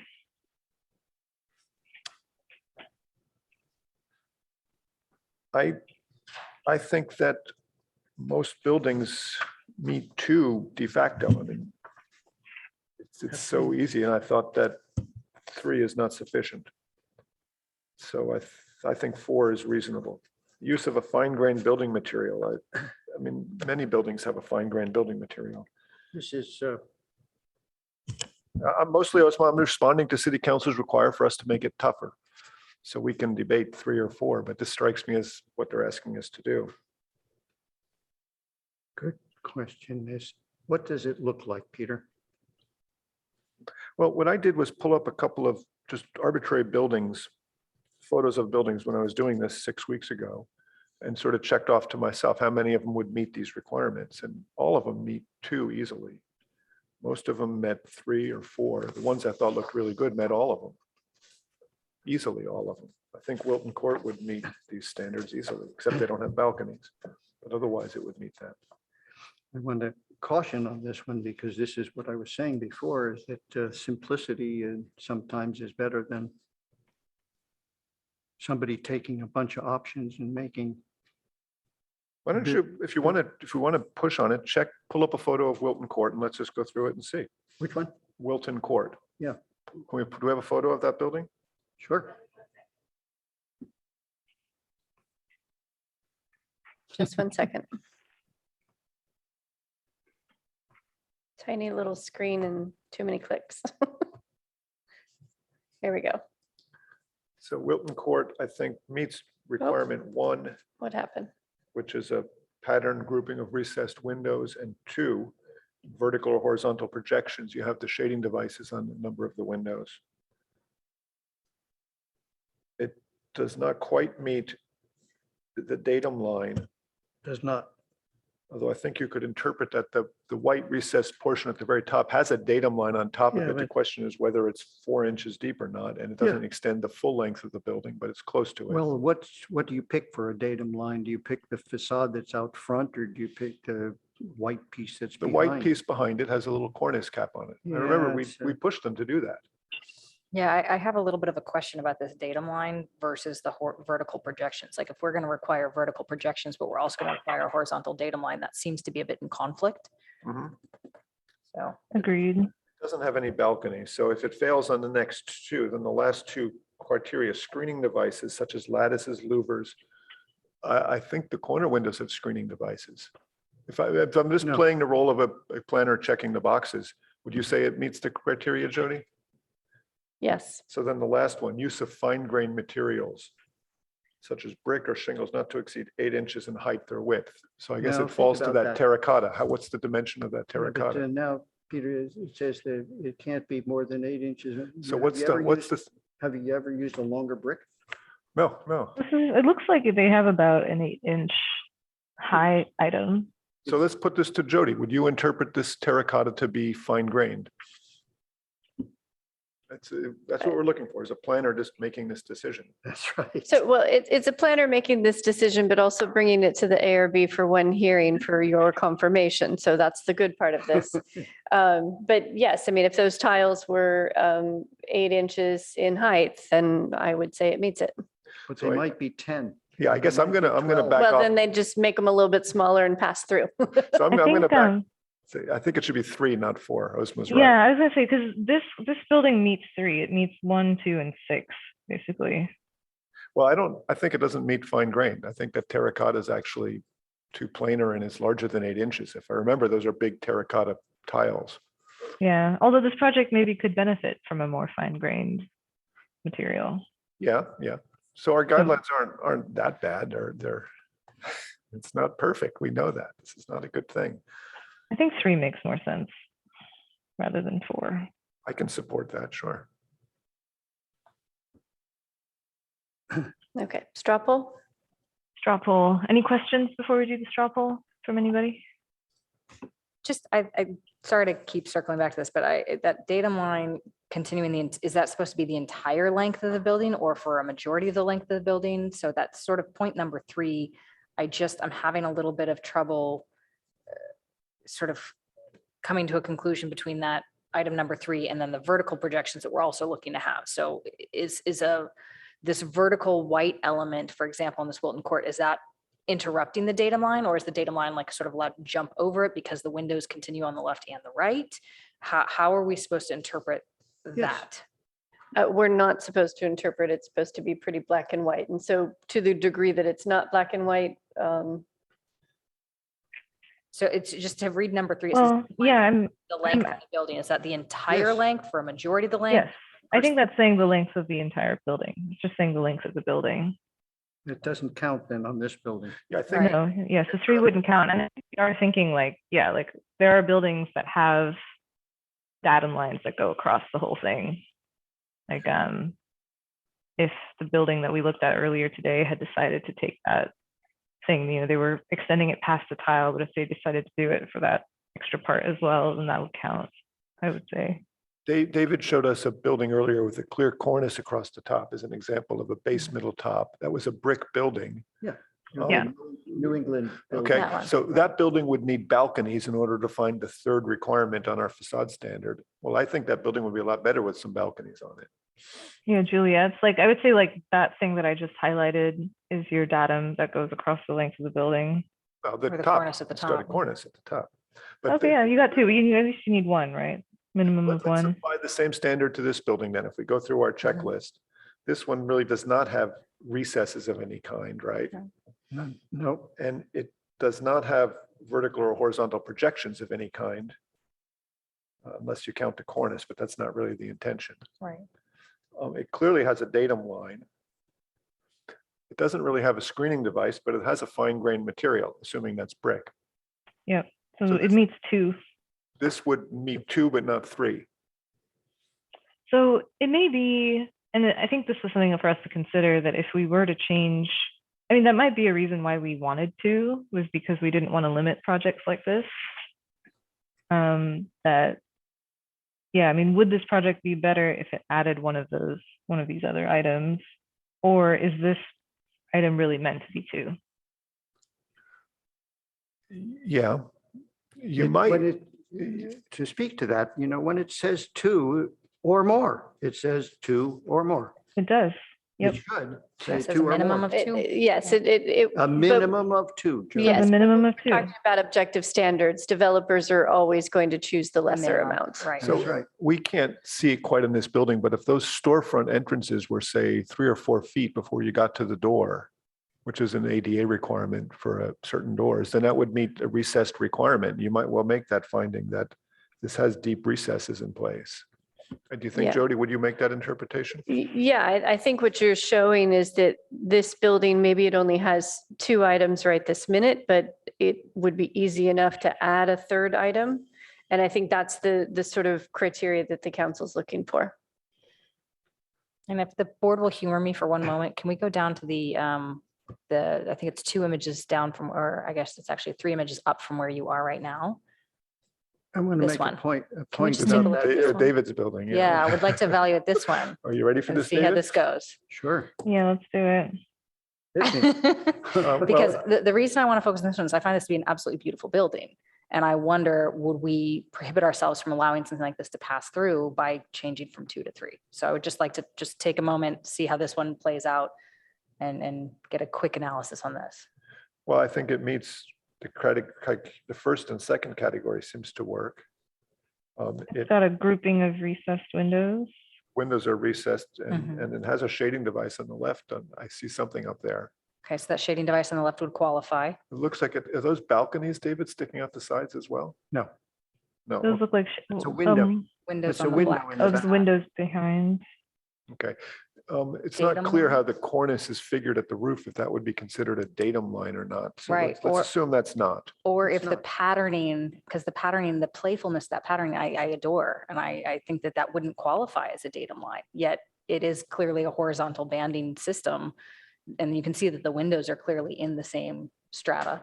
But I don't think that this would qualify as a datum line. Is there any, like, in terms of the different colors of the tile, is there any projections at all, or is it all one flat plane?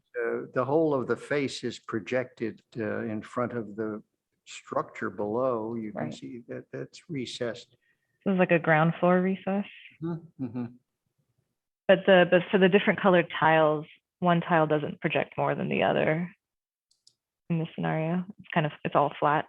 This whole element in the front is really an overlay element that is in front of the sort of the base of the building, and it carries around the corner and as far into the back wall and turns, and then the black area is on Back the- portion. I don't know if my question is clear. I'm asking if like this gray tile is projecting in No, front of the white tile. no. All No, flat. okay, it's all flat. I think this building would qualify for categories 5 and 6 as well. I think you could say that screening devices, shading devices, perforated metal screens are similar strategies. I think the way the whole building projects above the base and these side elements, I can't quite understand it project out would make that, I would be able to make that requirement. And I Is think, that two? Is that But- fine grain material? and then the last is the fine grained material. It looks to me like the tile is a fine grained material. Oh, it's a fine, yeah, it's good. enough. So I think in my book, this makes 4 out of the 6 requirements. Which ones are the other two? 5 and 6, and then which ones? 1 and 2, the first 2.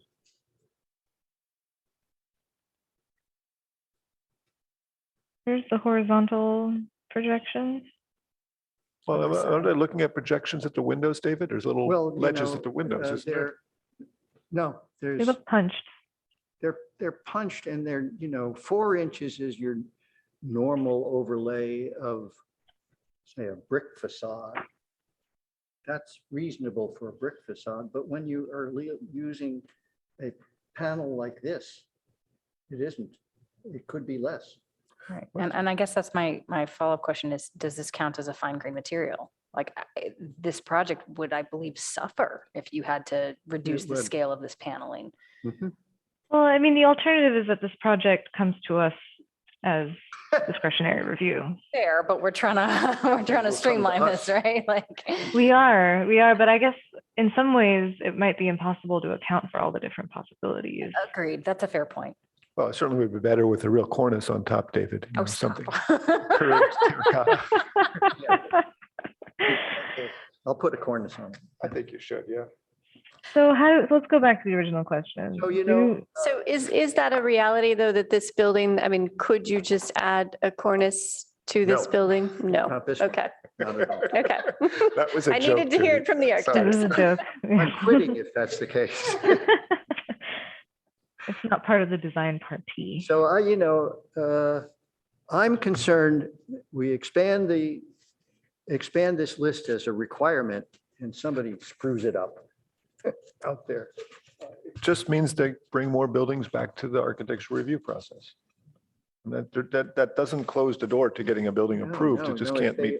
If they can demonstrate to planning that they have answered the 3 possibilities or 4 possibilities, they get approval. Right.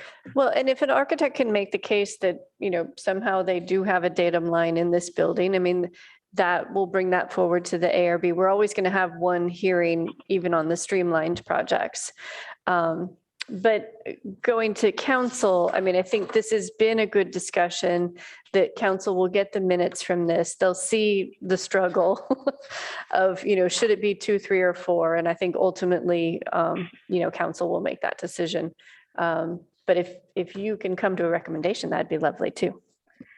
I think for this one, if we kept it at 2, this building would pass. And if we kept it at 3, this building wouldn't pass. And so for that reason, I might actually think that for this one, we keep it at 2. I think it would. I think you could find Let's just 3 of make these. sure Osmo. we're all together on this. On the one before, we've changed it to 3. Because this building won't make it. For the one before? Horizontal shifts, upper floor setback, ground floor setback. Well, I think, Osmo, you have some sort of screening device or cantilevering device on the left at the cornice line here. That counts for number 5. It doesn't count for number 2. Why not? Shading or weather protection, minimum 4 inches. Looks like shading protection to me. Yeah, but is that really okay? Look, Okay. it's black or white. You're talking to a planner, just checking the box. I'm pretty sure I could convince Jody of that. Well, I would also And say I that- want to point out something too, because of the other parts of the text say that the verticality is so important. So the ground floor really has to have verticals in the window panes of the ground floor commercials or whatever they are. And they have to be narrower. Now, often we have ground floors. In fact, if you looked at the New England building, the one that you like, this base middle top, ground floor has big wide glass openings. It's all glass, yeah. Hmm? It's all glass, yeah. All Storefront. glass. It won't pass the wording in here if it's ground floor. Which wording? Well, it's not in this, it's not right here, but it's in other parts of the text that I'm objecting to, the detail of. Show us which part of the I text. can- Tell me I- specifically. Wait, let's not lose track really quick. We have something on the table here of making C2 a minimum of 2 to change it to a minimum of 3. Can we stay there really quick and try to see if we all agree on that? I think 3 is fine. Take a straw poll. I know also Board Member Rosenberg, did you have a comment on that? I I'm torn. I definitely think 4 is a bit too restrictive, and I would be, saddened to see something like this fail on multiple accounts. However, I understand that, some of these can come back to the ARB for approval, but I think the intent is to make sure that these things are streamlined and they are objective. And I would feel comfortable changing it to 3, but I do admit I have a bit of hesitation. But I would feel comfortable with it to 3. Okay. David? Yeah,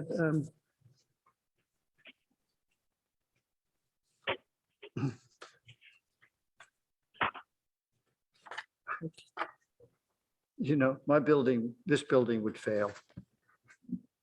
So you want to keep it at 2 instead of 3? Yep. And it would still fail. No, it was past the 2. Okay, and then I think 2 is right. I don't think 3 makes sense. Yeah. I know council wants us to add more, but I don't think this is where we add it more. We can Okay. add more in other locations. I mean, I'm willing to say that I'm going to bring this to the council, to the board to review, right? Okay, so it's 1:10, and we were supposed to stop at 1, but we haven't really gotten very far. So I understand also that lunch is here. So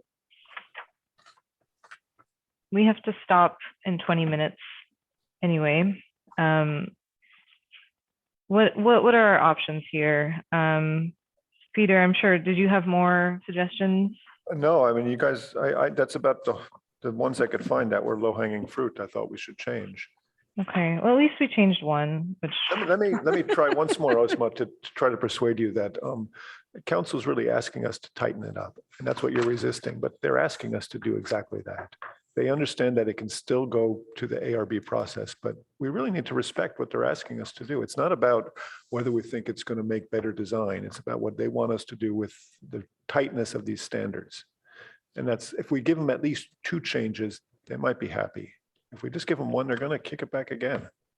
And then, it's not going to get through.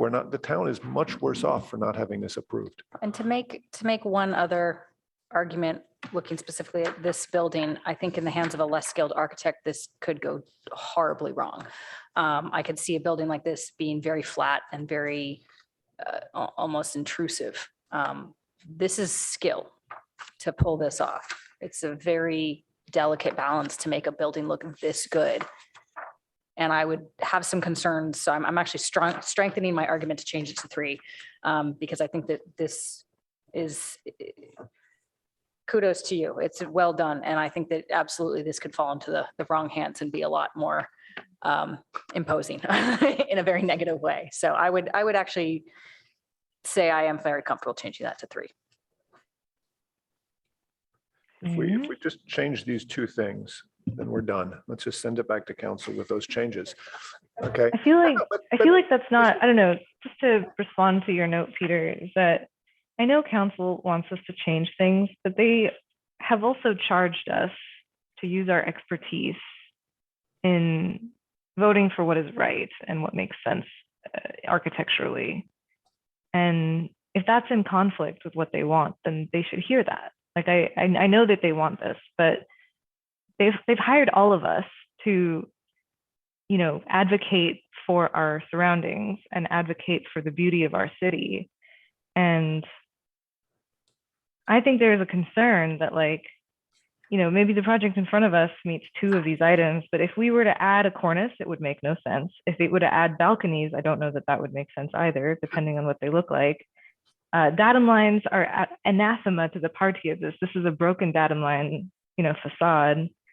There are, and maybe it could have some things that project in front of it, but again, maybe that's not the party. And so I think it's important that we also recognize our own charge in the face of what council is asking for. This is a fairly unique, dramatic building. It's the kind of thing you normally say, maybe it should go to architecture review. Maybe this is not a cookie cutter enough building that should be a checklist building. And this is a pretty dramatic design that I think, I'm not saying would benefit from architectural review, but it's the kind of thing that you want to go through a design review process. And so maybe you say that if our system is such that this could not slide through the checklist, maybe that's a good thing. The checklist is supposed to catch this kind of stuff. Mhm. You know, but You know, can I jump in a of course, second? it's your building, David. And can we take that building out of there? Because obviously it's never going to make it. You know, so. I think I think it would actually. So, I think it meets 3 as it is, but I just want to support what Ozma just said, and that is that it's our sensitivity here and our concern for the city, et cetera, that they are depending on us. I agree with that. And they listen to us, which is quite something. So I think if we told them that we want variety, but we want, but we don't want it too open to possibly being ugly, you know, in some way, put it in other words. But therefore we really want to limit the options at this point. And I'm very concerned that we don't have color in here, you know, that color is a real part of it, or that we don't have the limited number of materials on a facade that you can have. That's very important to do that. If you look at my list of examples, and unfortunately, you know, we should get to the ones that were the base, middle, top that I didn't get to you somehow because they were a jumble. They were a mess. And I looked at them immediately, said, these definitely shouldn't be approved for Palo Alto. So we have to do both things, but I think that answering the council that way is appropriate for us to do. Osmo, 100% agree. let me try. I'm looking through the packet from March 3rd. I just accidentally flipped to the page from, if you and Osman and David remember, I don't think you were with us, Kendra. There was a building on Cambridge Avenue, Heather Young designed. It was an old building that they were going to do a remodel on.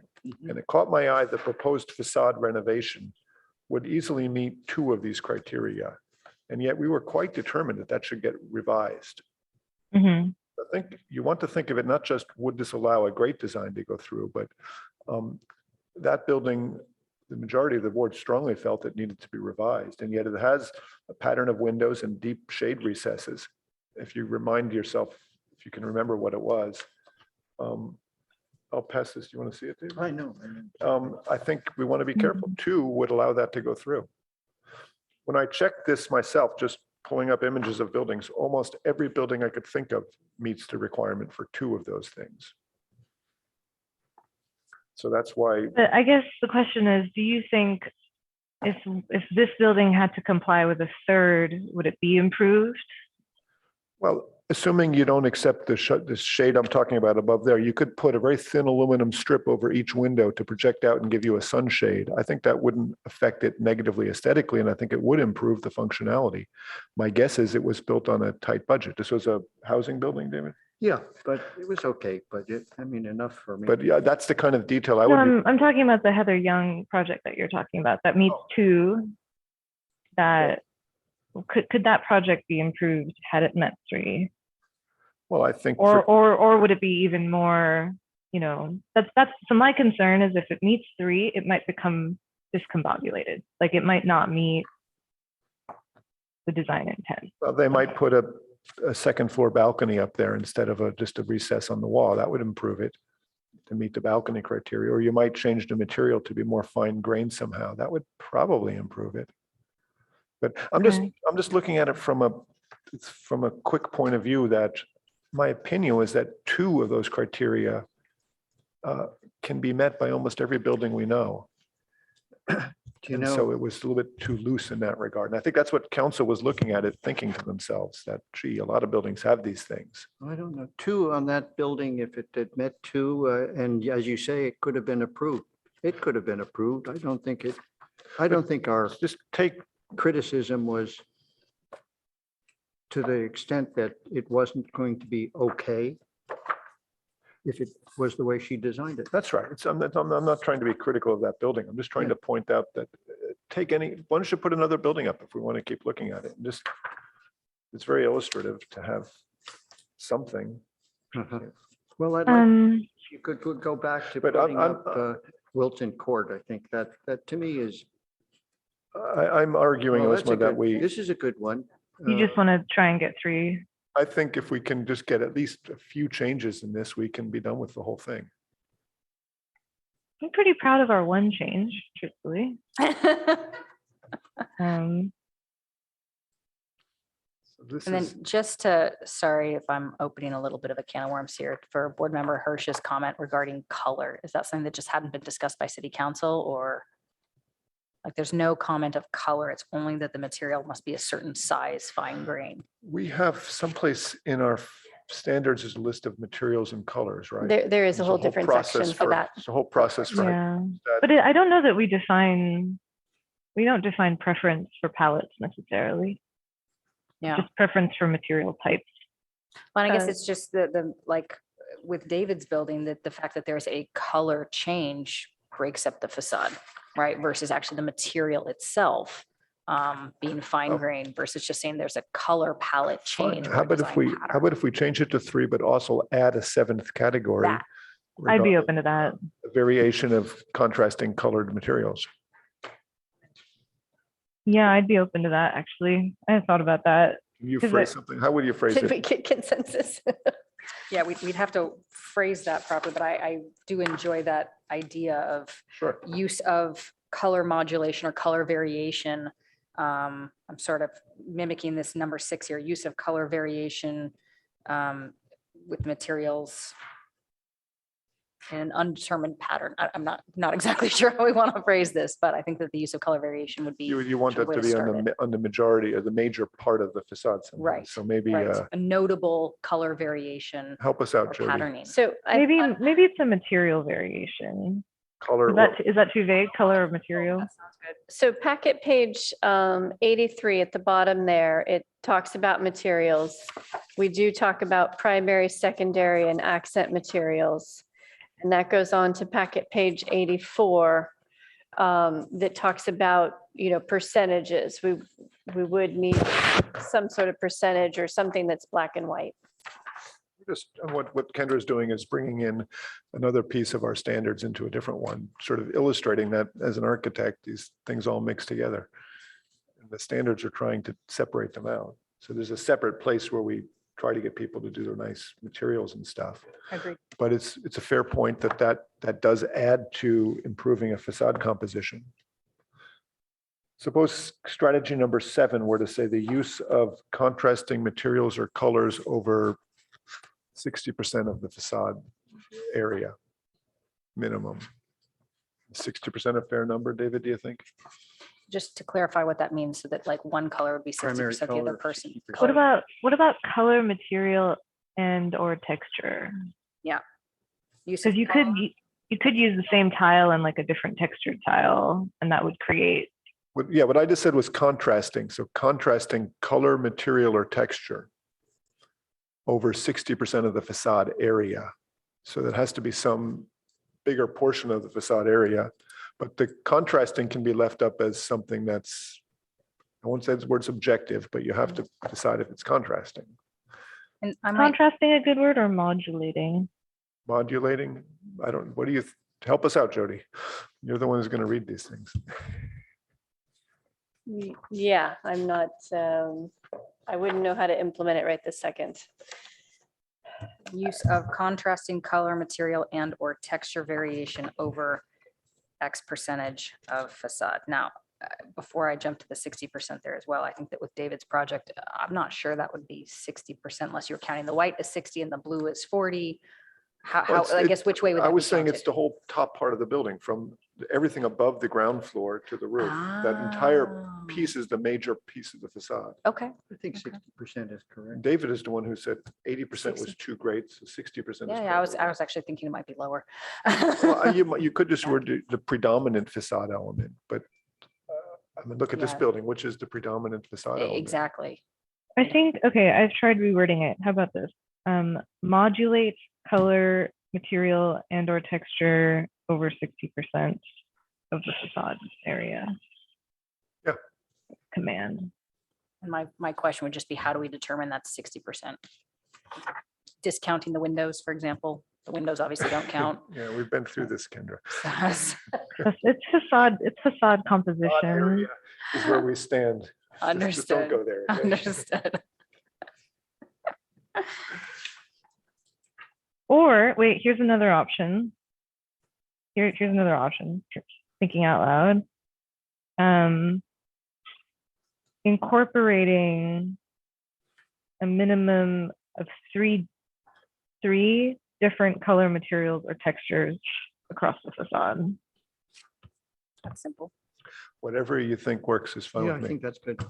Yeah, I can implement 3 more easily. Yep. 3 different color, material, or textures. How did you Mhm. phrase that? Different or modulating or contrasting? Every building has 3 materials of some kind on the facade. Okay.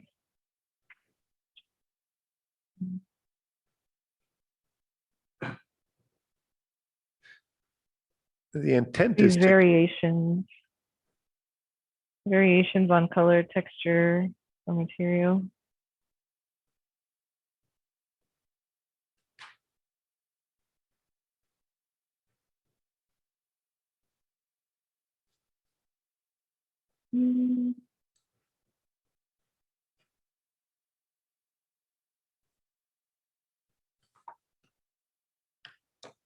Are we kind of maybe forcing this on a small scale? Like, should we try to force the scale as well, in addition to the change in material and texture?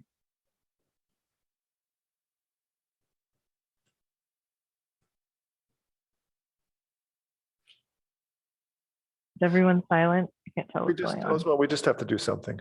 We just have to get it done. We put it in action, let it play out for a year and see what comes back. Okay, we can't get it perfect right now. If we don't get anything, we're much worse off. However you want to say it, let's just try writing down whatever we think best to describe alternating, modulating, contrasting materials. Put it out there in the world and see what happens. Would you guys be more amenable to 3 or 60%? Which would you prefer? Well, I think it has to occur over some defined area of the facade, portion of the facade area. So over 60% of the facade, you either have to have 3 contrasting materials, textures, or colors, or 3 modulating materials, textures, and colors, or just say a modulation of materials, textures, and colors. Let's throw it at staff that way, and they can interpret this as they see fit. And then if it turns out that everybody's coming in with 2 shades of brick claiming it contrasts and staff agrees to it, we realize, okay, we screwed up. We got to do it better next time. And Unless it looks great. we'll adjust it a year from now, and maybe we'll say, hey, this was really working, okay? It prevented somebody from a blank white stucco wall. It did. Yeah, I'm just trying to understand how to interpret the contrasting over 60%. I wonder if we can say that, the primary material would be no more than 60%, or, that the rest of the building would need to be accents or. We're reacting to the facade David designed where you had 2 different color tiles.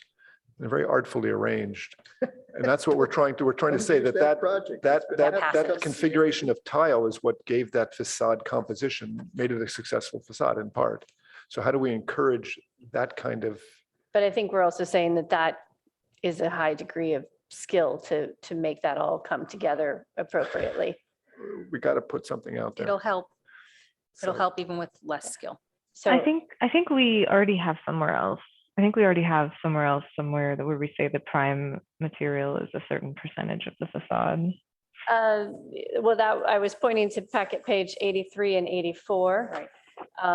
And I'm looking on page 84, and it says that, brick could be 100% of the facade, which, maybe it never will be, but that's a possibility. Right. And so that's why I was saying, maybe if we narrow that down to saying that the primary material would be a maximum of 60%, or, I'm just picking numbers. You guys are the architects. So this is the facade composition section. We're just trying to give one more option for how you compose the facade. independent of all the other stuff we've done regarding materials. What if we keep it simple? What if we just say incorporate a minimum of 3 variations on color, texture, or material? Over a percentage of the facade, or No percentage defined. It's just okay, just leave vague. it, incorporate a minimum of 3 materials that vary in color, texture, or material. Should we say 3 different on each facade or the whole building? I think Osma meant the whole building, right? The whole building. Okay.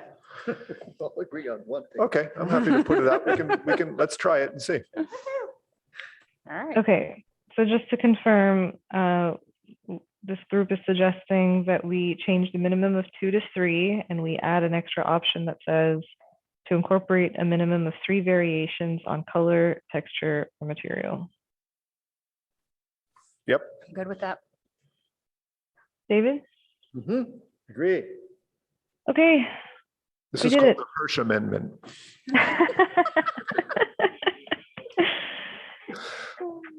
Did you get that text, Jody? I can also email it to you. Yeah, maybe I got, so, yeah, send me the detailed version. Okay. I had no All right. other suggested changes. All right. Is there anything else we need to discuss on the objective standards? I know we need to break soon. I think that answers probably the massing and facade question. We did not get into the Crosswalk, missing items from the crosswalk. which are 4, if I remember. This one hopefully can be really quick. Did everyone catch the 4 missing items from the crosswalk? Yeah, so packet page 50 at the top there has those 4 items written out. And they're numbered 1, 2, 3, 4 at the top of packet page 50. So I think I can just start. I think some of these, like item 2, about including a variety of unit types is really hard to make objective. And so I think for that one, I feel like for some of these, there's a little struggle in making them objective. 2, for example, is very difficult to make objective, given that I don't know that we can like decree how many unit types a certain project has to have, given that every site will lend itself to a different configuration. And it's sort of connected to number 1 about the diversity of building type increasing with lot size. And I think with number 1, you know, a larger piece of property could include more variety. So I think if we did something along those lines. Oh, so is the example that if it's less than a 1 acre lot, then there's a minimum of 1 building type? This is an example suggested.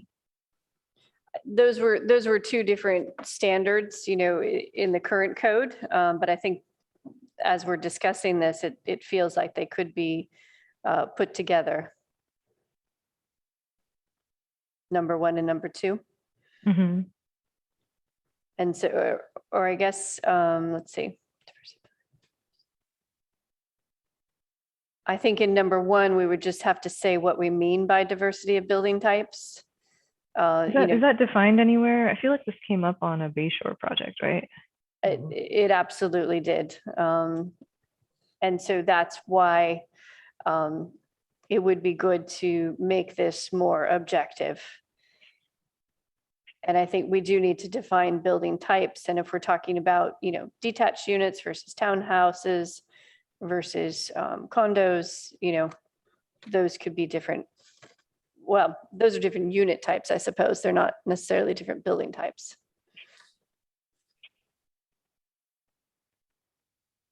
Building type's a little nebulous, right? Because by code, that's defined by like a type 5 or a type 3. And I don't see any reason to require an applicant to. Yeah, and I don't think we're talking the building version. I think we'd want, you know, we could either go by unit type, or we could better define building type. In the Bayshore project, you know, some of those buildings have 5 units versus 6 units, you know, so you could call that a different building type.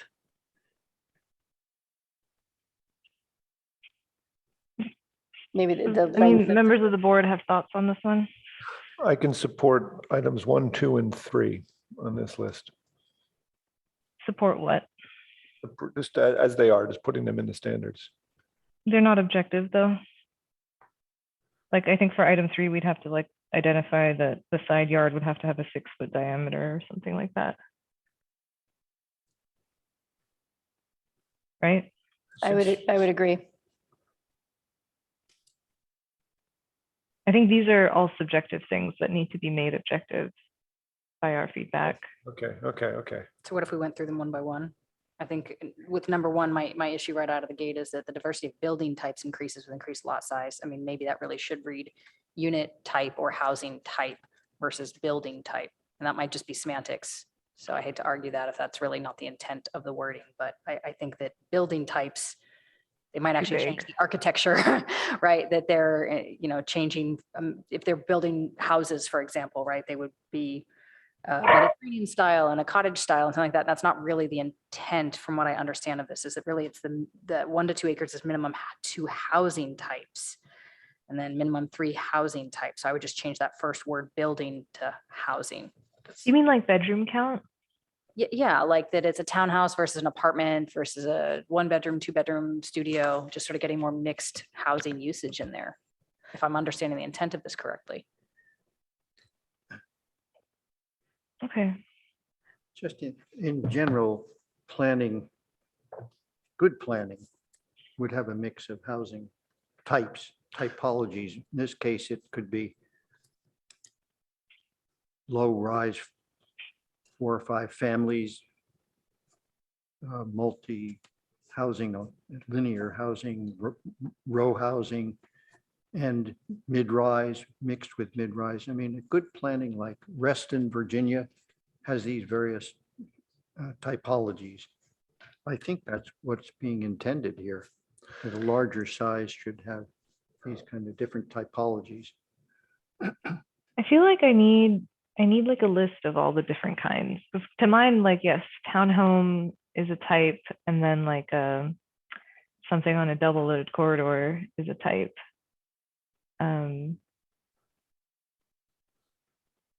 I guess, but I've never known those to really vary by size of lots. I feel like even in the tiniest lots, you can get multiple building types. It's actually a good example, right near the corner of El Camino and Los Altos Avenue, where that 76 gas station is. They put in these condos in that corner, gosh, probably 20 years ago. Wow, I'm aging myself. Where they actually had a series of townhomes running sort of across the back in an L shape. And then in the central portion, there was more of the apartment style. And the buildings themselves actually varied in height because the townhouses were 2 and 3 story and the apartments, if I'm remembering correctly, were 3 and 4 story. So it just sort of broke up the massing quite a bit based on the use of the housing that they did there. It's actually, I think they might be expanding now. I'm not quite sure, but. So if we were to suggest 3 housing types, what would be the 3rd type? Because 2 I can think of is like a townhome and then like a single story. Detached townhome versus attached. Yeah. Okay. All right. So then in that vein, can item 1 stand on its own if we were to define these building types as attached townhome, detached townhome? Like, can that be written out somewhere for us to look at later? Maybe. Yes, I was just trying to pull up the existing code to sort of show where this comes from and to sort of show the diagram that comes with it. So I think the housing type or unit type does seem to be more what they're striving for here. You can see, in this, 5.2, it's actually referring to 5.3 though. Let's look at 5.3. So 5.3 here, it does appear to have, townhomes, and then, townhomes are sort of touching the ground straight up and down. Condos can be, put together in different arrangements. And there is, it looks like maybe there's even a mixed use building here. Okay. So I guess is 1, Does one not need further clarity then? If it's clear here. I suggest we use the word housing type and then following that in parentheses, list 4 or 5 types of housing as we've just been doing. And you can even just use the word et cetera. I think that's well enough understood what we mean by housing types. I think that makes sense. The current code even doesn't define it very well. We pressed on that. But housing type is better than building type. You're right, Osma. You don't want to be getting somebody doing a type 3 and a type 5 construction instead. I don't know why anybody would do. I mean, if they had a choice, I don't know. We'll see. Maybe some people like to do that. Yeah, so if I give examples of, townhome, either attached or detached condos, could be single family dwellings. Those Could are be a larger building, a large apartment building. or mixed use. Yeah. So I'll sort of conflate 1 and 2 together. Does the group agree with that? Sorry, could you repeat that, please? Conflate 1 and 2, because item number 2 kind of also talks about a variety of unit types, housing types. That makes sense to me. Peter, David? Yeah, that's fine. That's fine. Okay, so we have some direction then on 1 and 2. And then for item 3, I just had a note about a 6-foot diameter outdoor side yard size. Or 6-foot minimum width. Diameter. Diameter, so that you can get a Diameter? circle in there. Well, Oh, no, that makes sense. This is referring to allowing passage between 2 parts of the property. So it's just a clearance, a width. Oh, I see. Okay. And the 6 foot is the residential side yard. Yeah. That might be excessive though for a larger building. I don't know. Well, we're talking about usable side yard. So what's a usable Well, size? it depends if you ask me or Osma. I mean, I think 20 feet is usable. Peter wants to have mini golf course in his side yard. And I Golf guess is what, you got something with golf, Osma? Talking about usable for a townhouse or a condo or something. let me ask this then, is for usable, does that just mean usable for passage or usable for like garbage storage cans? Because if we're talking usable for passage, you could go as low as 4 feet. If you're talking about usable, but you need garbage cans back there, or I don't know, tankless water heaters or gas meters, then you need to increase it to 6 feet. I'm thinking of this as usable open space, somewhere that you would backyard? want to be. Like a patio, Then right? it needs to be bigger. 6 feet, you can barely lie down in. That's typical balcony diameter. That's why I said it's diameter. No, that's fair. Well, 6 feet is the residential side yard in this town.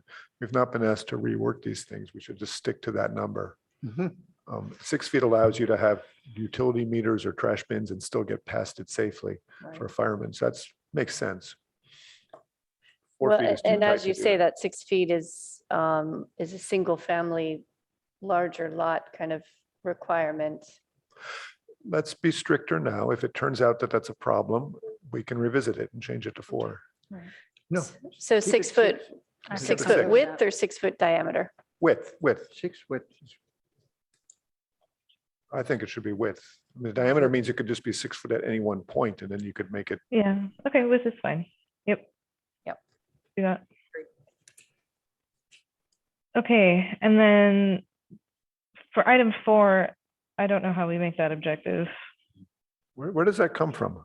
It's pretty There's specific. zero view corridor rules in Palo Alto anywhere. There are view corridor regulations in the comp plan. Those are going to be more discretionary.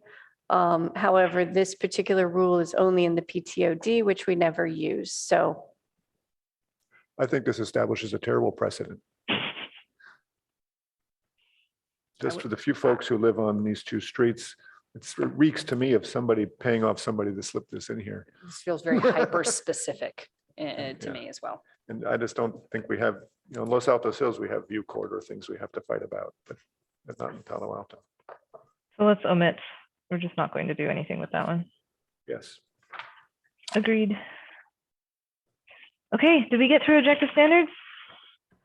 yes, I think we got through the ones we needed to discuss. As long as you agree with the other items about privacy and contextual height, just, on pages 50 and 51, staff has written out what we thought we heard previously. So as long as you agree with that,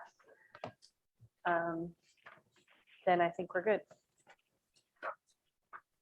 Do we just want to go around and confirm that staff picked up our conversation accurately? I have one question, and hopefully it's just a clarity question that I misunderstood something. So under number 2, part A, item 1, windowsills at and above the second floor shall be at least 5 feet above finished floor. This is for residential? Yes. Yes, so this is a That- standard that we use on single-family homes when we're going through the individual review process. Okay. And so we're sort of bringing that theory forward to multifamily projects. But it is an or. So you could do frosted windows if you didn't want to do the high sills. Fair enough. So I guess my concern was that I believe that for fire access and egress, and this is just me misunderstanding, that it has to be 44 inches maximum above finished floor so that it's an That's right. emergency. Yes, exit. so if you Right. needed In that case, it would be an egress, opaque, and that's good enough. if you needed egress windows, yes, you could use the frosted Fair enough. feature. So basically every bedroom window would need to be opaque. I have a big problem with that one. Within 30 feet facing a residential window or private open space. So there's the beginning part of it that's, on the bottom of page 50 that says within 30 feet. This is pretty much, Kendra, the standard now for residential design in Palo Alto. For any side-facing windows, this is pretty much what they hold us to. And when I make Understood. the argument you just made, it doesn't usually land well. Understood. Well, it's not for multifamily, right? And this would make sense in a single family residential where you have a ton of other places to get clear glass, but in a multifamily where you only have one face, Right. one side you're facing, we've talked about this last time, that it completely makes that unit unusable. So the developer would just have to set it back a foot and make it 30, 31 feet away. Which is the intention of the guideline. Yeah. Don't they actually just have to set it back 1 inch? Yeah, technically 1 inch. There you go. And then it does say that translucent or opaque glazing is below the 5 feet. So in theory, they could have above the 5 feet. I just wanted a little clarity on that. So thank you. Appreciate it. Yeah, or they can have floor to ceiling if it's 15 degrees to face away from a budding. Yeah. Okay. And I wonder if 15 is a little harsh. Yes. Can we make it 30 or 45? Sorry, that sounds like it's making it more angled. No, it means you would get more glass. Do you have that picture that you had, Jody, that sort of showed those angled windows? But it was 15 Yes, degrees out from one the sec. horizontal.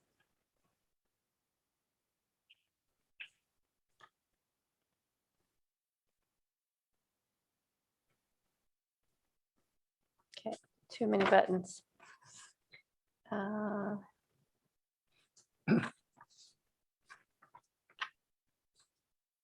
Here we go. Yeah, those little slivers of glass. So they just kicked out just that little amount, small amount.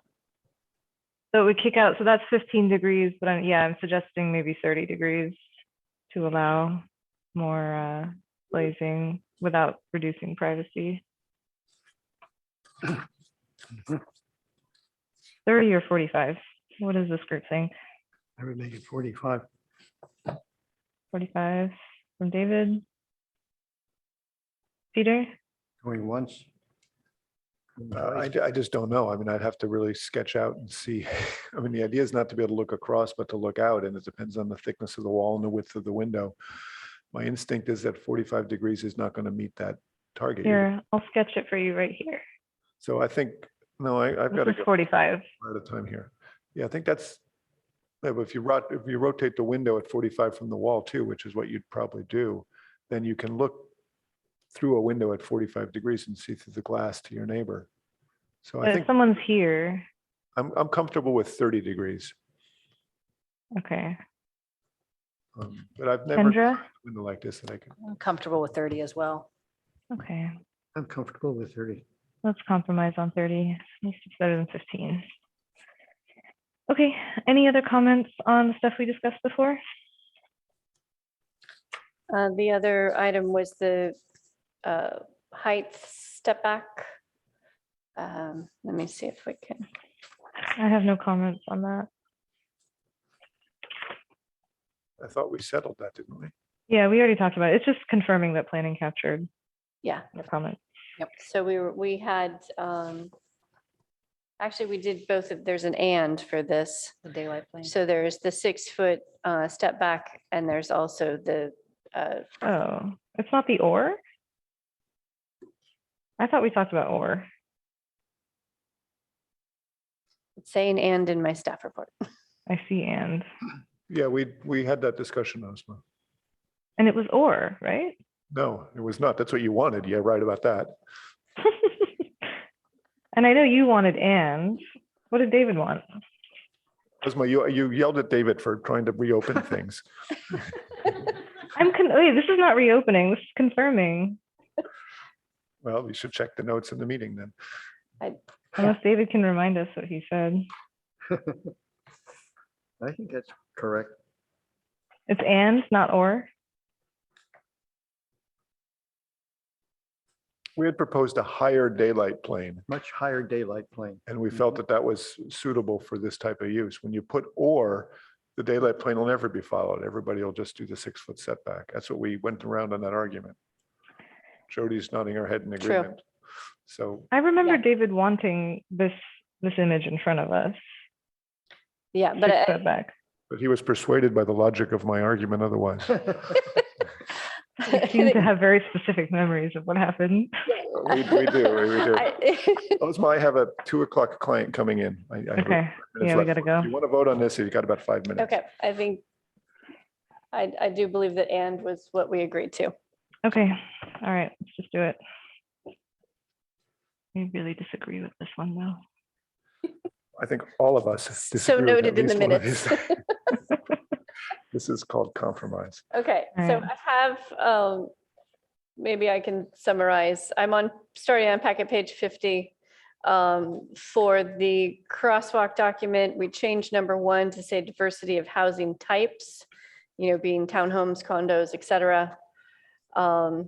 Number 2, we didn't need because that's going to be incorporated into number 1. Mhm. Number 3, we're going to say at least a 6-foot width of usable side yard. And number 4, we were going to eliminate. Yep, that's right. Okay. And then the expanding the menu of options, we had that discussion.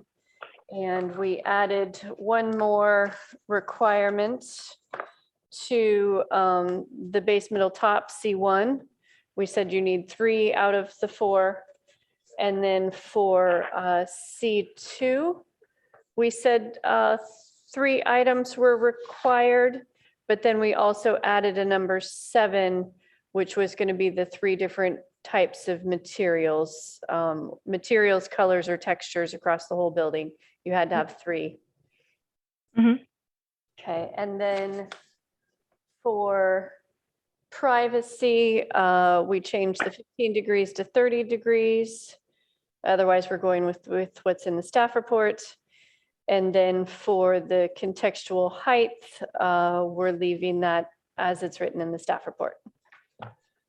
Hopefully that summarized everything, and maybe somebody just makes a motion to do all that. Go for it. What do you want, Osman? Are you ready for? Yeah, do it, Peter. I move that we recommend, we approve, Jody, or that we approve the item per Jody's list just read to us. Is there a second? I'll second. Okay. Motion by Balte, second by Rosenberg. Let's do a vote. Board Member Balte, Yes. Board Member Chen absent, Vice Chair Hirsch, Yes. Board Member Rosenberg, Yes. Chair Thompson. Yes. Motion carries 4-0. Yay. Thank you, everybody. Yay. Thanks so much Okay. for bringing us through this. This has been a challenging one. I'm sorry to deprive you of lunch in the meantime. Can we approve the work plan really quick? Did everyone look at it? Lunch? Yeah. I'm Can we sorry, leave it I at our haven't had a table chance while to we review it yet, Osman. Something else? Okay, let's defer then. Let's defer all of it to our next meeting. A study session for Cal Ave. Yeah, and please let me know if there's anything you want me to add to the work plan. I mean, I wonder if, a second round of objective standards, a El Camino design guideline updates, those might be things you want to add to your work plan, although we need staff to do that as well. Okay, so we do need a motion to continue to the next hearing, which would be April 21st. I move that we continue this item to April 21st. A second. Board Member Baltai, Yes. Board Member Chan absent, Vice Chair Hirsch, Yes. Board Member Rosenberg, Yes. Chair Thompson, Yes. motion carries 4-0. Okay. And then I think we were also considering moving, I think that's already moved, right? The California Ave has already been moved to the other agenda. I think we still need a motion, though. I move to Okay. move the California Avenue discussion to next meeting. Second. Board Member Baltai, Yes. Board Member Chan absent, Vice Chair Hirsch, Yes. Board Member Rosenberg, Yes. Chair Thompson, Yes. motion carries 4-0. Anyone want to approve the minutes?